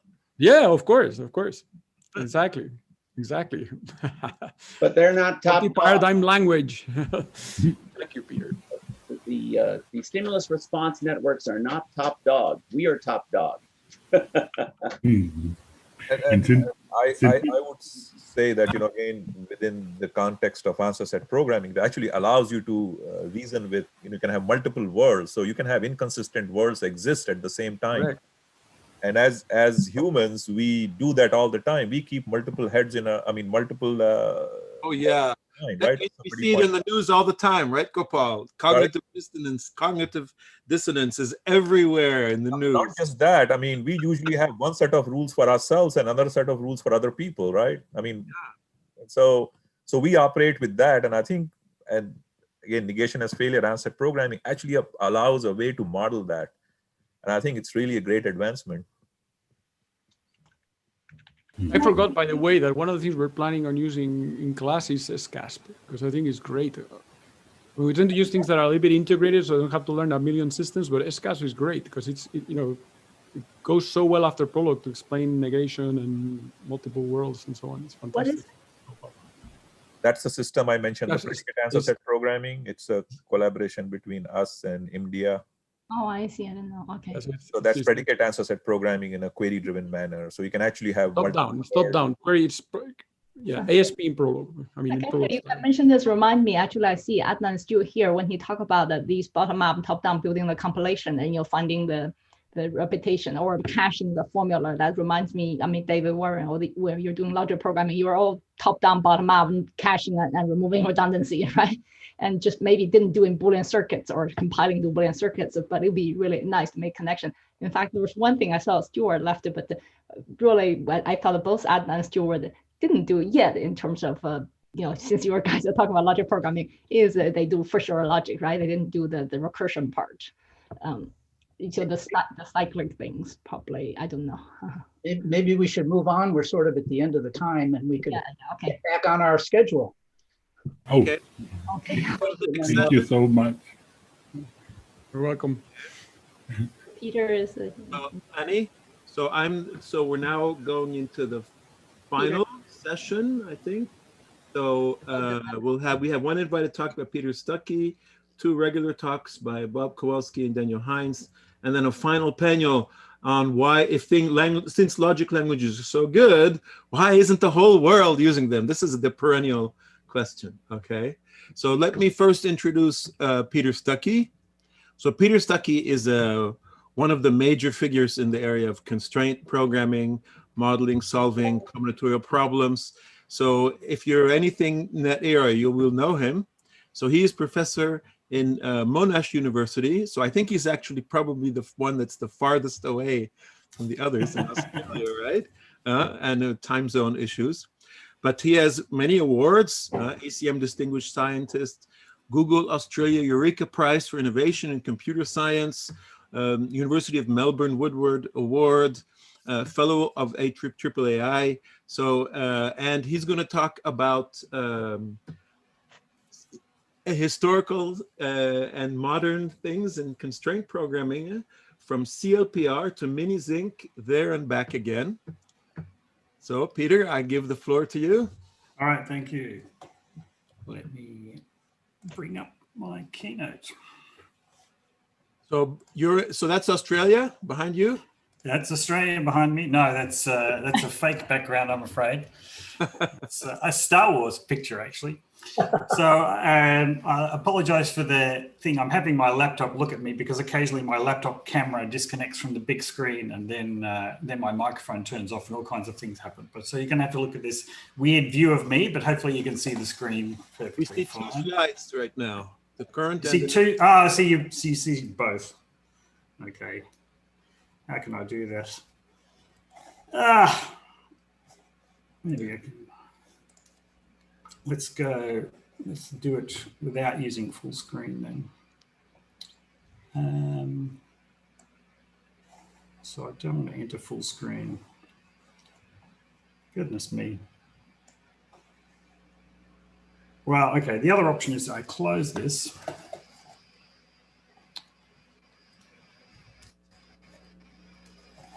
And let's try again.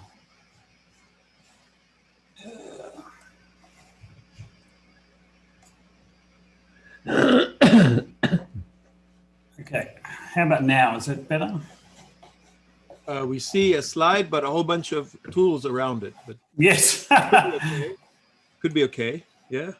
Yeah, I'm trying to figure out how to get rid of that Zoom window on top of me. All right, I guess okay. Oh, and we don't see you anymore. Oh, well, I think you live without my pretty face. I've still got that toolbar. I don't know quite how to get rid of that. There's some way of removing this thing. If you click on format, it should go away, right? If you click on it again. Click on this?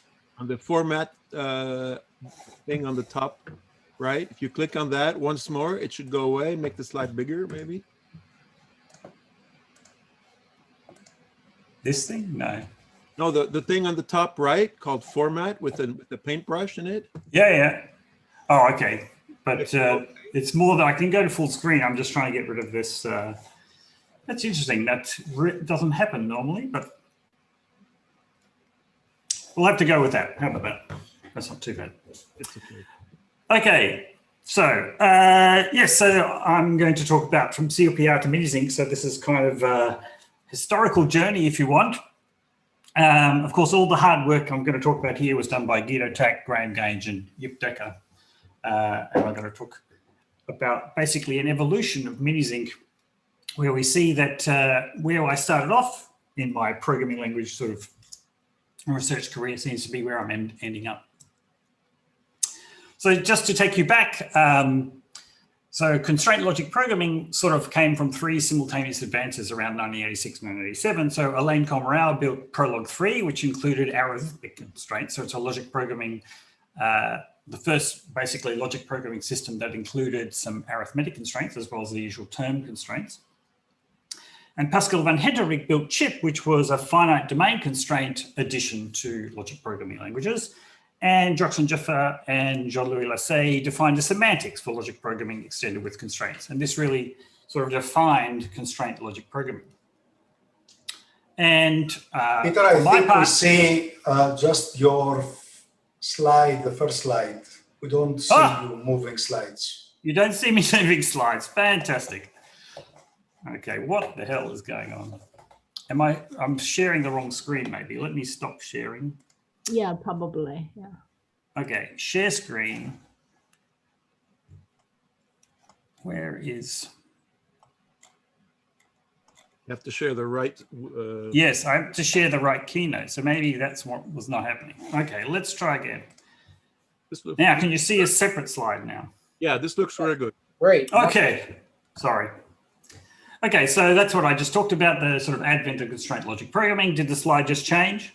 Yes. Okay, good. So for my part, I was one of the people who built COPR, and this was basically one of the first three COP languages. And here we were interested in incremental linear arithmetic and term solving. So we added incremental linear arithmetic solving. We also had some restricted nonlinear solving implemented by delay. And we did some work also in a powerful sort of simplification and projection of constraints. And this was used for very interesting things like generative architecture and options trading analysis and various things around the world. And just to give you an idea about what COPR was like, here's the most used COPR program You can see it's not very big. It's the last 2 lines of the slide. And this is a mortgage simulator. So what it's writing down is the relationship between a mortgage where you have a fixed repayment. So we have this principal, that's the amount you borrow, the number of time periods in the loan, the repayment amount that you pay every repayment round, the interest rate that applies at each time period, and then the balance you owe at the end of the loan. And you can see that we can write this down in a very declarative fashion by saying, well, if I have a mortgage for 0 time periods, then the amount that I owe at the end of the loan is the amount that I owed at the beginning of the loan, because nothing happened. It was 0 time periods. But if I have a mortgage for more than 1 time period, well, what happens? It's really that I take my existing amount that I owe, I add the interest, so I multiply by 1 plus the interest rate, I subtract our repayment, and then that's the new amount that I owe to the bank. And there's 1 less time period, and that's it. So this very succinct and beautiful program is really useful because you can ask lots of kinds of questions using it. So what can you do with it? So you can ask the very simple question, and you could write a C program to do the same thing. This is basically just simulating the mortgage. So if I borrow $1,000 for 10 years at 10%, repaying $150 per year, how much do I owe at the end? Okay, I owe $203, a little bit more. But I can ask other questions, right? Because this is the relational programming where there's no fixed notion of inputs and outputs. I can say, well, how much can I borrow if I'm repaying $150 to owe nothing at the end? Okay, so I can borrow $921 if I want to owe nothing at the end of my 10-year period. But you can ask even more sophisticated questions because of our simplification and projection ideas that are available in this system. So I can say, what's the relationship between the principal, the repayment, and the balance for a loan which lasts for 10 years at 10%? And actually, there's a linear relationship between those. The principal is 0.385 times the balance plus 6 times the repayment. And that makes use of simplification and projection. And why was it most used? Because it's a very, very useful tool when you're trying to figure out what to do with your mortgage. Right. So CLP was a very powerful paradigm, and it produced state-of-the-art solutions to many, many problems, and particularly CHIP with its finite domain constraints was used in lots of industrial things. And Eclipse Prolog arrived, which had more finite domain and interval constraints. And in fact, we see that all modern logic programming languages include constraint programming features, right? So basically, one of the great powers of the kind of relational view of the world is that that's a very natural way to think about constraints. And constraints are very powerful. Underlying solvers can do a lot. But then I'll say that the fall of CLP, in some sense, was that we came along, well, Pascal van Hettenrijk came along with an alternate approach to tackling the kinds of questions that we're interested in with CLP, which are typically discrete optimization problems. He developed a modeling language for iLog for finite domain constraints. And the big jump was this was a modeling language rather than a programming language. So what's a modeling language do? It basically only allows you to state a set of constraints of the problem. And then you let the underlying solver solve the problem. So OPL did have programmable search. So one of the powers of CLP or LP languages in particular is that we can program the search as part of the program. But unlike LP or CLP languages, it didn't have any meta-programming capabilities. And it turns out that once we start looking at very complicated optimization problems, actually we tend to use those meta-programming capabilities. So we sort of took a step back, but one thing we got rid of was recursion, and that's one of the things that which seems to make programming in declarative languages hard for people. They're used to iteration, but not recursion. All right, so a brief sidestep. So we worked on languages which were kind of in between OPL and CLP. So we didn't quite want to give up CLP. So we worked on the G12 project where we developed Zinc, a solver independent modeling language. So this is designed to, rather than have a fixed solver underneath, have different solvers underneath. But it was a modeling language like OPL. And it was implemented by rewriting using cadmium. And then finally we had Mercury, which is an existing logic programming language for solver implementation below. And sort of this is a new approach to constraint programming, sort of like OPL, but not quite giving up all of the the logic programming or full programming language features we're used to. So I only really introduced this because this gave us the Zinc language, and I'll talk just briefly about how minizinc arose. So there was a 2006 conference workshop at the Constraint Programming Conference talking about the future of constraint programming, and lots of people were complaining about a lack of standard for CP. So basically, if you wanted to solve a problem using a CP solver, you had to write it for that particular CP solver. And that seemed very difficult. It also made it very hard to compare different CP solvers. And so everyone was complaining. So we looked at this and we thought, well, actually, we can take Zinc that we developed, a quite complicated high-level programming language. We can cut it down to be a small thing, which should be fairly easy to for every solver to support. And that's where minizinc arose. And so we submitted a paper to the CPRR conference in 2007 called Minizinc, a Standard Modeling for CP, as our kind of answer to this question, and it was rejected. And then we submitted a slightly different paper by changing the title. Shows you how important it is to get the title right on your papers, to Minizinc towards a standard modeling language CP where it was accepted. I mean, there were some other differences, like we actually had a system and some experiments in the second version of the paper, but it was an interesting thing in where you should go with your titles. Be very careful with your titles. So just to show you Minizinc briefly, here's the mortgage example redone in Minizinc. So here we've got a parameter t, which is the time period. So just before, where we had them as arguments to the mortgage predicate, now they're just given as parameters. The other one, so the t has to be given. So since Minizinc doesn't have recursion, we can't have an unbounded recursion. So we need to know how many time periods we're talking about up front. But all the rest of the arguments can be variables. Here they're float variables within a bounded range. And then we build up an array of all the mortgage values. That's basically the principal that you owe at every point in the mortgage, and basically build up the same system of equations that we talked about. And so we can answer, like, the first question is just, we give it the time, the principal, the interest rate, and the repayment, and it'll print out the balance as 203, like we saw before. The second query, again, here we're just giving a different set of inputs. So we're giving the balance rather than the principal, and it'll print out the result there too. But it can't do some questions that the other one does. It certainly can't do the third question, which relied us to understand the relationship. That requires projection capabilities that solvers don't support. And it can't do other things like saying, okay, if I can repay this amount, how many years do I need to repay to pay off my mortgage? Because here you have to fix the time. All right, that's not a very usual example of Minizinc, because Minizinc's really designed for combinatorial optimization, discrete optimization problems. So here's a more realistic example of a Minizinc model. So this is job shop scheduling. This is a very classical discrete optimization problem. We've got a number of machines and a number of jobs. So each job includes one task for each of the machines. And basically, so we have to assign this in the data here. The M's tells me for each job, for each task within the job, which machine should it run on and how long does it run. And then the decisions we need to make is, oh, I'm missing a var, array job task of var 0 to max duration S. That's the decisions we're going to make as to when do we start each job. And then we write down some constraints. So basically, the first constraint says that every job has to finish before the make span. That's the end of the entire process.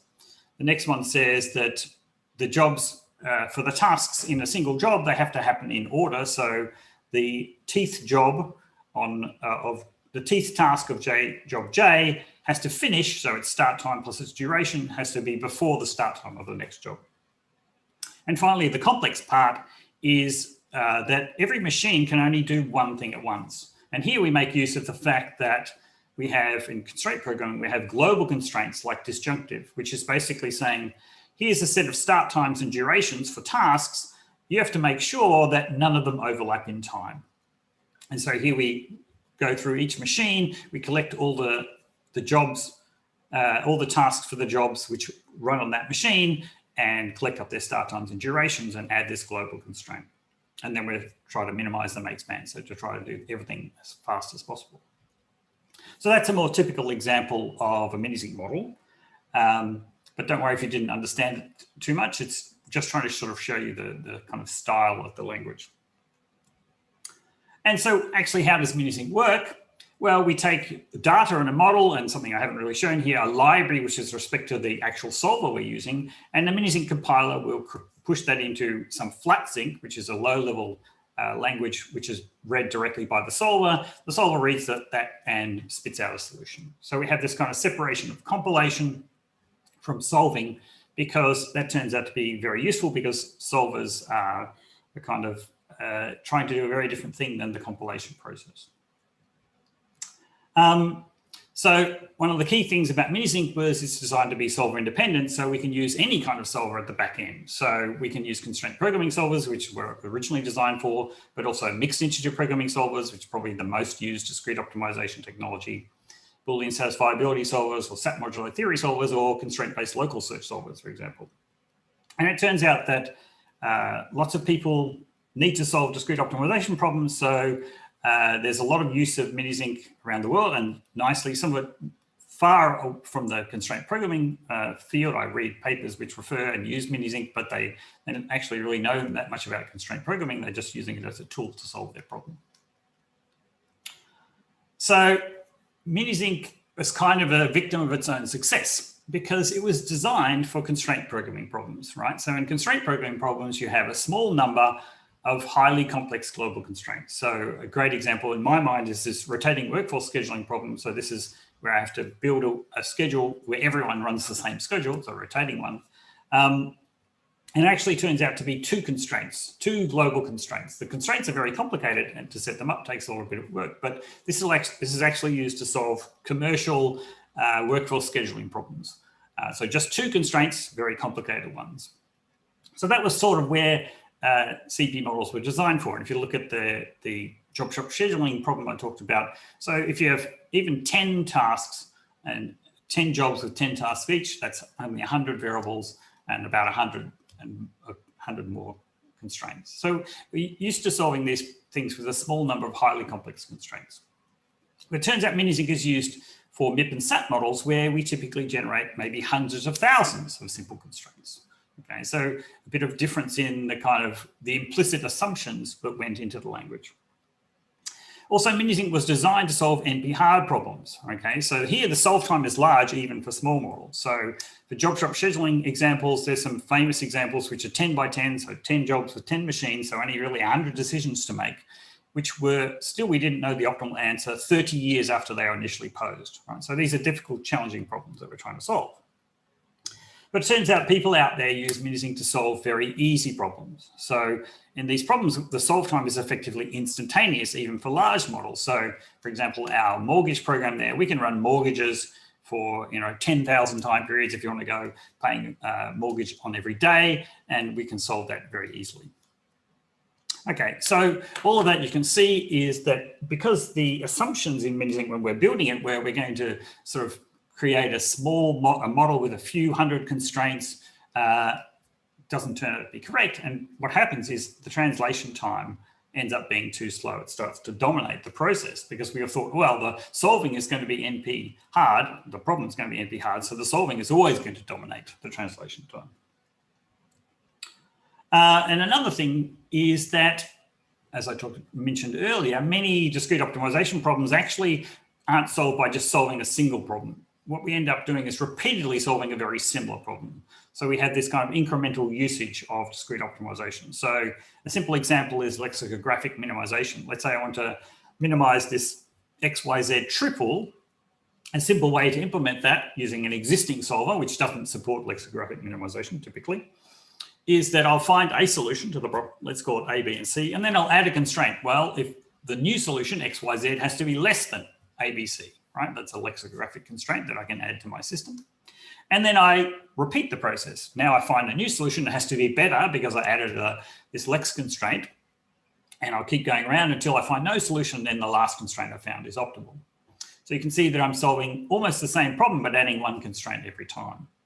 And probably much more importantly in practice is what's called large neighborhood search. So this is a very powerful technique used to solve many real world problems, to get very good solutions for them. So we find a solution, doesn't matter how good it is, we fix most of the parts of the solution. So we actually end up with a very much smaller problem because basically we're fixing most of the existing constraints and variables. And then we search for a better solution just in the parts that we haven't fixed. And then we do that again and again and again. And we change where we're looking, change where we fix, and we can find better and better solutions. So this is a very powerful sort of meta-heuristic approach. And again, you can see that it's highly incremental. We sort of solve the problem. We then go around, fix most of the variables in the problem, and then solve again. So it turns out that Minizinc is often used in this sort of framework, where essentially we've got our compiler builds a model, sends it to the solver, gets a solution, and then the incremental meta-heuristic search sort of says, oh, we have to adjust our model, and then we're going to recompile it and then go around and loop this again. Okay, and you can see that the problem with this sort of picture is that we recompile the entire model on every small change. So we're not making use of the fact that most of the problem that we started off with hasn't changed. The search heuristic has added some constraints or changed some constraints a little bit, but most things have stayed the same. And so we end up doing a lot of time in this compilation process because we keep doing it every time around the loop. So what's the answer? Well, the answer is Minizinc 3.0. And so let me talk to you a bit about that. So in Zinc, we tried compilation completely. So compiling the model compiled completely and then would run on the program data. That turned out to be very, very challenging. So Minizinc doesn't work that way. Minizinc is just an interpreter, essentially. It rewrites system that relies on the problem data. And what Minizinc 3 is an efficient incremental rewriting language. So we sort of added some steps into the picture. So now Minizinc compiles to microzinc. So that's basically just compiling down to a small subset of Minizinc to get rid of some of the complexities.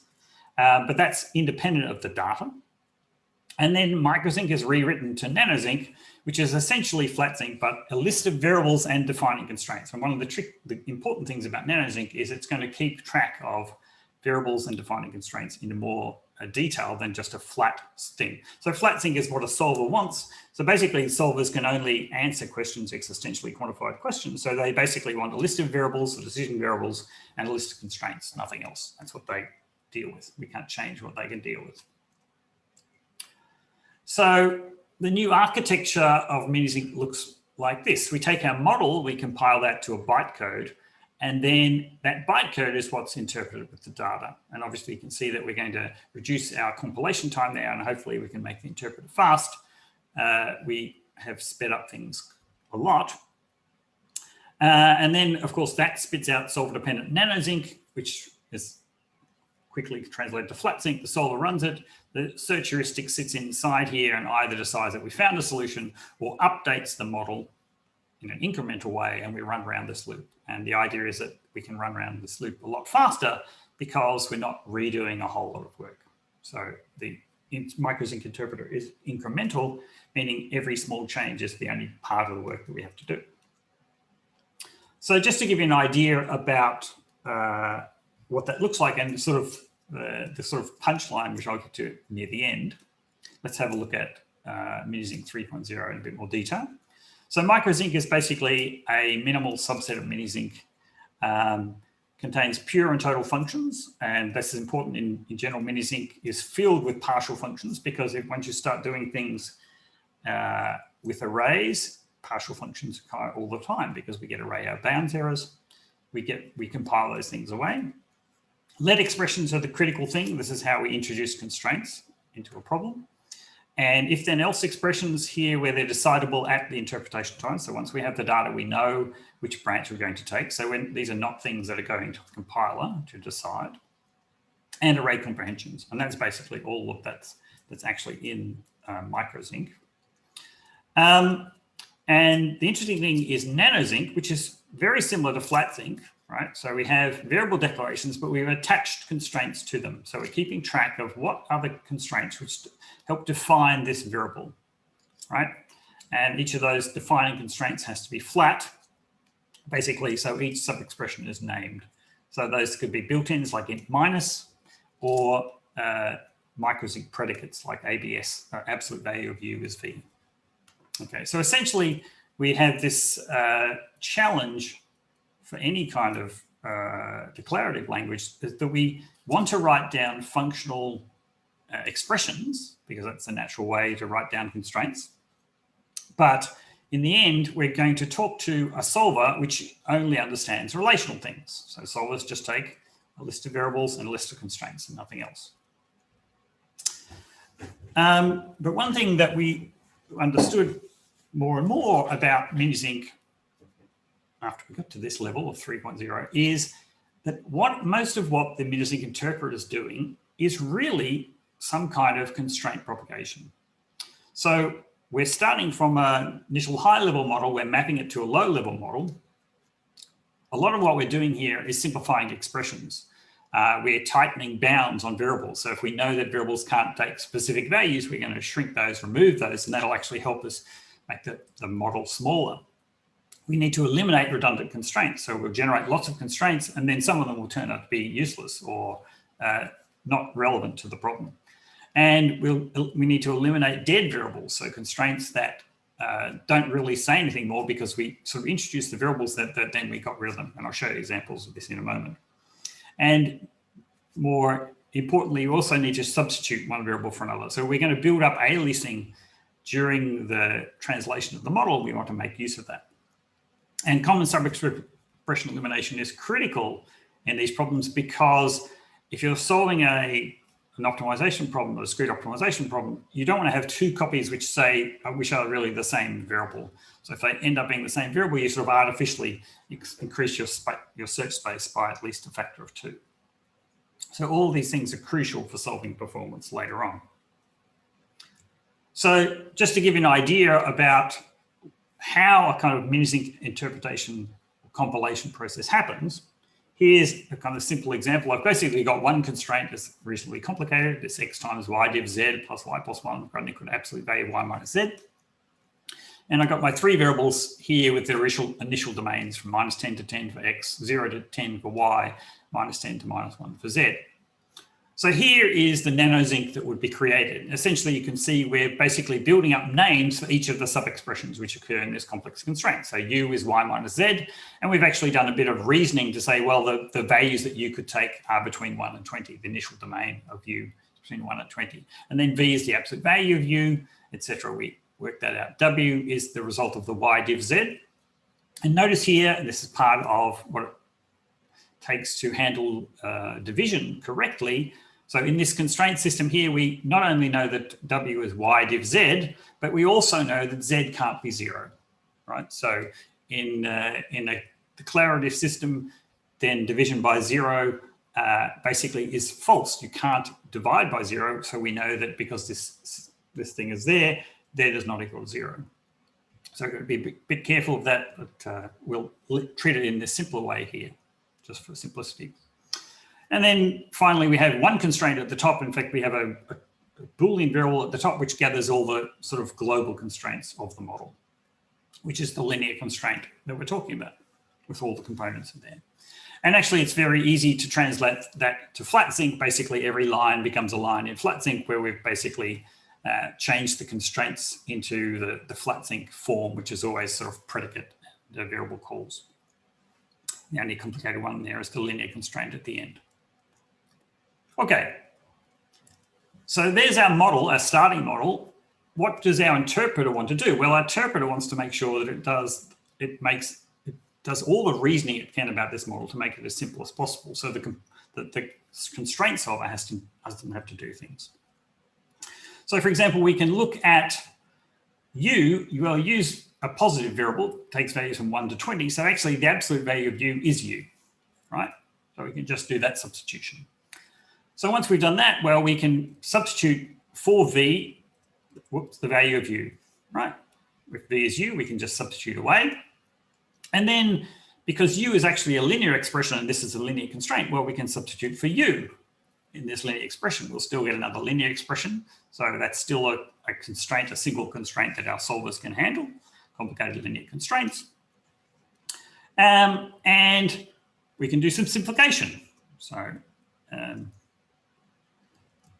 right, I want to get to there. Okay, you can see that we can subtract y from both sides, simplify it out. And I can also finally say, well, z not equal to 0 is true because z can only take values which are negative, so it can't be 0. So basically then I can remove these variables u and v because they don't do anything. Obviously I can remove the constraint true, it's also doing nothing. So I don't refer to u and v anymore, and therefore they can be removed completely. Okay, so basically this is the process of sort of constraint propagation that's happening inside things. So I'm avoiding, well, of course, a lot of the other parts is unrolling loops. So basically we have loop list comprehensions and we have to unroll them. That's the other major thing that goes on, but I won't show that in an example. Okay, since u is not referred to in any of the defining constraints outside its defining constraints. So obviously we still had this constraint u equals y minus z, but since no one referred to u outside, that was irrelevant. Okay, so if we did our interpretation, we got this model, we might have run it off, and then LNS came back and said, well, I need you to rerun the model, but now I'm going to fix x to 0. Or it could be in the rest of the compilation, we discovered some other system constraints which forced x to be 0. So we want to keep going, right? So basically we need our compilation to be incremental. As we're getting more and more information, we're incrementally improving our model. So obviously if x is 0, we can substitute out its domain, should be 0. And then we can substitute for x where it appears, right? We get 0 times w. We can obviously simplify that expression. Now we know that t is 0. We can just change its domain, so it's 0. And then we can substitute for it where it occurs. Then I can look at this constraint on z. I can say, well, actually that says that z is greater than or equal to -1. So I can update the bounds on z. Okay, so actually now z is fixed as well. And essentially then I don't care about anything else. And so all the other constraints become dead. And I end up with basically just this set of variables and no constraints. Obviously in practice, there'd be other constraints in part of the model. So hopefully you can see why we need to keep track of the constraints that define a variable is that variables will become unreferenced and then we want to get rid of those constraints. And in particular, this is really important for the example that I show at the end. So basically, often I'll do something like this. It looks silly, but it'll happen, is I'll build some large array of variables for some large complex expression, and then I'll just use one copy of it. So I'll look up the first element in the array and use that for something. And if we're not careful, what happens is I'll build this, well, what we'll be able to do now is in the best case, we'll build up this huge number of expressions, many, many copies, but then finally we only refer to one and we'll be able to throw away all the rest. What we want to get to eventually, of course, is to be able to hoist essentially this behavior, realize that we're only going to make one copy of this, use of one copy of this array in the end and not have to build up the huge number of copies. Of course, the problem is that when this index value 1 at the end, so I'm looking at this big array, only in the first element, if this is unknown, if it's a variable when I'm building the array, of course, I don't know that it's only going to be 1. So there's the challenges in designing mini-zinc 3.0 are efficient reference counting, but essentially the references in the defining constraints do not count to that variable. And this has to work with aliasing and common substitution elimination. So it's clearly the case that we can build a constraint for absolute value of x, and a constraint that defines absolute value of y, and then later on find that x equals y. And in particular, if we've got large numbers of expressions, we want to be able to handle this as efficiently as possible. So it's by no means a solved problem, but I want to sort of express that there's interesting challenges in building this sort of view. So one of the things that is very, yep. 2 minutes? 2 minutes, okay. Oh, yeah, I should have been careful. All right, so I just want to talk about incrementality. So, okay, there's still a panel coming later. Yeah, okay, good. Yeah, I was running, the thing ran short when I first gave this talk, so obviously with my, I've got more expressive. I just talk about incrementality. So we can add a predicate in, if it has no definition, then it'll just do nothing. So into the flat thing. So our nanosync can have a definition for lex min 0 with nothing and a whole lot of other constraints, and nothing will go to the solver. But then if this predicate is defined in the next time around, it can be defined as above. So it'll give the previous solution and add a new lex constraint. So this is exactly implementing the lex optimization that I talked about. And so the nice thing here is this predicate is sort of a placeholder for constraints we're going to add in the future. In fact, we don't need to do that because we only need the last lex less constraint. We can just have a simpler constraint, which just adds this lex less constraint. But then we need to undo the previous one, right? We only need the last one. So we want to actually backtrack to where we were, the original base model, and then add a lex less constraint for the previous, just the previous solution, nothing beyond that. And so that means our Minisync 3.0 has to support backtracking. So we have to have this, be able to go back to a previous state of the solver or compiler, in fact. And we also have this notion of like continuations, if you want, which are currently undefined, which will add more constraints in the future. So the interesting thing is what we've kind of done is we've recreated a CLP system, and I'll come back to that more in the conclusion slide. So it works. You can see that it takes less time to do model compilation and usually uses less space. More importantly, if you use it for something incremental, you get a massive reduction in compilation time, right? Because you're only compiling the incremental part. And actually that can often help in solving time as well. And sort of the conclusion is, so CP modeling language lost a lot of the expressiveness of CLP. But if you look at what we've done with Minisync 3.0, we've in some sense recreated a CLP solver. So our incremental compiler is a propagation solver. So essentially the way we think about compiling Minisync is actually applying propagation. So it's as if our CLP system is sort of taking the model and rewriting it completely. That's a kind of solving, a propagation solving. We had continuations for incrementality, and those are absolutely analogous to CLP predicates. A continuation is essentially a placeholder for where we're going to add some more constraints in the future. And backtracking has to be supported because often when we're using incremental systems, we want to be able to backtrack to like the base level model and then add new constraints and then backtrack again to the base level model and add constraints. So we've added in all the features we sort of got rid of when we moved from CLP to CP modeling, or CP modeling languages. From our perspective, of course, the most important thing is more efficient compile time, and particularly for the incremental use. And it can produce more efficient flat sync because we track the dependency between variables live. So as we do incremental compilation, we can get rid of stuff which seemed to be useful when it was created, but became dead. And that happens more often than you believe in discrete optimization models. And the other big advantage, which we haven't demonstrated here, is that incremental solvers can take advantage of that incrementality.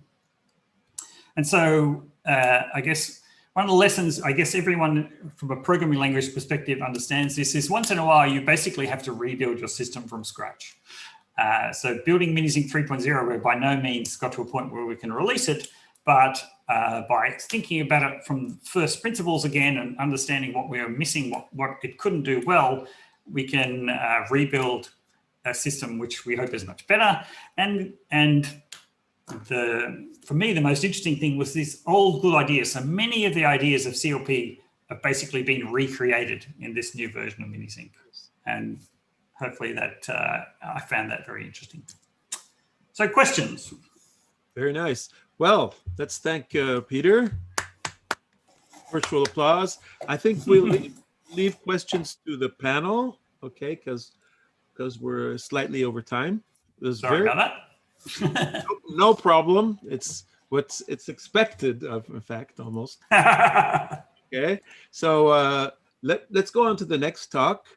So the next talk will be by Bob Kowalski, and who I think is very well known. He's one of the founders of logic programming. He was at the University of Edinburgh, a period college in London, also many things. He was one of the pioneers who developed SLD resolution, and so on and so on. So I think he doesn't need that much more introduction. So he's going to talk about logical English, which is a kind of controlled natural language. And so I'll give the floor to Bob. The floor, thank you.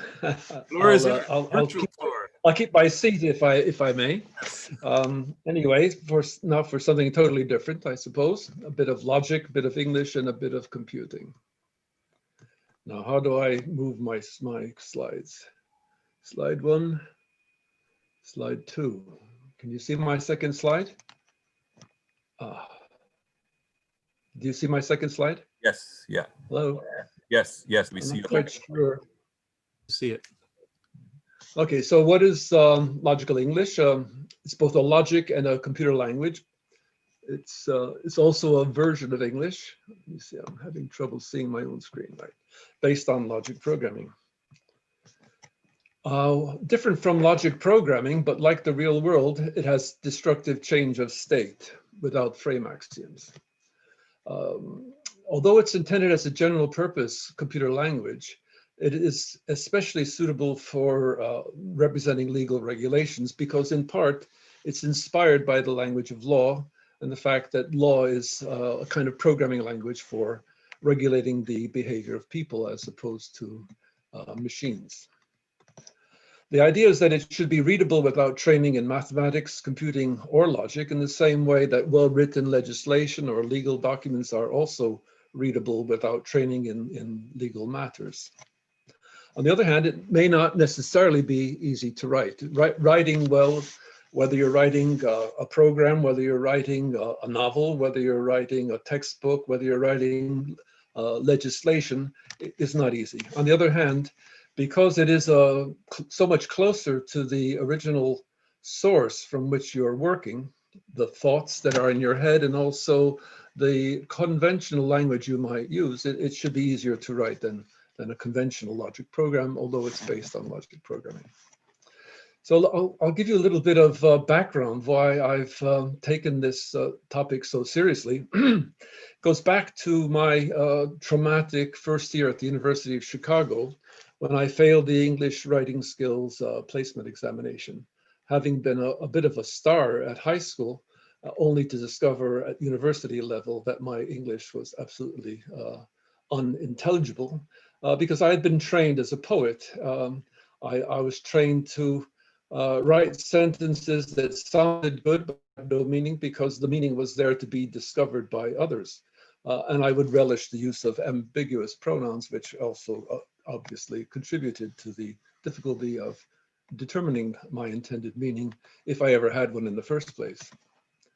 Well, I worked very hard to improve my English, and I like to think that I succeeded to some extent at least. And I then hoped to transfer some of my skills to my children, and as a result of which I started some logic lessons for my 11-year-olds in the local school.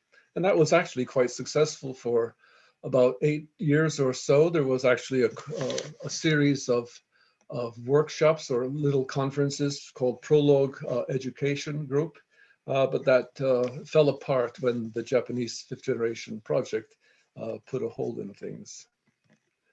But I still managed to keep up my enthusiasm, partly because when we worked on the British Nationality Act, I could see that the English of the British Nationality Act was as good and better than most computer programs and indeed computer program specifications. It was written beautifully, precisely, clearly, and had much better structure than any program that I had ever had any encounter with. And that inspired me to think in terms of natural language as potentially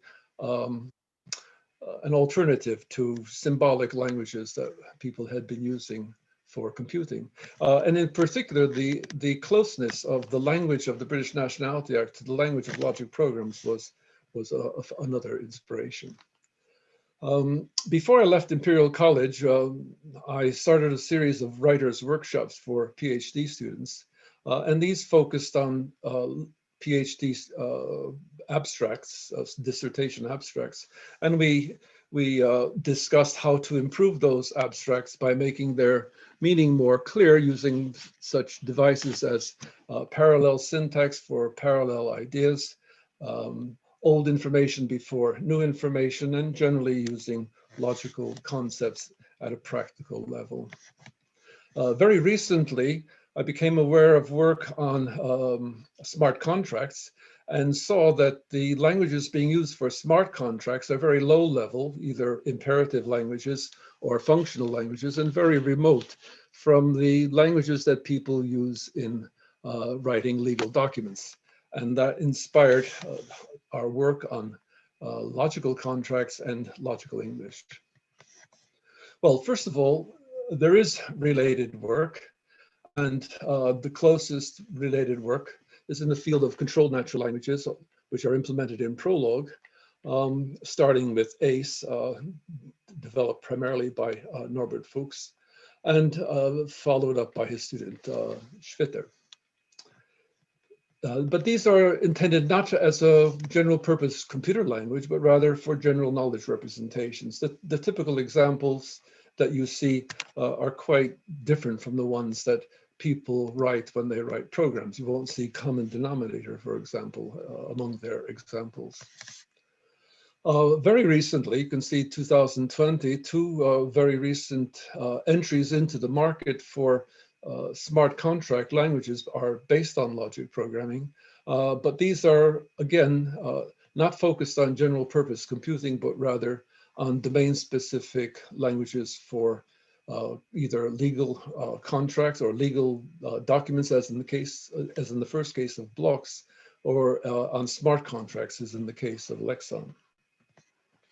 The closest work to the work I'm going to present here is that by Schwitter and his student Guy, Peng as a sugared up syntax for ASP. So what makes this closer is that it is intended as a syntax for ASP. Now, so that deals with that. Can you all see this? Are you all still here? I can't see anybody, but can you hear me? Yes, we can hear you. And we see Okay. yeah, no problem. Okay, so let's look at what we write when we write mathematical logic. So this is a typical mathematical logic sentence, and I won't bother you to try to understand it but this is what we would write and do write in controlled logical English. The balance in an account is in an amount B2, let's say, at a time, let's say T2. If an amount A is transferred into the account from another account at a time T1, which is immediately before T2, and the balance in the account at time T1 was B1, and B2 is the sum of the old amount and the new amount. So you can see that we can combine symbolic names of variables with more English-like articles to represent variables.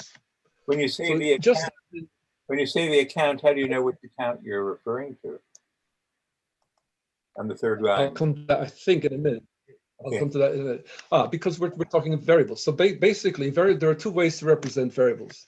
So either they can be represented by symbols X, Y, B1, B2, or they can be signaled by an article, an, or the before a common noun. And the common noun then represents the type of the variable.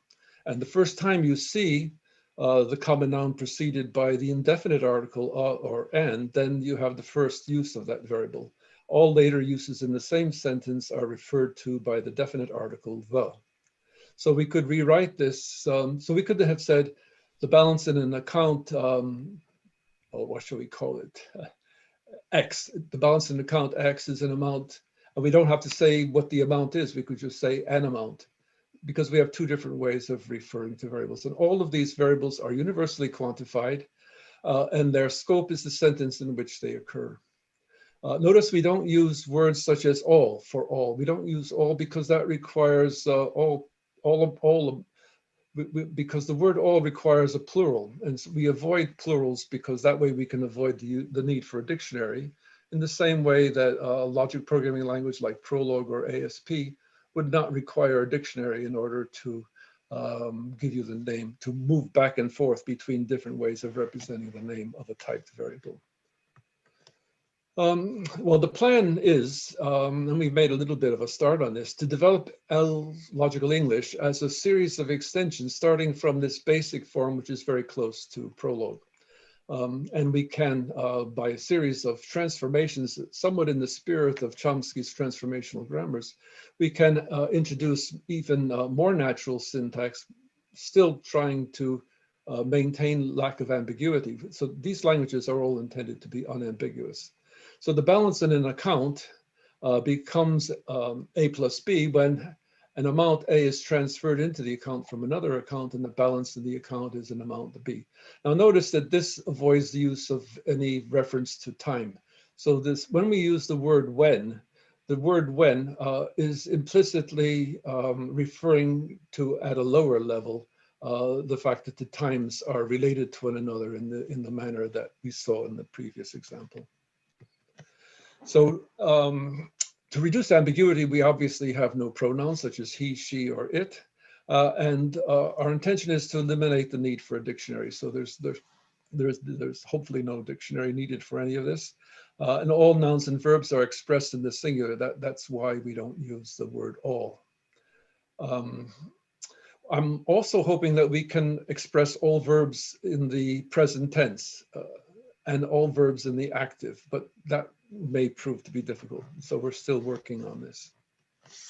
Now, very interesting is the fact that any variable in the conclusion that is not in conditions is existentially quantified with wide scope. What does this mean? Just like in existential data log, for example, if you have a variable in the conclusion of a clause, which is not in the conditions of the clause, then this existentially quantified. For example, an event of a person acquiring citizenship of the land of Oz occurs on a day, and these are all variables and of type. So we have a variable, say, E of type event, a variable for person of type person. So these are all implicit, and when we compile this into a logic programming languages, these variables would become apparent. But notice that when we say an event of a person acquiring citizenship occurs on a day, if the person is born in a place on the day and the place is in the land of Oz, the natural way to read this sentence and the variable an event is existentially quantified. That is to say, it is not all events occur, but rather there exists an event, which is a function of the person, it's a function of the place, of the day, and of the day. Yeah. So basically, that means we have wide scope. We can refer to this person in other sentences. We could say, for example, the person celebrates the event if the person lives in the land of Oz. So the event is now having wider scope than universally quantified variables. And this, of course, is through Scholomization. So the natural way to implement this is to eliminate the existential quantifier through Scholomization, which in turn allows us to refer to that same existentially quantified variables outside of the same sentence. These are technical details, but the interesting point, I think, is that natural language here is a better guide to how to design computer languages than computing theory. I mean, yeah. Anyway, there have been 3 implementations in the last few years. The first one was done about 3 years ago as part of our work on this logical contracts project. And I've had two master's degree students working over the last 2 summers. I'll show you examples taken from these 3 domains now. Somebody may have to monitor my timekeeping. Anyway, this language of logical English is an extension of logic programming in Prolog, implemented in Prolog, but it's actually a sugared syntax for the language LPS, Logical Production Systems, which extends logic programming by introducing reactive rules, which are like condition action rules, but have a logical semantics. They're very, yeah, I'll say more about that later. And we write them in this somewhat different form, a form that's more, yes. You have 1 minute. Someone... Okay. 1 minute. Oh, I was afraid of that. Okay, so I shall. Well, I shall finish and very nicely. Okay, I shall finish this. So basically, logical English is built on top not only of logic programming but also LPS, and it allows us to write sentences such as this, which have been studied in the blockchain world when writing smart contracts. But we could write their conclusions either in the declarative or in the imperative, and the logical semantics is the same. We can also exploit the meta level features of logic programming as you find them in Prolog, so that the same predicate can occur at the object level with the predicate symbol, can also occur at the meta level by means of a function symbol. So this is necessary in order to talk about a transaction and to state as one of the conditions that the transaction has been expressed in a confirmation. We use the event calculus ontology without any frame axioms. And this is an example from a simplified loan agreement. In the logical English form, we basically say that when the event of the end of the day occurs, then a requirement becomes defaulted. If it was almost defaulted, the lender delivers a notice to the borrower saying that you were almost defaulted and the requirement is incurred within 3 days. I've got a little example which I did this morning on the greatest common denominator. I think it's an improvement over Leslie Lamport's representation. It's written in English, it's unambiguous, it's computer executable. I've actually tried running it in an LPS, and what do I get? I get this output with 2 assignments, and the greatest common denominator is returned as an output at the end. I have a paper which is coming out. Please email me if you're interested. This is one of the most boring papers you'll ever read in your life. It's about international swaps and derivatives, and don't tell me you didn't want to know about it, because neither did I. Anyway, we should stop teaching children to think like computers. We should teach computers to think like humans. We should start teaching children logic and writing skills. We should follow the lead of legal scholars and stop using complex language, which is understandable only by technicians, and use plain language understandable by ordinary people. Any more? That's it. Thank you. Thank you very much. We can give some virtual applause, right? Okay, so we'll leave the questions for the panel. So now let's go to the final talk. So I will have to stop your screen sharing, Bob. Sorry about that. Okay. And so the final talk is given by Daniel Heinz. So he's at St. Joseph University, working with Marcello Balducini on a language called Flamingo, Logic Programming Reborn for the Web. So he's going to give a talk on Flamingo, a compiler and runtime for reactive ALM systems. All right, thank you. Can you guys hear me? Yes, I can hear you and see you. And the slide. And can you see the slides as I change them? Yes. Great, great. Okay. Well, thank you guys for having me. A little bit about me. I'm a web developer by trade. I make user interfaces that run in browsers. Most recently, actually, I'm doing something completely different and related somewhat to the previous talk. I'm working on the Tezos blockchain, and specifically to improve their smart contract language, Michelson. So I want to talk about the work we're doing at St. Joe's on Flamingo. So the problem that we're trying to solve is really that programming is very, very difficult, as you guys all know. In the limited experience in industry that I have, it seems like most of our effort is completely wasted. There's so much confusion on, and duplication of effort. And most of the time we spend is just trying to track down different bugs. My hypothesis, and I think this is shared with you guys, is that If we can write declarative logical specifications, this can help us to avoid waste. My further hypothesis is that if we can translate those specifications into efficient programs, that will reduce even more waste because you won't have to duplicate the efforts. So some existing solutions in this line of work are TLA Plus by Leslie Lamport and Alloy. These are both systems that I'm drawing inspiration from. They're wonderful for very hard distributed algorithms, you know, like that have to time different concurrent events and that sort of thing. But for garden variety business logic, like, you know, defining a mortgage or the plenty of other business problems, like it's just too hard. They presuppose deep knowledge of set theory, and the math terms as they show up, they just scare away most web developers who may not have ever taken any computer science courses. So the question is, can we make an easier, albeit weaker language from which we could synthesize efficient programs? So we're working with the language ALM, which was written by Michael Gelfand, he's online, and one of his students, Daniela and Klesen.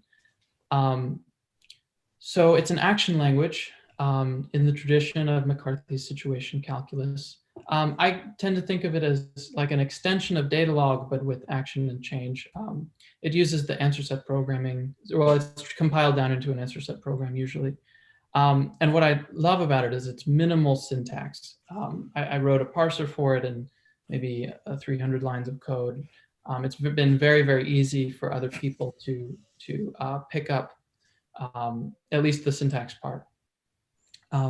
It adds to a traditional action language of this inheritance-based module system, somewhat akin to Java, which is very, very effective for building large and composable systems.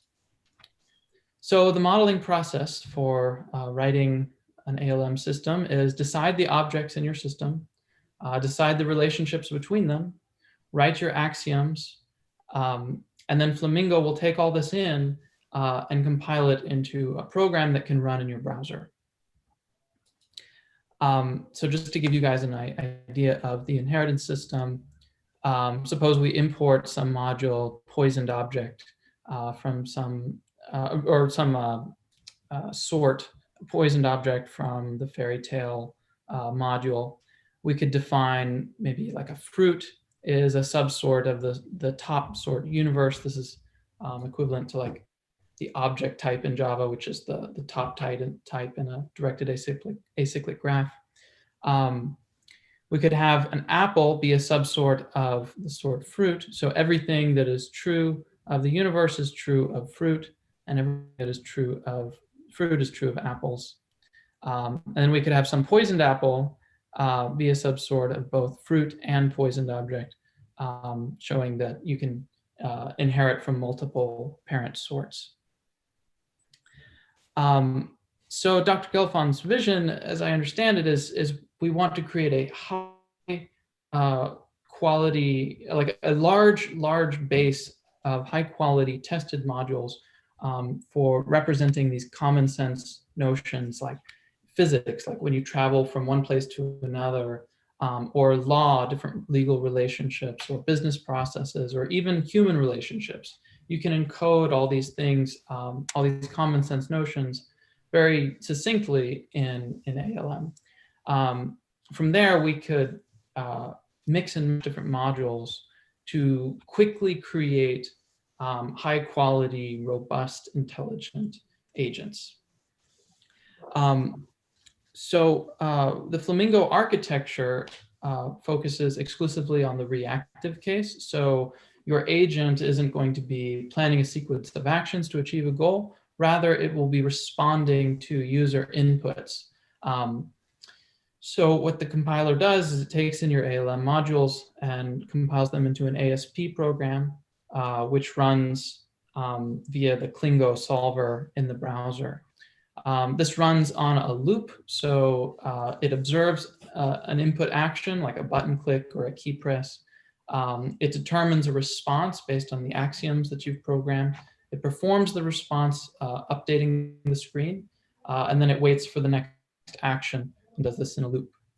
Another feature of Flamingo is that it supports queries, which are very short, horn clause expressions that describe some piece of the total state that you're interested in. So it forms a subscription to this, and it updates some part of your user interface reactively.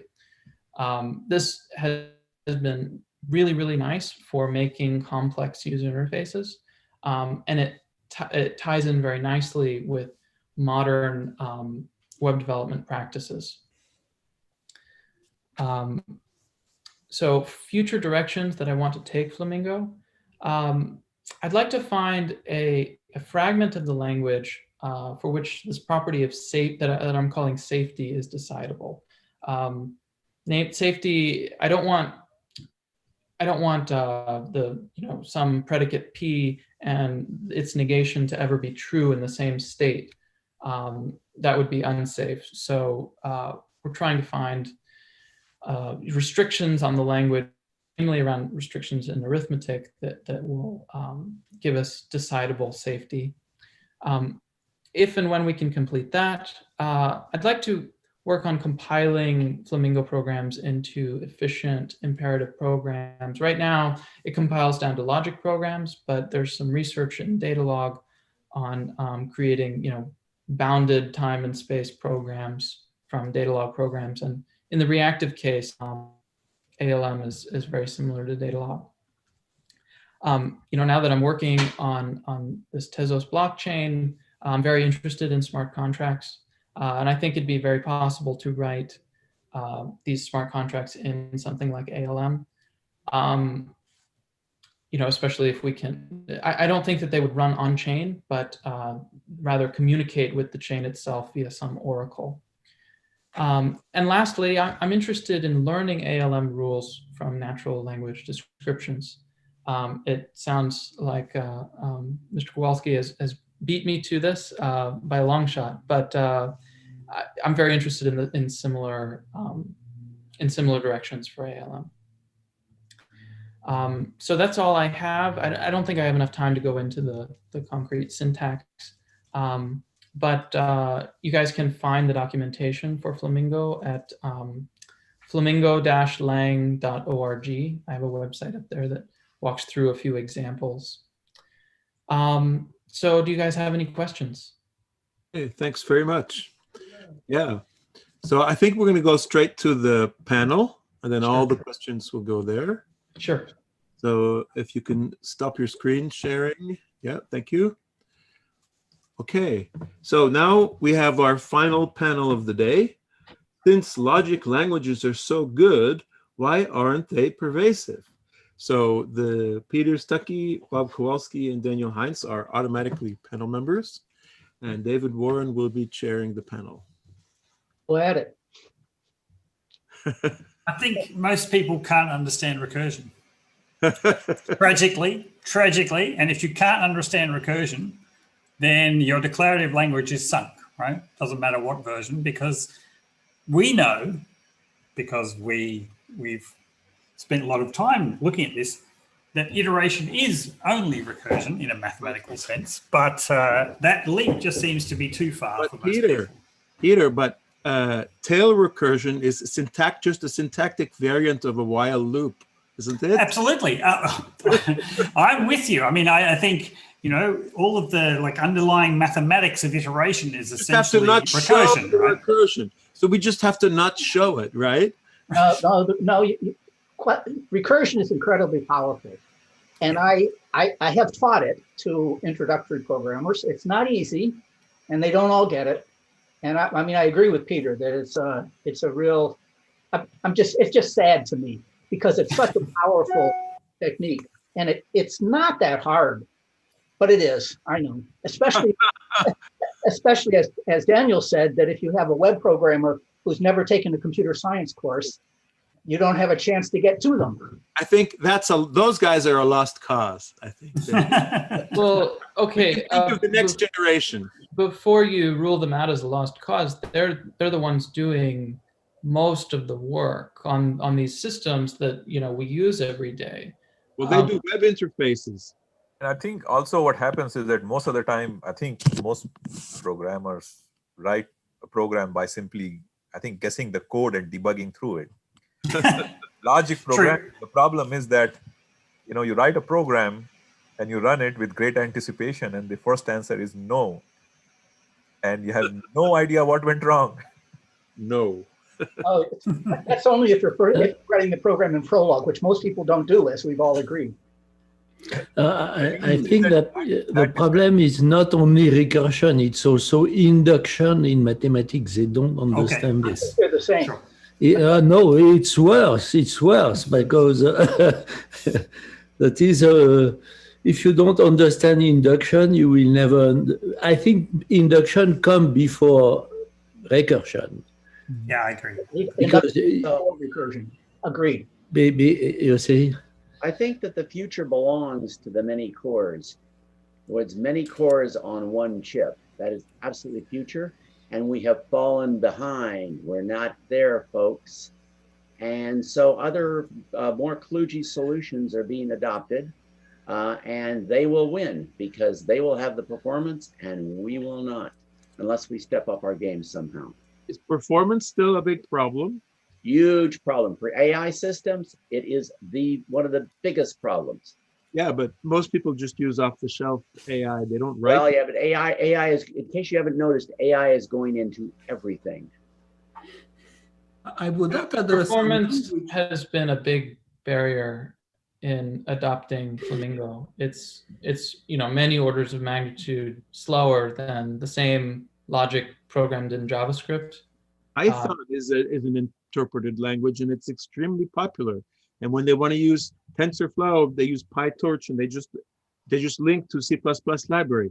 And anyway, performance these days, I mean, I think it's kind of a red herring, isn't it? I don't know. It hasn't improved in a couple of decades on a per core basis. Current Prolog systems are as fast or faster than JavaScript or Python. And it doesn't help or hurt. I mean, it just basically seems like people ignore it completely. Well, there is a question. Which really bugs me after all the work that went into that, right, Peter? I mean, I would say that there is Can I disagree at some point with almost everything everybody has said? Sure. Am I allowed to? Okay, first of all, absolutely. Bob, yes. Go ahead. Bob, okay. So first of all, I completely disagree about recursion because, like Leslie Lamport said, many programs are much more simply expressible, not by using iteration or recursion, but simply by using universal quantifiers.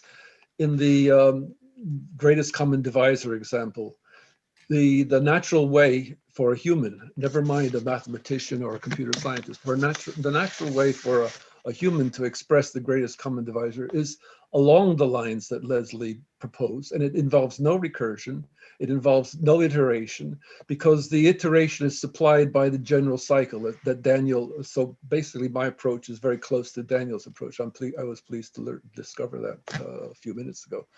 So basically, you don't need to write recursions, you don't need to write iterations, if in fact the engine that you're running these things on supplies them for you, and all you have to do is supply the universal quantifier.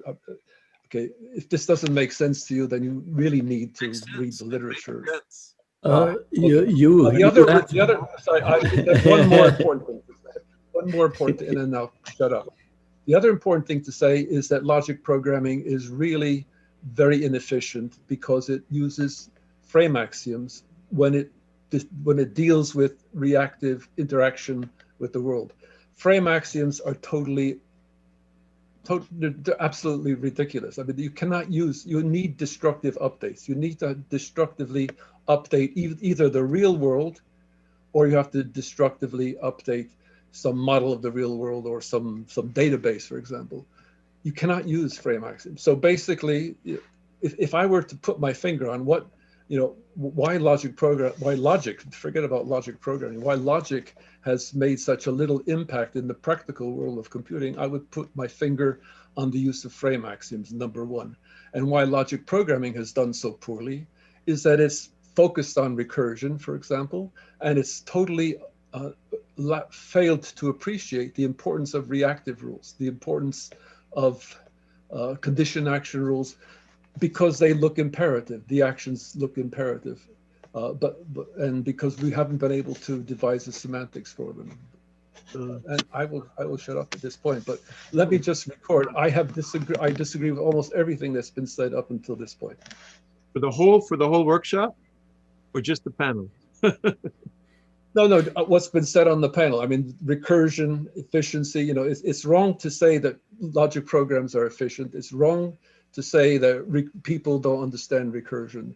Those do not concord with my experience. I mean, limited as it is. Patrick, I would agree with Bob. I think Patrick wanted to say something. Let's try to get a little.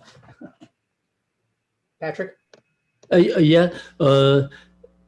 If you compare with languages functional that have more or less the same problem, the fact that the OCaml is imperative, if you want, does not improve much the use of OCaml. I think if Prolog had imperative features, it will states and so on. It will not change the success. I think it's beyond. The success doesn't come from the language. It comes more for a community, hand-waving, social network. You see some kind of fashion, or I don't know why, but I don't have the impression that Prolog is not a big success because it's based on logic. It's for some other reason, in my opinion. No, I don't know which reason. But I can add some. Can I say something, David? I was going to say, I think Paul had priority for over the next one. Did you want to say something, Paul? I would say that I basically agree with Bob's argument here that none of those language constraints are that critical. You know, there are ways to encapsulate recursion, like in functional programming, you have the fold and other operations. And they actually isomorphic with what you would do in a procedural language. There is another thing that's very important. This is how I mimic Prolog in Python, and it's almost one-to-one. There are coroutine mechanisms like the yield operation in Python. With that, you can build generators, including infinite ones. And as soon as you push the language constructs to be comparable with what you have in logic, you actually steal from logic all the good things, and then you express them elsewhere. Oh, I'm sorry. Okay, I'm supposed to call. I think I can only see certain people on my screen. It's only so many. Carl has a question. Carl. Yeah. Right. So I don't always agree with Bob, but in this case, I think he's put his finger on something. This update thing is absolutely critical. That you be able to have an implementation that really can change things, that like things inside itself. Now, where I potentially might disagree with Bob is I think that in these many core systems, this state change must be encapsulated inside actors that can protect the state change in a region of mutual exclusion. Otherwise, you have craziness of threads and locks and the other nonsense that you get with the other programming languages. So you have to encapsulate this state change, and then you can use the many cores. Yeah, absolutely. One of the most loved. Daniel. One of the most loved programming languages, and one of the fastest growing right now. Everyone who uses it adores it. Is the Rust programming language, which uses linear types to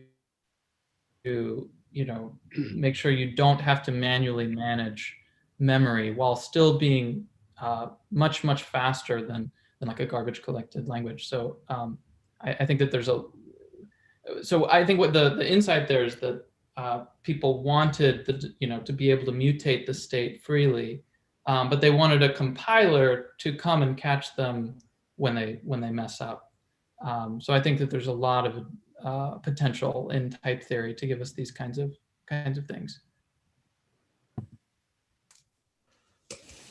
Right. But so if I can make a comment, I think there are certainly niche areas where logic programming and answer set programming, and especially extended with constraints over real, can really have an impact. So one of the things that I'm working on right now is with people at Honeywell who want to model avionics systems and essentially make sure that they satisfy certain properties, they're safe and everything.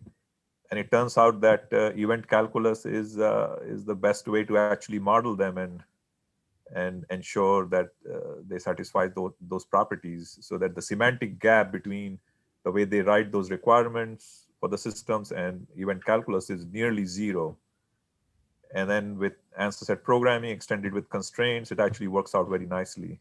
So there are these areas where logic programming can do really well. I just want to say If I can, I just quickly come in on the event? One thing, I just want to say the obvious, which is that if different applications, different kinds of uses of computers can take advantage of our different languages apply for better at different applications. So if we're talking about reactive systems and that's the only kind of program application we're talking about, then one set of arguments applies. If we're talking about other kinds, solving many problems that Mini-Zinc is very good for, which are very useful problems, then reactive system is probably not the way to go. Anyway, so Bob, sorry.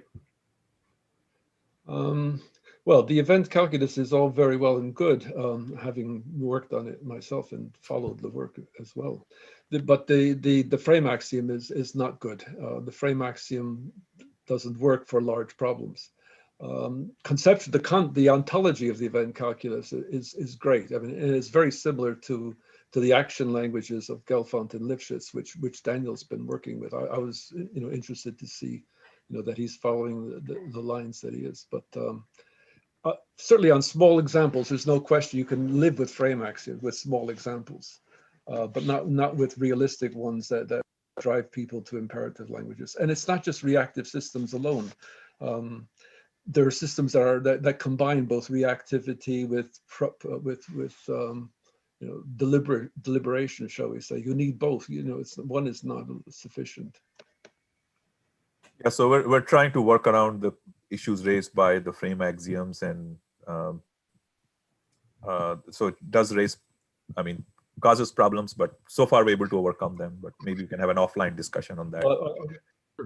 I'd just like to point out transition logic was part of the inspiration behind our work, and it does use destructive updates, and it has a semantics which is close to what we do, and is almost good enough for many of our applications.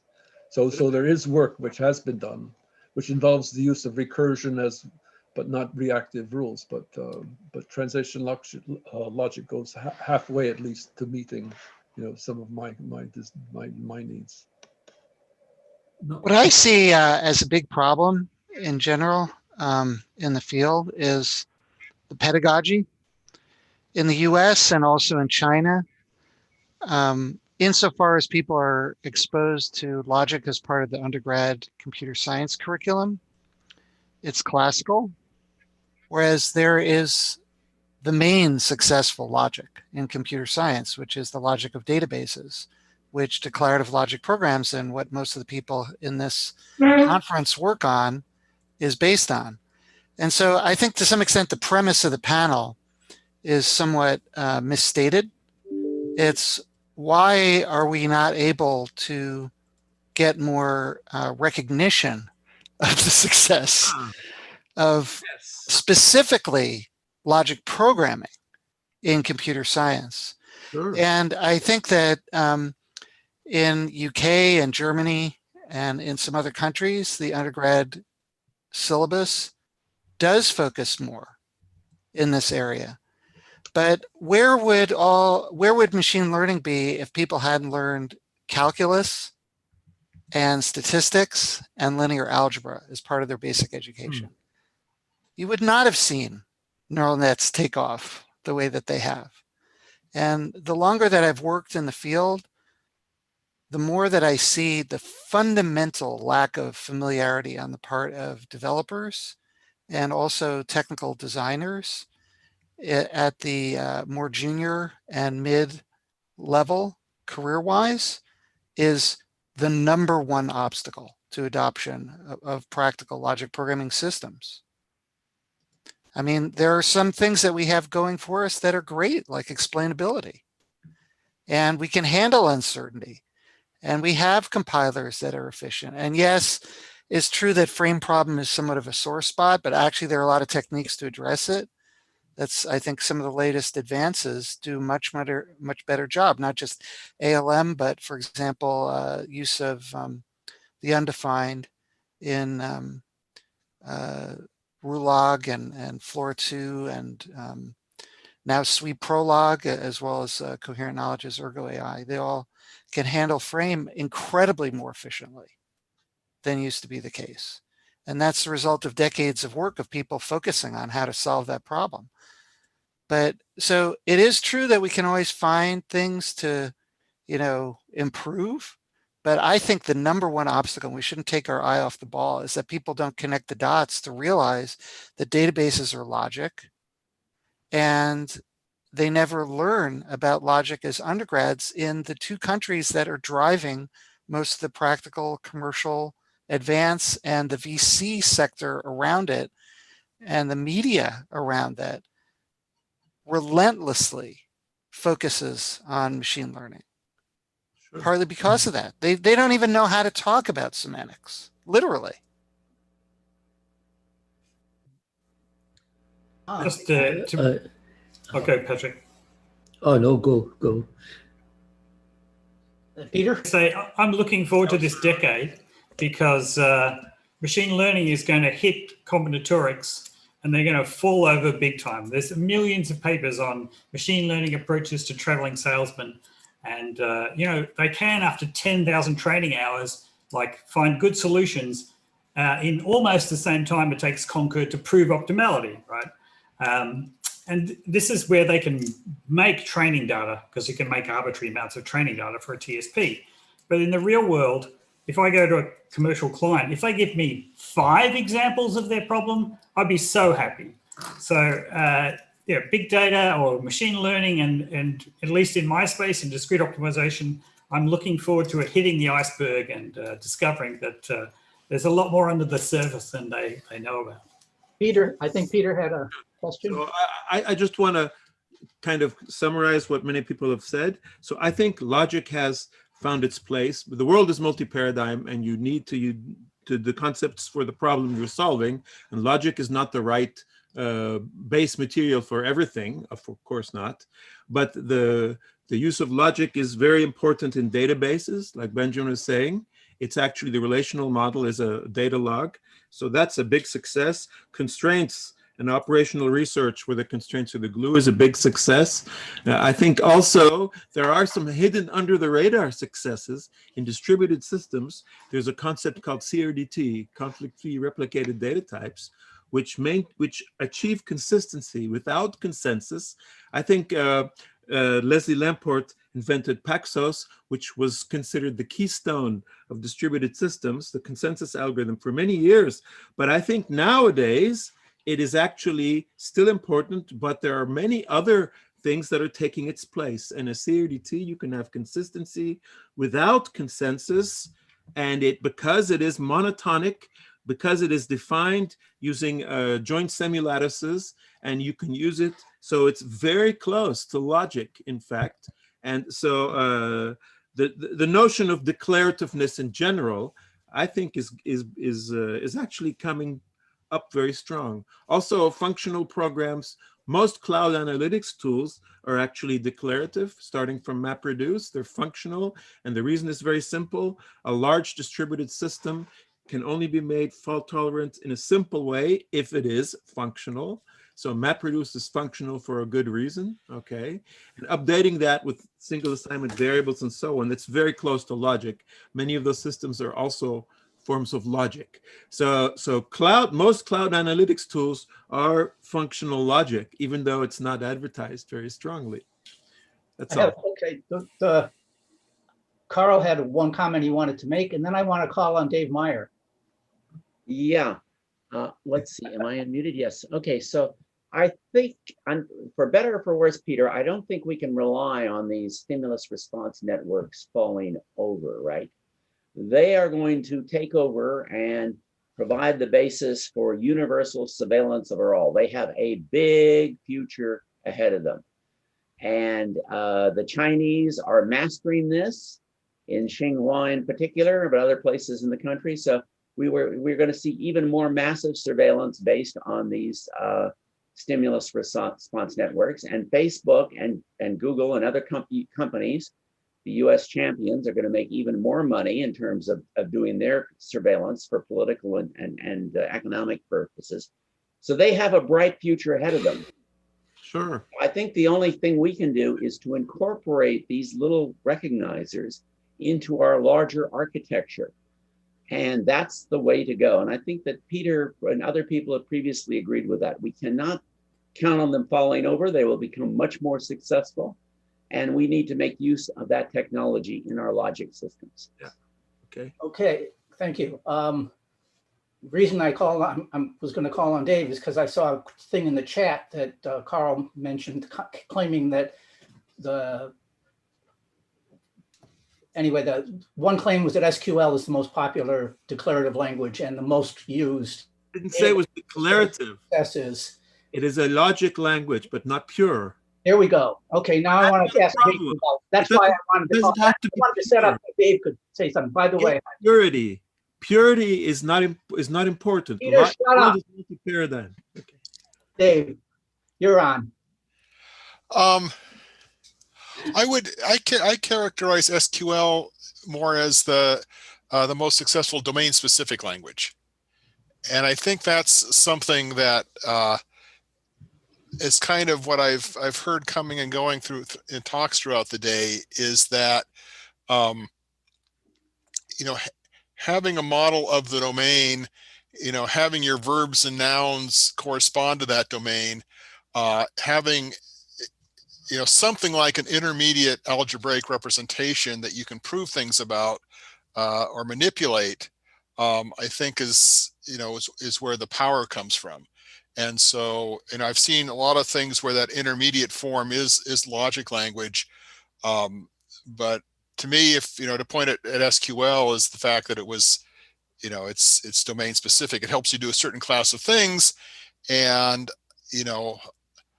I am not going to write an efficient matrix. Well, no, there are efficient matrix multiplies. I'm not going to try to do necessarily, n-body problems using my SQL optimizer. Okay. Okay, we're at the end of the time.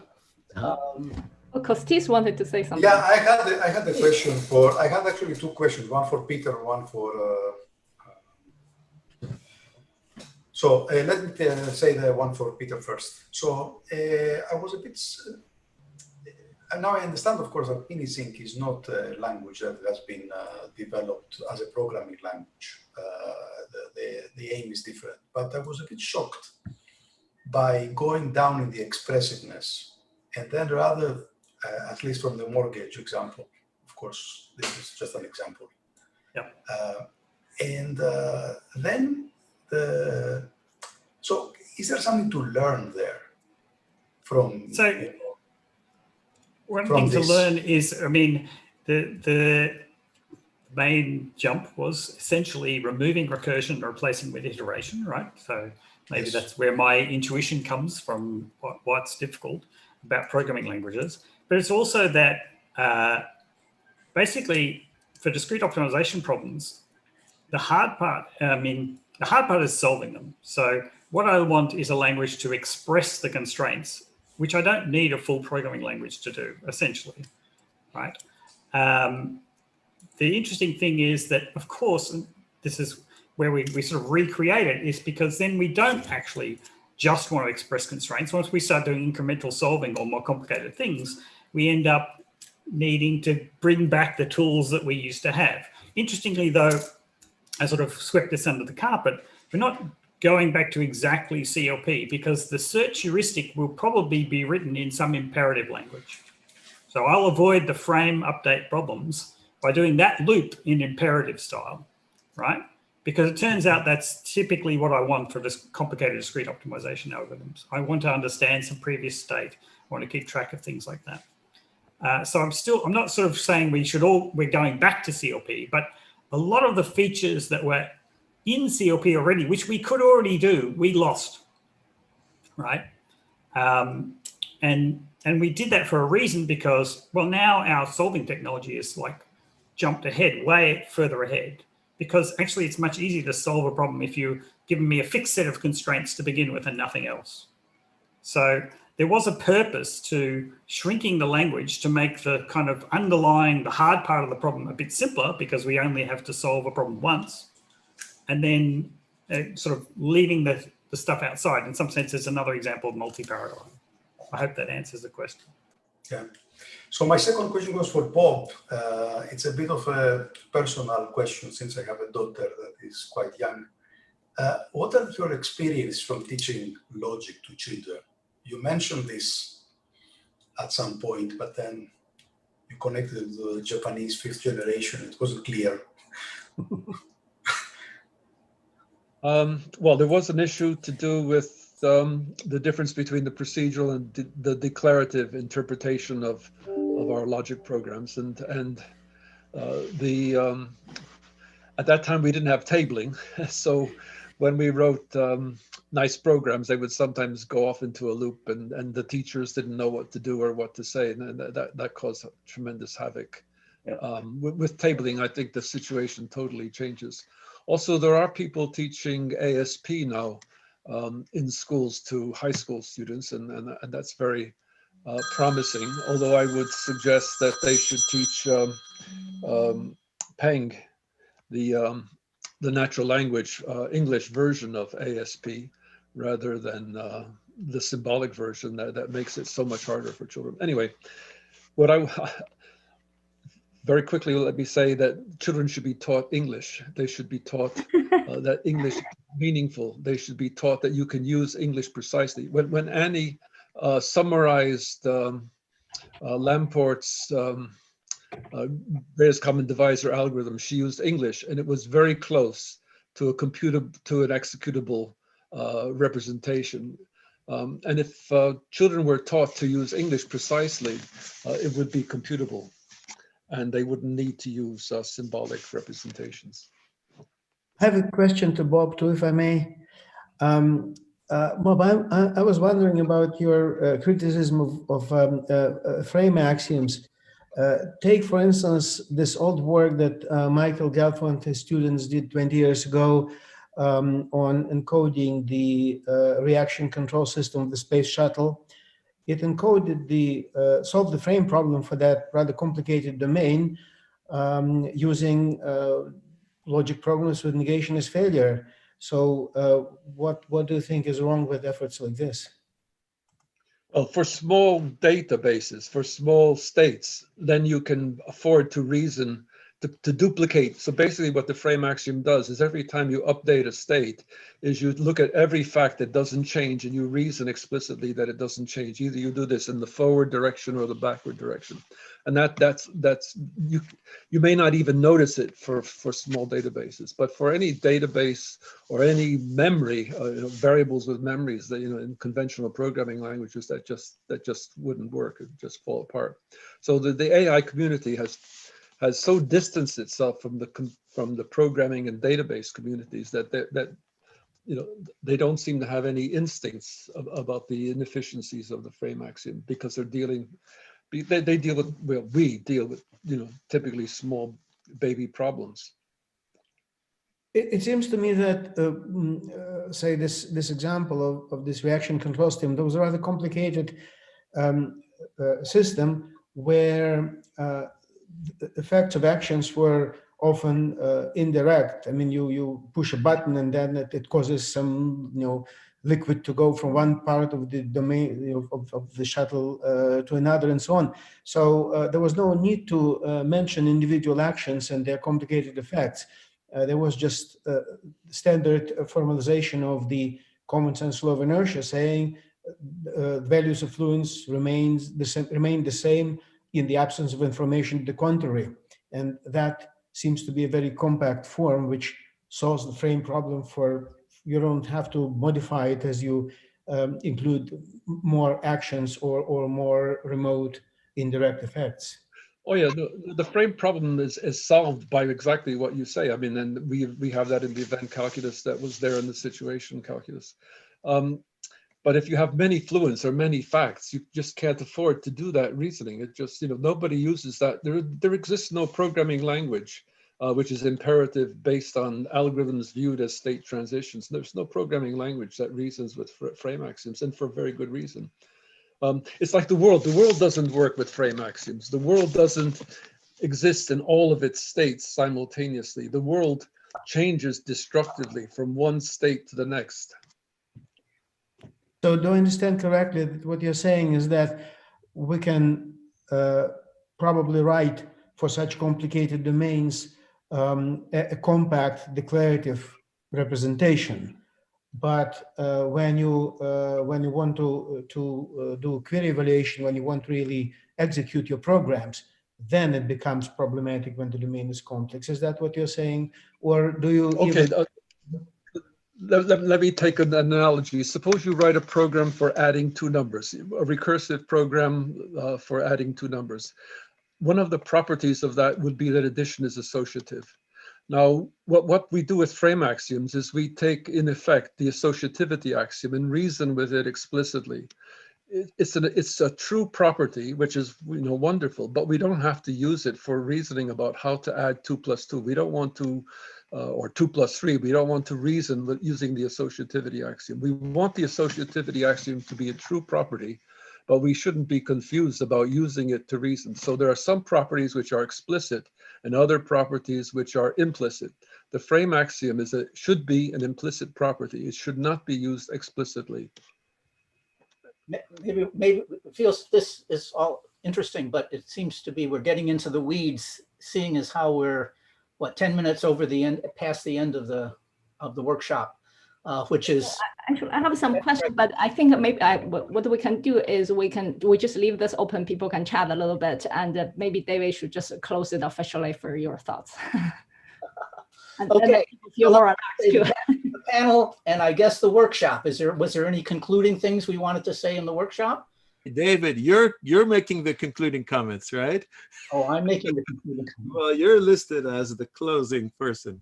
Oh, okay. Please tell us what's your. I had one thought I did want to share. That was my experience. I thought it's too bad that Leslie is now gone. I believe he is, unless he came back. I was a little bit intimidated when he said I had to watch his video before I could come to his talk. And I sort of said, well, okay. But then since I'm an organizer and I had to pay attention to everything, I had to go do it. So I went and did it, and it got me to read all of the papers, which are very, they're all relatively short. So it turned out to be easy to read all of the papers. It didn't take that long. And I did that at the beginning of the week on Monday. And so I had this whole week to think about things. And I found that I was able to I internalized a lot more of the things that people were saying and raised a lot of questions in my mind, which I found very useful. Anyway, so what my insight might be that maybe the next time we do a workshop, we ought to think about doing something along those lines of giving time for people slow people like me to think about something a little bit on our own and then come back. And so my thought was, well, maybe the first day we have talks, and then the second day we have questions and answers. That's good. A 2-day or 1.5 day. And then Annie said, I tried to explain this to Annie briefly in writing it, and I didn't do a very good job. And so Annie interpreted it slightly different, thought I said something differently. And so she had an even better idea. Now, I'm afraid this probably isn't going to work in the virtual world of COVID, but maybe if we ever get back to the human world of actually going places and meeting up personally, we could try it. And that her thought was that there'd be talks on the first day, and then the second day would be excursion, when we could all get together informally and talk about the things that we had read, we had seen. And then the third day would come back and have have the questions and be able to come back to the. We hope that the next year or the next 2 year LPOP will actually be in person again, right? Yeah. We can go to a cafe and over a beer. There we go. Anyway, so that Right? was I really miss that. I do too. Let's hope. Let's hope. Who Anyway, knows? You can I want have you to think about that. You don't have to respond right now. You can think about it for a little while. And maybe in 2 days we can come back and talk about the. Yeah. David, what you're describing is, I think, more succinctly, typically called breakout and reconvene to the plenary. Sounds good. So maybe I want to just thank all the speakers, and including I really wanted to say, actually, we have all these prestigious, famous professors or researchers, and we had really one student here at the end that gave this talk, and every speaker and just give a beautiful talk, and was very impressed. Is Daniel still here? He had to leave, but yeah, he had might to still leave. be here, Okay. but he had to leave. Yeah. So thanks to all the speakers. Yeah, he and- did very well, huh? Yeah. He's a good no, lunch student. I would hire him. Yes, thank you to everybody who participated. I found this a very fascinating, very productive, very interesting, or at least thought-provoking discussions, all of them. So anyway, thank you. I would like to thank everybody for joining and participating as actively as we all did. So good. Are we going to leave this open now to continue this For discussion? organizing it. I have to leave, but thank you guys for organizing it. Thanks a lot for all the effort. I'll see you. Thank Yeah, well, I have to leave. Yeah, I'll see everyone. I'll see everyone at the bar later. There we go. You wish. And many thanks to David for moderating. Yeah. Yeah. Many thanks Thank to you the organizers for for organizing and Organizing. moderating, Yes, and right. I think this was quite interesting. I personally would like to keep talking about the frame stuff with Bob and Vladimir I actually have a and question some of the for other Bob folks. too. I mean, not question. I was really shocked at first when he just formally said no iteration, no recursion.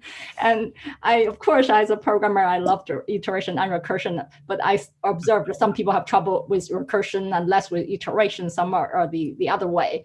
And but with somebody who thought so much about it and said it so clearly, I have to say, indeed, like Leslie's example, right? No recursion, no iteration.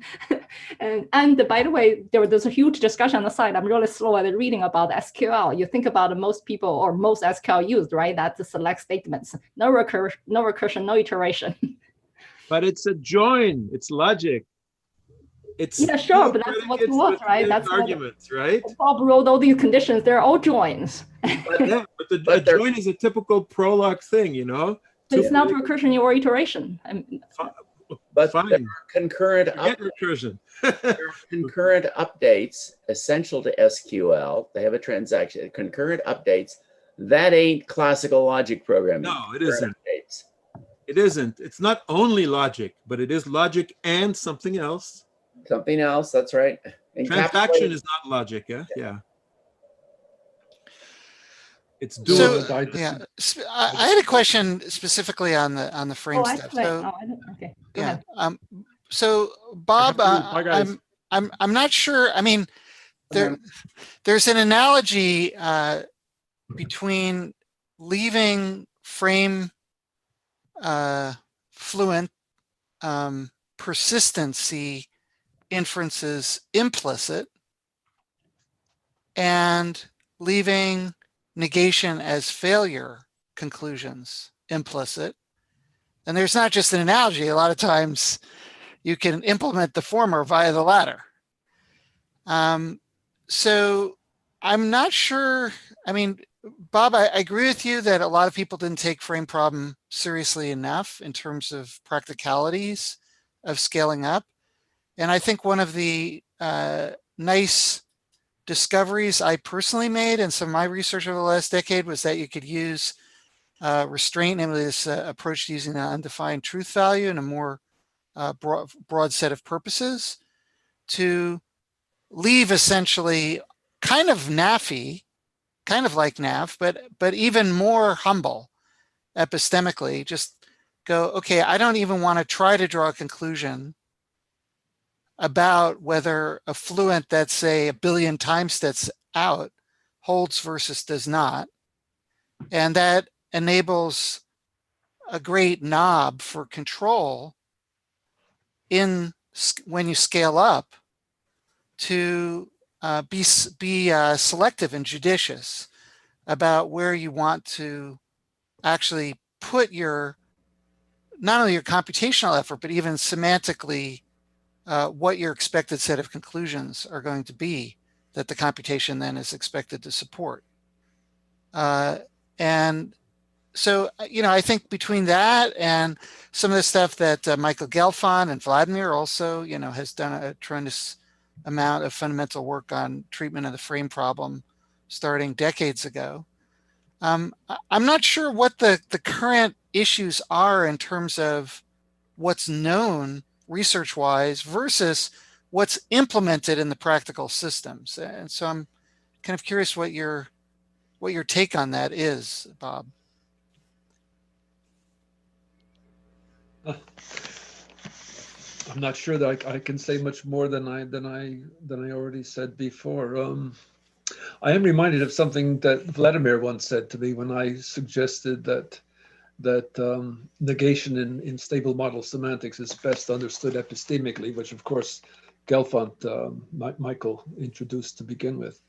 And he said that he thought there were, as I recall, Vladimir, correct me if I'm mistaken, he said that you could look at it in terms of classical negation as much as you could in terms of default epistemic negation. You said that you could view that, so a fluent is false at a particular point of time if it is not true. So even in classical logic, you can define negation being true if the positive atom that is negated is not. You have to introduce modality there to do that. That was Vladimir's approach, is my recollection. So I think that's pretty crucial. It still is epistemic in that sense, because you've got this essentially belief modal in there that you're applying the classical negation to. Well, I mean, that's what I was arguing, and Vladimir didn't convince me at the time, but I have since been convinced in my own work on this language LPS. So in LPS, we like in relational databases, you think of the state of the relational database as a model, and you want to know if something is true. If the fact is in the database, you say it's true. If the fact is not in the database, you say the fact is false.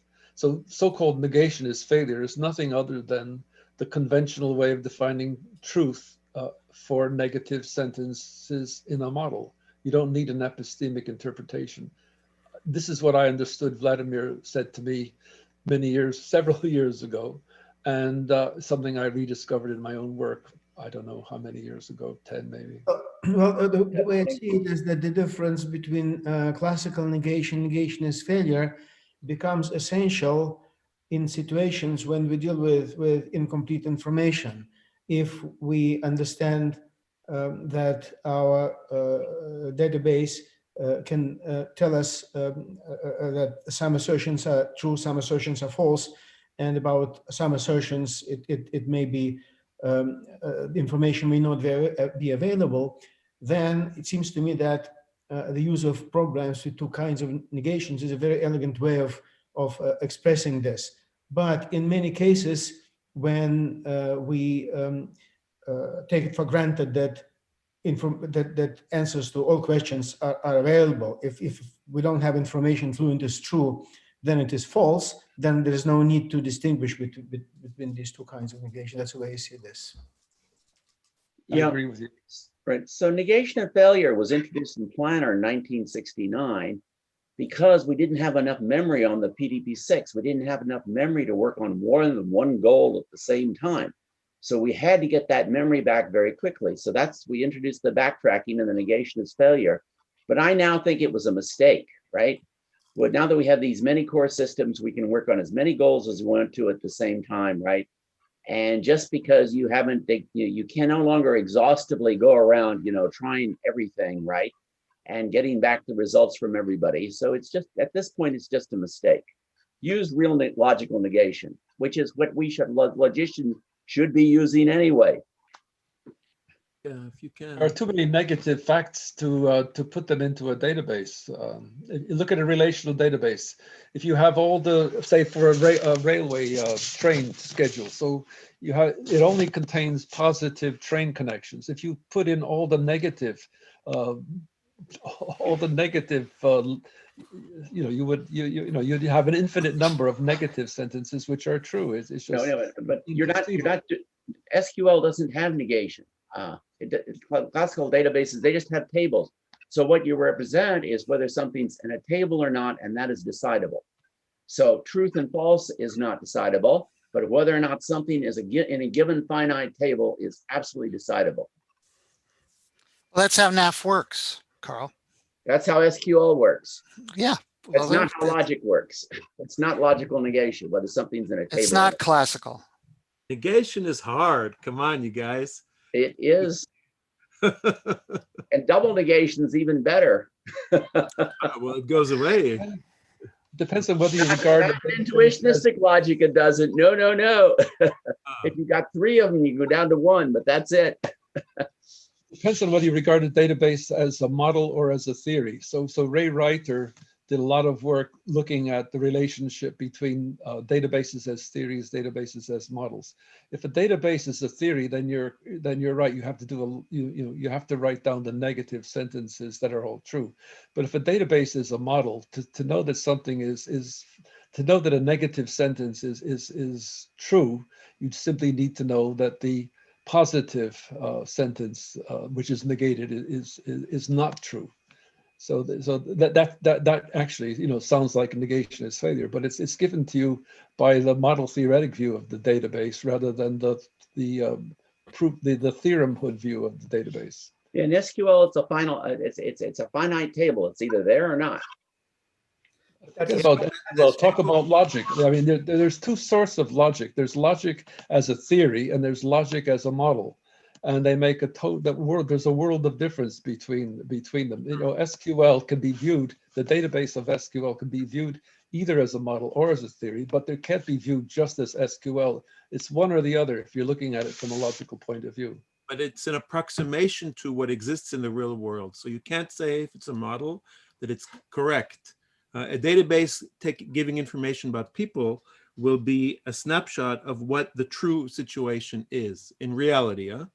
So only in things like a bank account where the money in there, it's actually correct. You can consider it a model.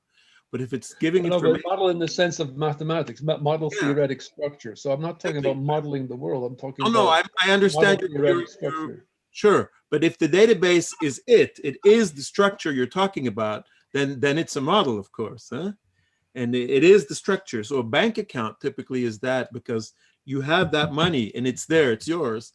But databases that give information about people, like their names and addresses, that's usually not completely correct, because the person's name might have changed and the database is not updated.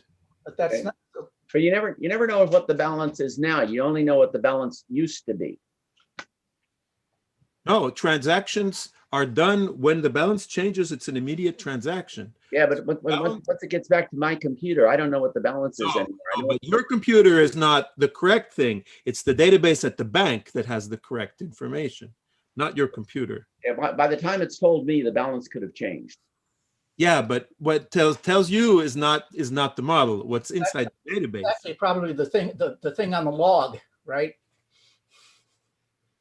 The thing on the log also tells you what the balance used to be. No, it tells you what the balance is. If the system crashes and it's not on the log, you ain't got it. Exactly. The log is the truth. It is the absolute truth. But the log is not on your computer. It's somewhere in the bowels of the bank. This is all irrelevant to the question that you're talking about a whole different problem than Bob was talking about. So, and I mean, you can talk about it, but it's a different problem. Databases are sometimes models and sometimes not. It's a confusion of the word model. No, I've taught logic. I know what a logical model is. Logical sense, as a mathematical structure. A model is a mathematical structure consisting of relations, et cetera, et cetera. Yeah, I know what a model is. true of some formulas. That's what I always learned the model was. If it wasn't true, it was just a structure. But it is this thing that is described by the axioms. No, but the structure, you're saying the structure is a model of an abstraction of the real world. But the database is the, that's a different concept. But if the database is the truth, we're wasting our time here. Okay. No problem. Anyway, it's past my bedtime already. So I would say. Where are you, Roy? I'm in Paris. Okay, great. It's 11:30 at night here. Well, I would say something about how people in natural language handle negation. It was very problematic because when you do embeddings into vectors of sentences, if you put a little not there or not, it kind of doesn't change the proximity of those two vectors in the n-dimensional space. So there is a lot of work in natural language processing about rewriting negative statements by using synonyms, for instance, or antonyms, basically, to actually state positively what they want to state. And by doing that, actually, the distance between vectors becomes reasonable and the embeddings work. So I have seen also in logic programming things like constructive negation and variants of replacing negation as failure with limited, at least, but always possible positive equivalence. And as a programmer, I almost never use negation in Prolog. I know that it doesn't bind variables, so why would I use that? It doesn't give you answers. It just eliminates answers as a constraint. So I'm not particularly interested in using it, and I lived happily without. Not interested in eliminating implicit or I have to wrong? leave. Sorry, I'm going to have to leave, and I want to especially thank Annie and David for organizing this. It's been a great meeting, and I apologize if I've been out of step. So thank you very much, Bob, for all your contributions. Yeah, thank you, Bob. Thank you for coming, and thanks, Peter. Yeah, I think I'm going to have to back out too. I'm a grandparent, and I have a standing Sunday dinner meeting, Zoom with my grandchildren. So no offense to any of you guys, but I have to go too. I have to go to sleep because I have to work tomorrow. So. Oh yes, Monday. Amazing. This is a Sunday. Thanks again, everyone. Yeah. Okay, thank you everyone for a great workshop. It was really good.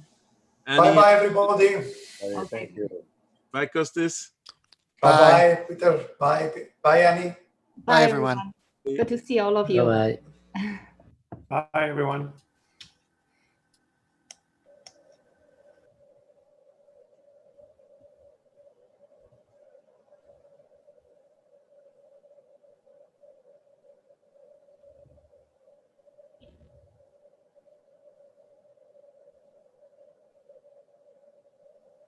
So Annie, what are you working on now?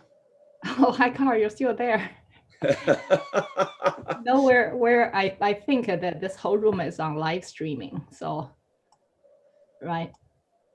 I mean, actually, they were talking about these closed word assumptions, so on. But that's one of the things we talked a little bit. You saw at the LFCS, right? The same logic, I mean, the same language, but you have a completely different meaning depending on what you say as your declaration, what's your underlying assumptions.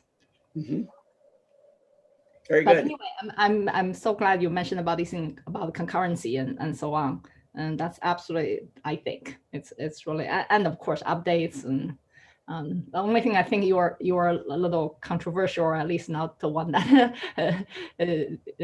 some people agree, and even I feel that was about higher order logic, right? I thought that was really, I mean, sure, it's a great concept, and for some maybe a little use, but you know, hopefully, you know, my kids, I mean, my students have trouble understanding first order logic, so higher order logic will be too hard. Right, the people doing higher order logic have to make it, you know, even more intuitive than first order logic, or they don't have a chance. I mean, that's clearly where they have to go if they're going to have success. But the thing is that as Dedekind realized in 1888, unless you use higher order logic, you don't know what you're talking about. With higher order logic, Dedekind was the first one. His axioms for the natural numbers specified up to isomorphism of just one model. So then we knew what the integers were. Before that, we did not. They're precisely Dedekind precisely specified that, but he had to use higher order logic to do that. There's no other way. You can't do it in first order logic. Well, so actually, while people are talking, even from the very beginning, since the discussion, since actually what's really creative, Lamport has this idea, so we'll have discussion even before any talk. I start to feel what we need is probably something we did the last time, was some kind of a challenge problem, right? So here is a practical problem people need to express, and people have different positions and say, how do you express it? Because talking in abstract. Paxos is a very narrow problem, okay? And people do concurrent systems. Most of the work in concurrent systems is done without Paxos for sure. So if you want to have a problem, you need to have, I think it needs to be more general, a more general kind of thing. Not otherwise you'll just get narrow specialists in a certain branch of a particular branch of distributed systems who want to do this particular thing with absolute consistency, and you'll lose your audience. It'll be too narrow. Okay, well, I really think a lot of these arguments are really, I mean, I think for people like you and many others, they've been thinking all their life. So they have really good insight and make these general arguments. And a lot of them, I think, I'm sure I heard some of these years ago, right? Higher order logic, higher order function. Yes. Anyway, higher functions is more trivial, but anyway, are things I feel, I sort of you take the words until you finally realize yourself. That's right. So maybe the best thing for people like me or newer people didn't know the older things or the not necessarily older, the better things is to have an example. Oh, I think I agree with your idea of an example. I just think Paxos itself is too narrow. Well, Paxos is just one particular algorithm. But it is one of the most important one, right? Especially for elections, and the whole distributed system needs to make agreement. Well, I mean, that's controversial, actually. Oh, really? Why? Because it's very slow and it has a reboot problem. There's a problem with Paxos. It has this reboot. But what do you do when Paxos fails, right? And so we have these various patches that systems use where they have to reboot when Paxos fails. So yeah, it doesn't. So people are moving on to other things now. Well, things do fail, and Paxos handles a lot of those. Right, but it doesn't handle all of them. So now right. what? So in the worst case, you restart the system. But when you have to. People, I mean, at Amazon, when you have to reboot the system once a day, they start getting very worried because they know as the load grows, soon they're going to be rebooting the system every 2 hours. Which algorithm does Amazon use? What? Which algorithm does Amazon use? I mean, no, this doesn't happen that often, right? To reboot every day. I mean, it's probably months or something. Well, unfortunately not. Go talk to the guys at Amazon. Really? Which algorithm do they use? They now roll their own. They have their own ways of doing it too. That has more robustness built into it. So it's not as fragile as Paxos. Well, Paxos, I'm not sure it's like one so specific algorithm, right? It has some aspects, and whatever new ones they build, it will have the same kind of aspects. Of course, Paxos was first written using more about the correctness arguments or whatever logical specification, versus all the algorithm details. So other people filling out the details. What happened at Amazon is they couldn't stand the overhead of all this voting. That was just too much for them. And leadership election, it was just too much for them. So they had to find a faster solution. Interesting. But what is another solution if it's not a leader election? Well, it's proprietary to Amazon, unfortunately. Yeah, but there's no. I mean, I don't know if we discussed this. Probably not when we met. I had a colleague who was retiring. This is many years ago. Yeah. From Stony Brook, and this guy, by the way, I thought he looks younger than me. 2014, actually, he organized the last meeting at Ottawa. So I said, "What are you going to work on?" He said, "Working on these elections." This is in Canada. So what do you do? So, we think, I think, whatever, sound like he has, not just him. The right way for society to run is not to have an election, find one I guess in Canada, I don't know what is it. But anyway, one party or something to lead. You vote on who's that person. That person make all the decisions or whatever that whole government is. You vote on issues. Ah, interesting. Well, So I thought, wow, that was interesting. How come never in my life I thought about it? Well, okay. Well, we do that in California.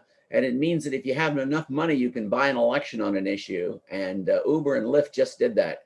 Oh, really? Yep. Oh, I didn't know that. Yeah. But I got excited in blockchain. I wasn't excited at all. I knew those for 10 years at least. But I actually, exactly when it came out, right? 2018. But anyway, I thought I finally, actually, as part of understanding of Paxos, I didn't understand for many years. You sort of understood what's the words, but you didn't understand the intrinsic.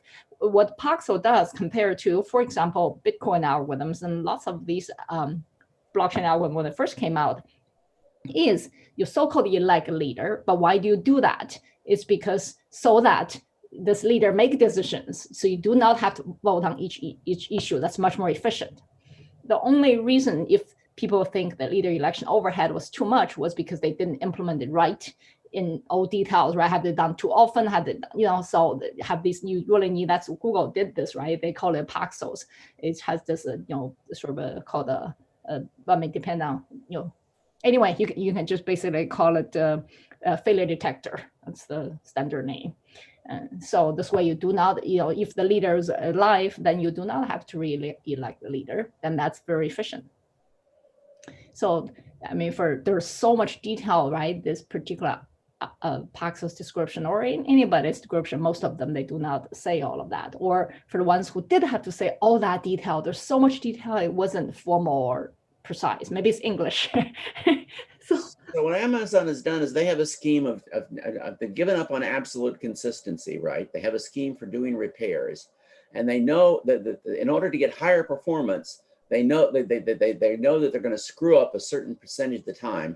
And if you just keep that percentage small enough and you have repair procedures, right, then they think it's better to be responsive, particularly around Christmas time when they're under enormous load.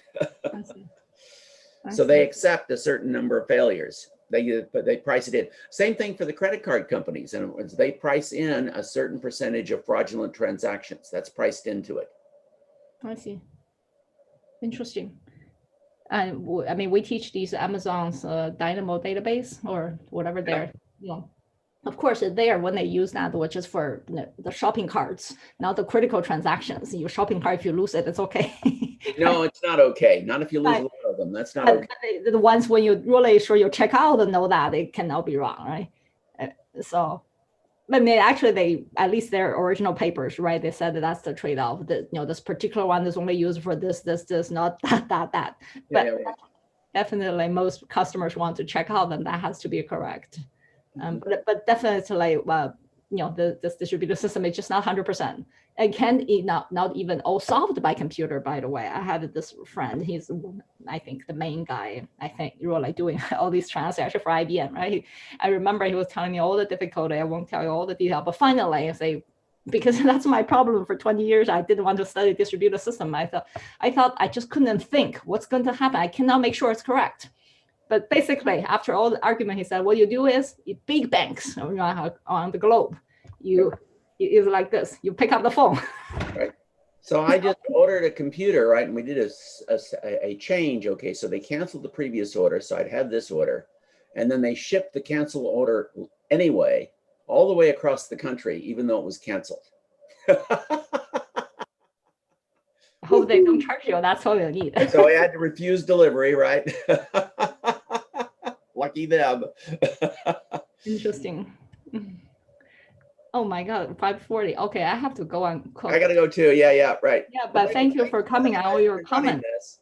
You send all these nice links. If I lost any, I will ask you. Oh yeah. So anyway, if you just go to my blog, all the links are on my blog. You just go to Blogspot, the Google blog, Professor Carl Hewitt, and you can get them all.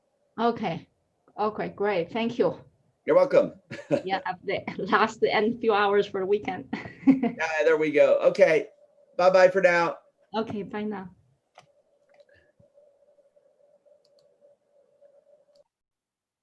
Oh, hi, Matthew. Now it's just you and me. Thank you for all your work. Boy, that was long. I think next time we'll definitely going to run 2 days. Oh, you're muted. I can't hear you.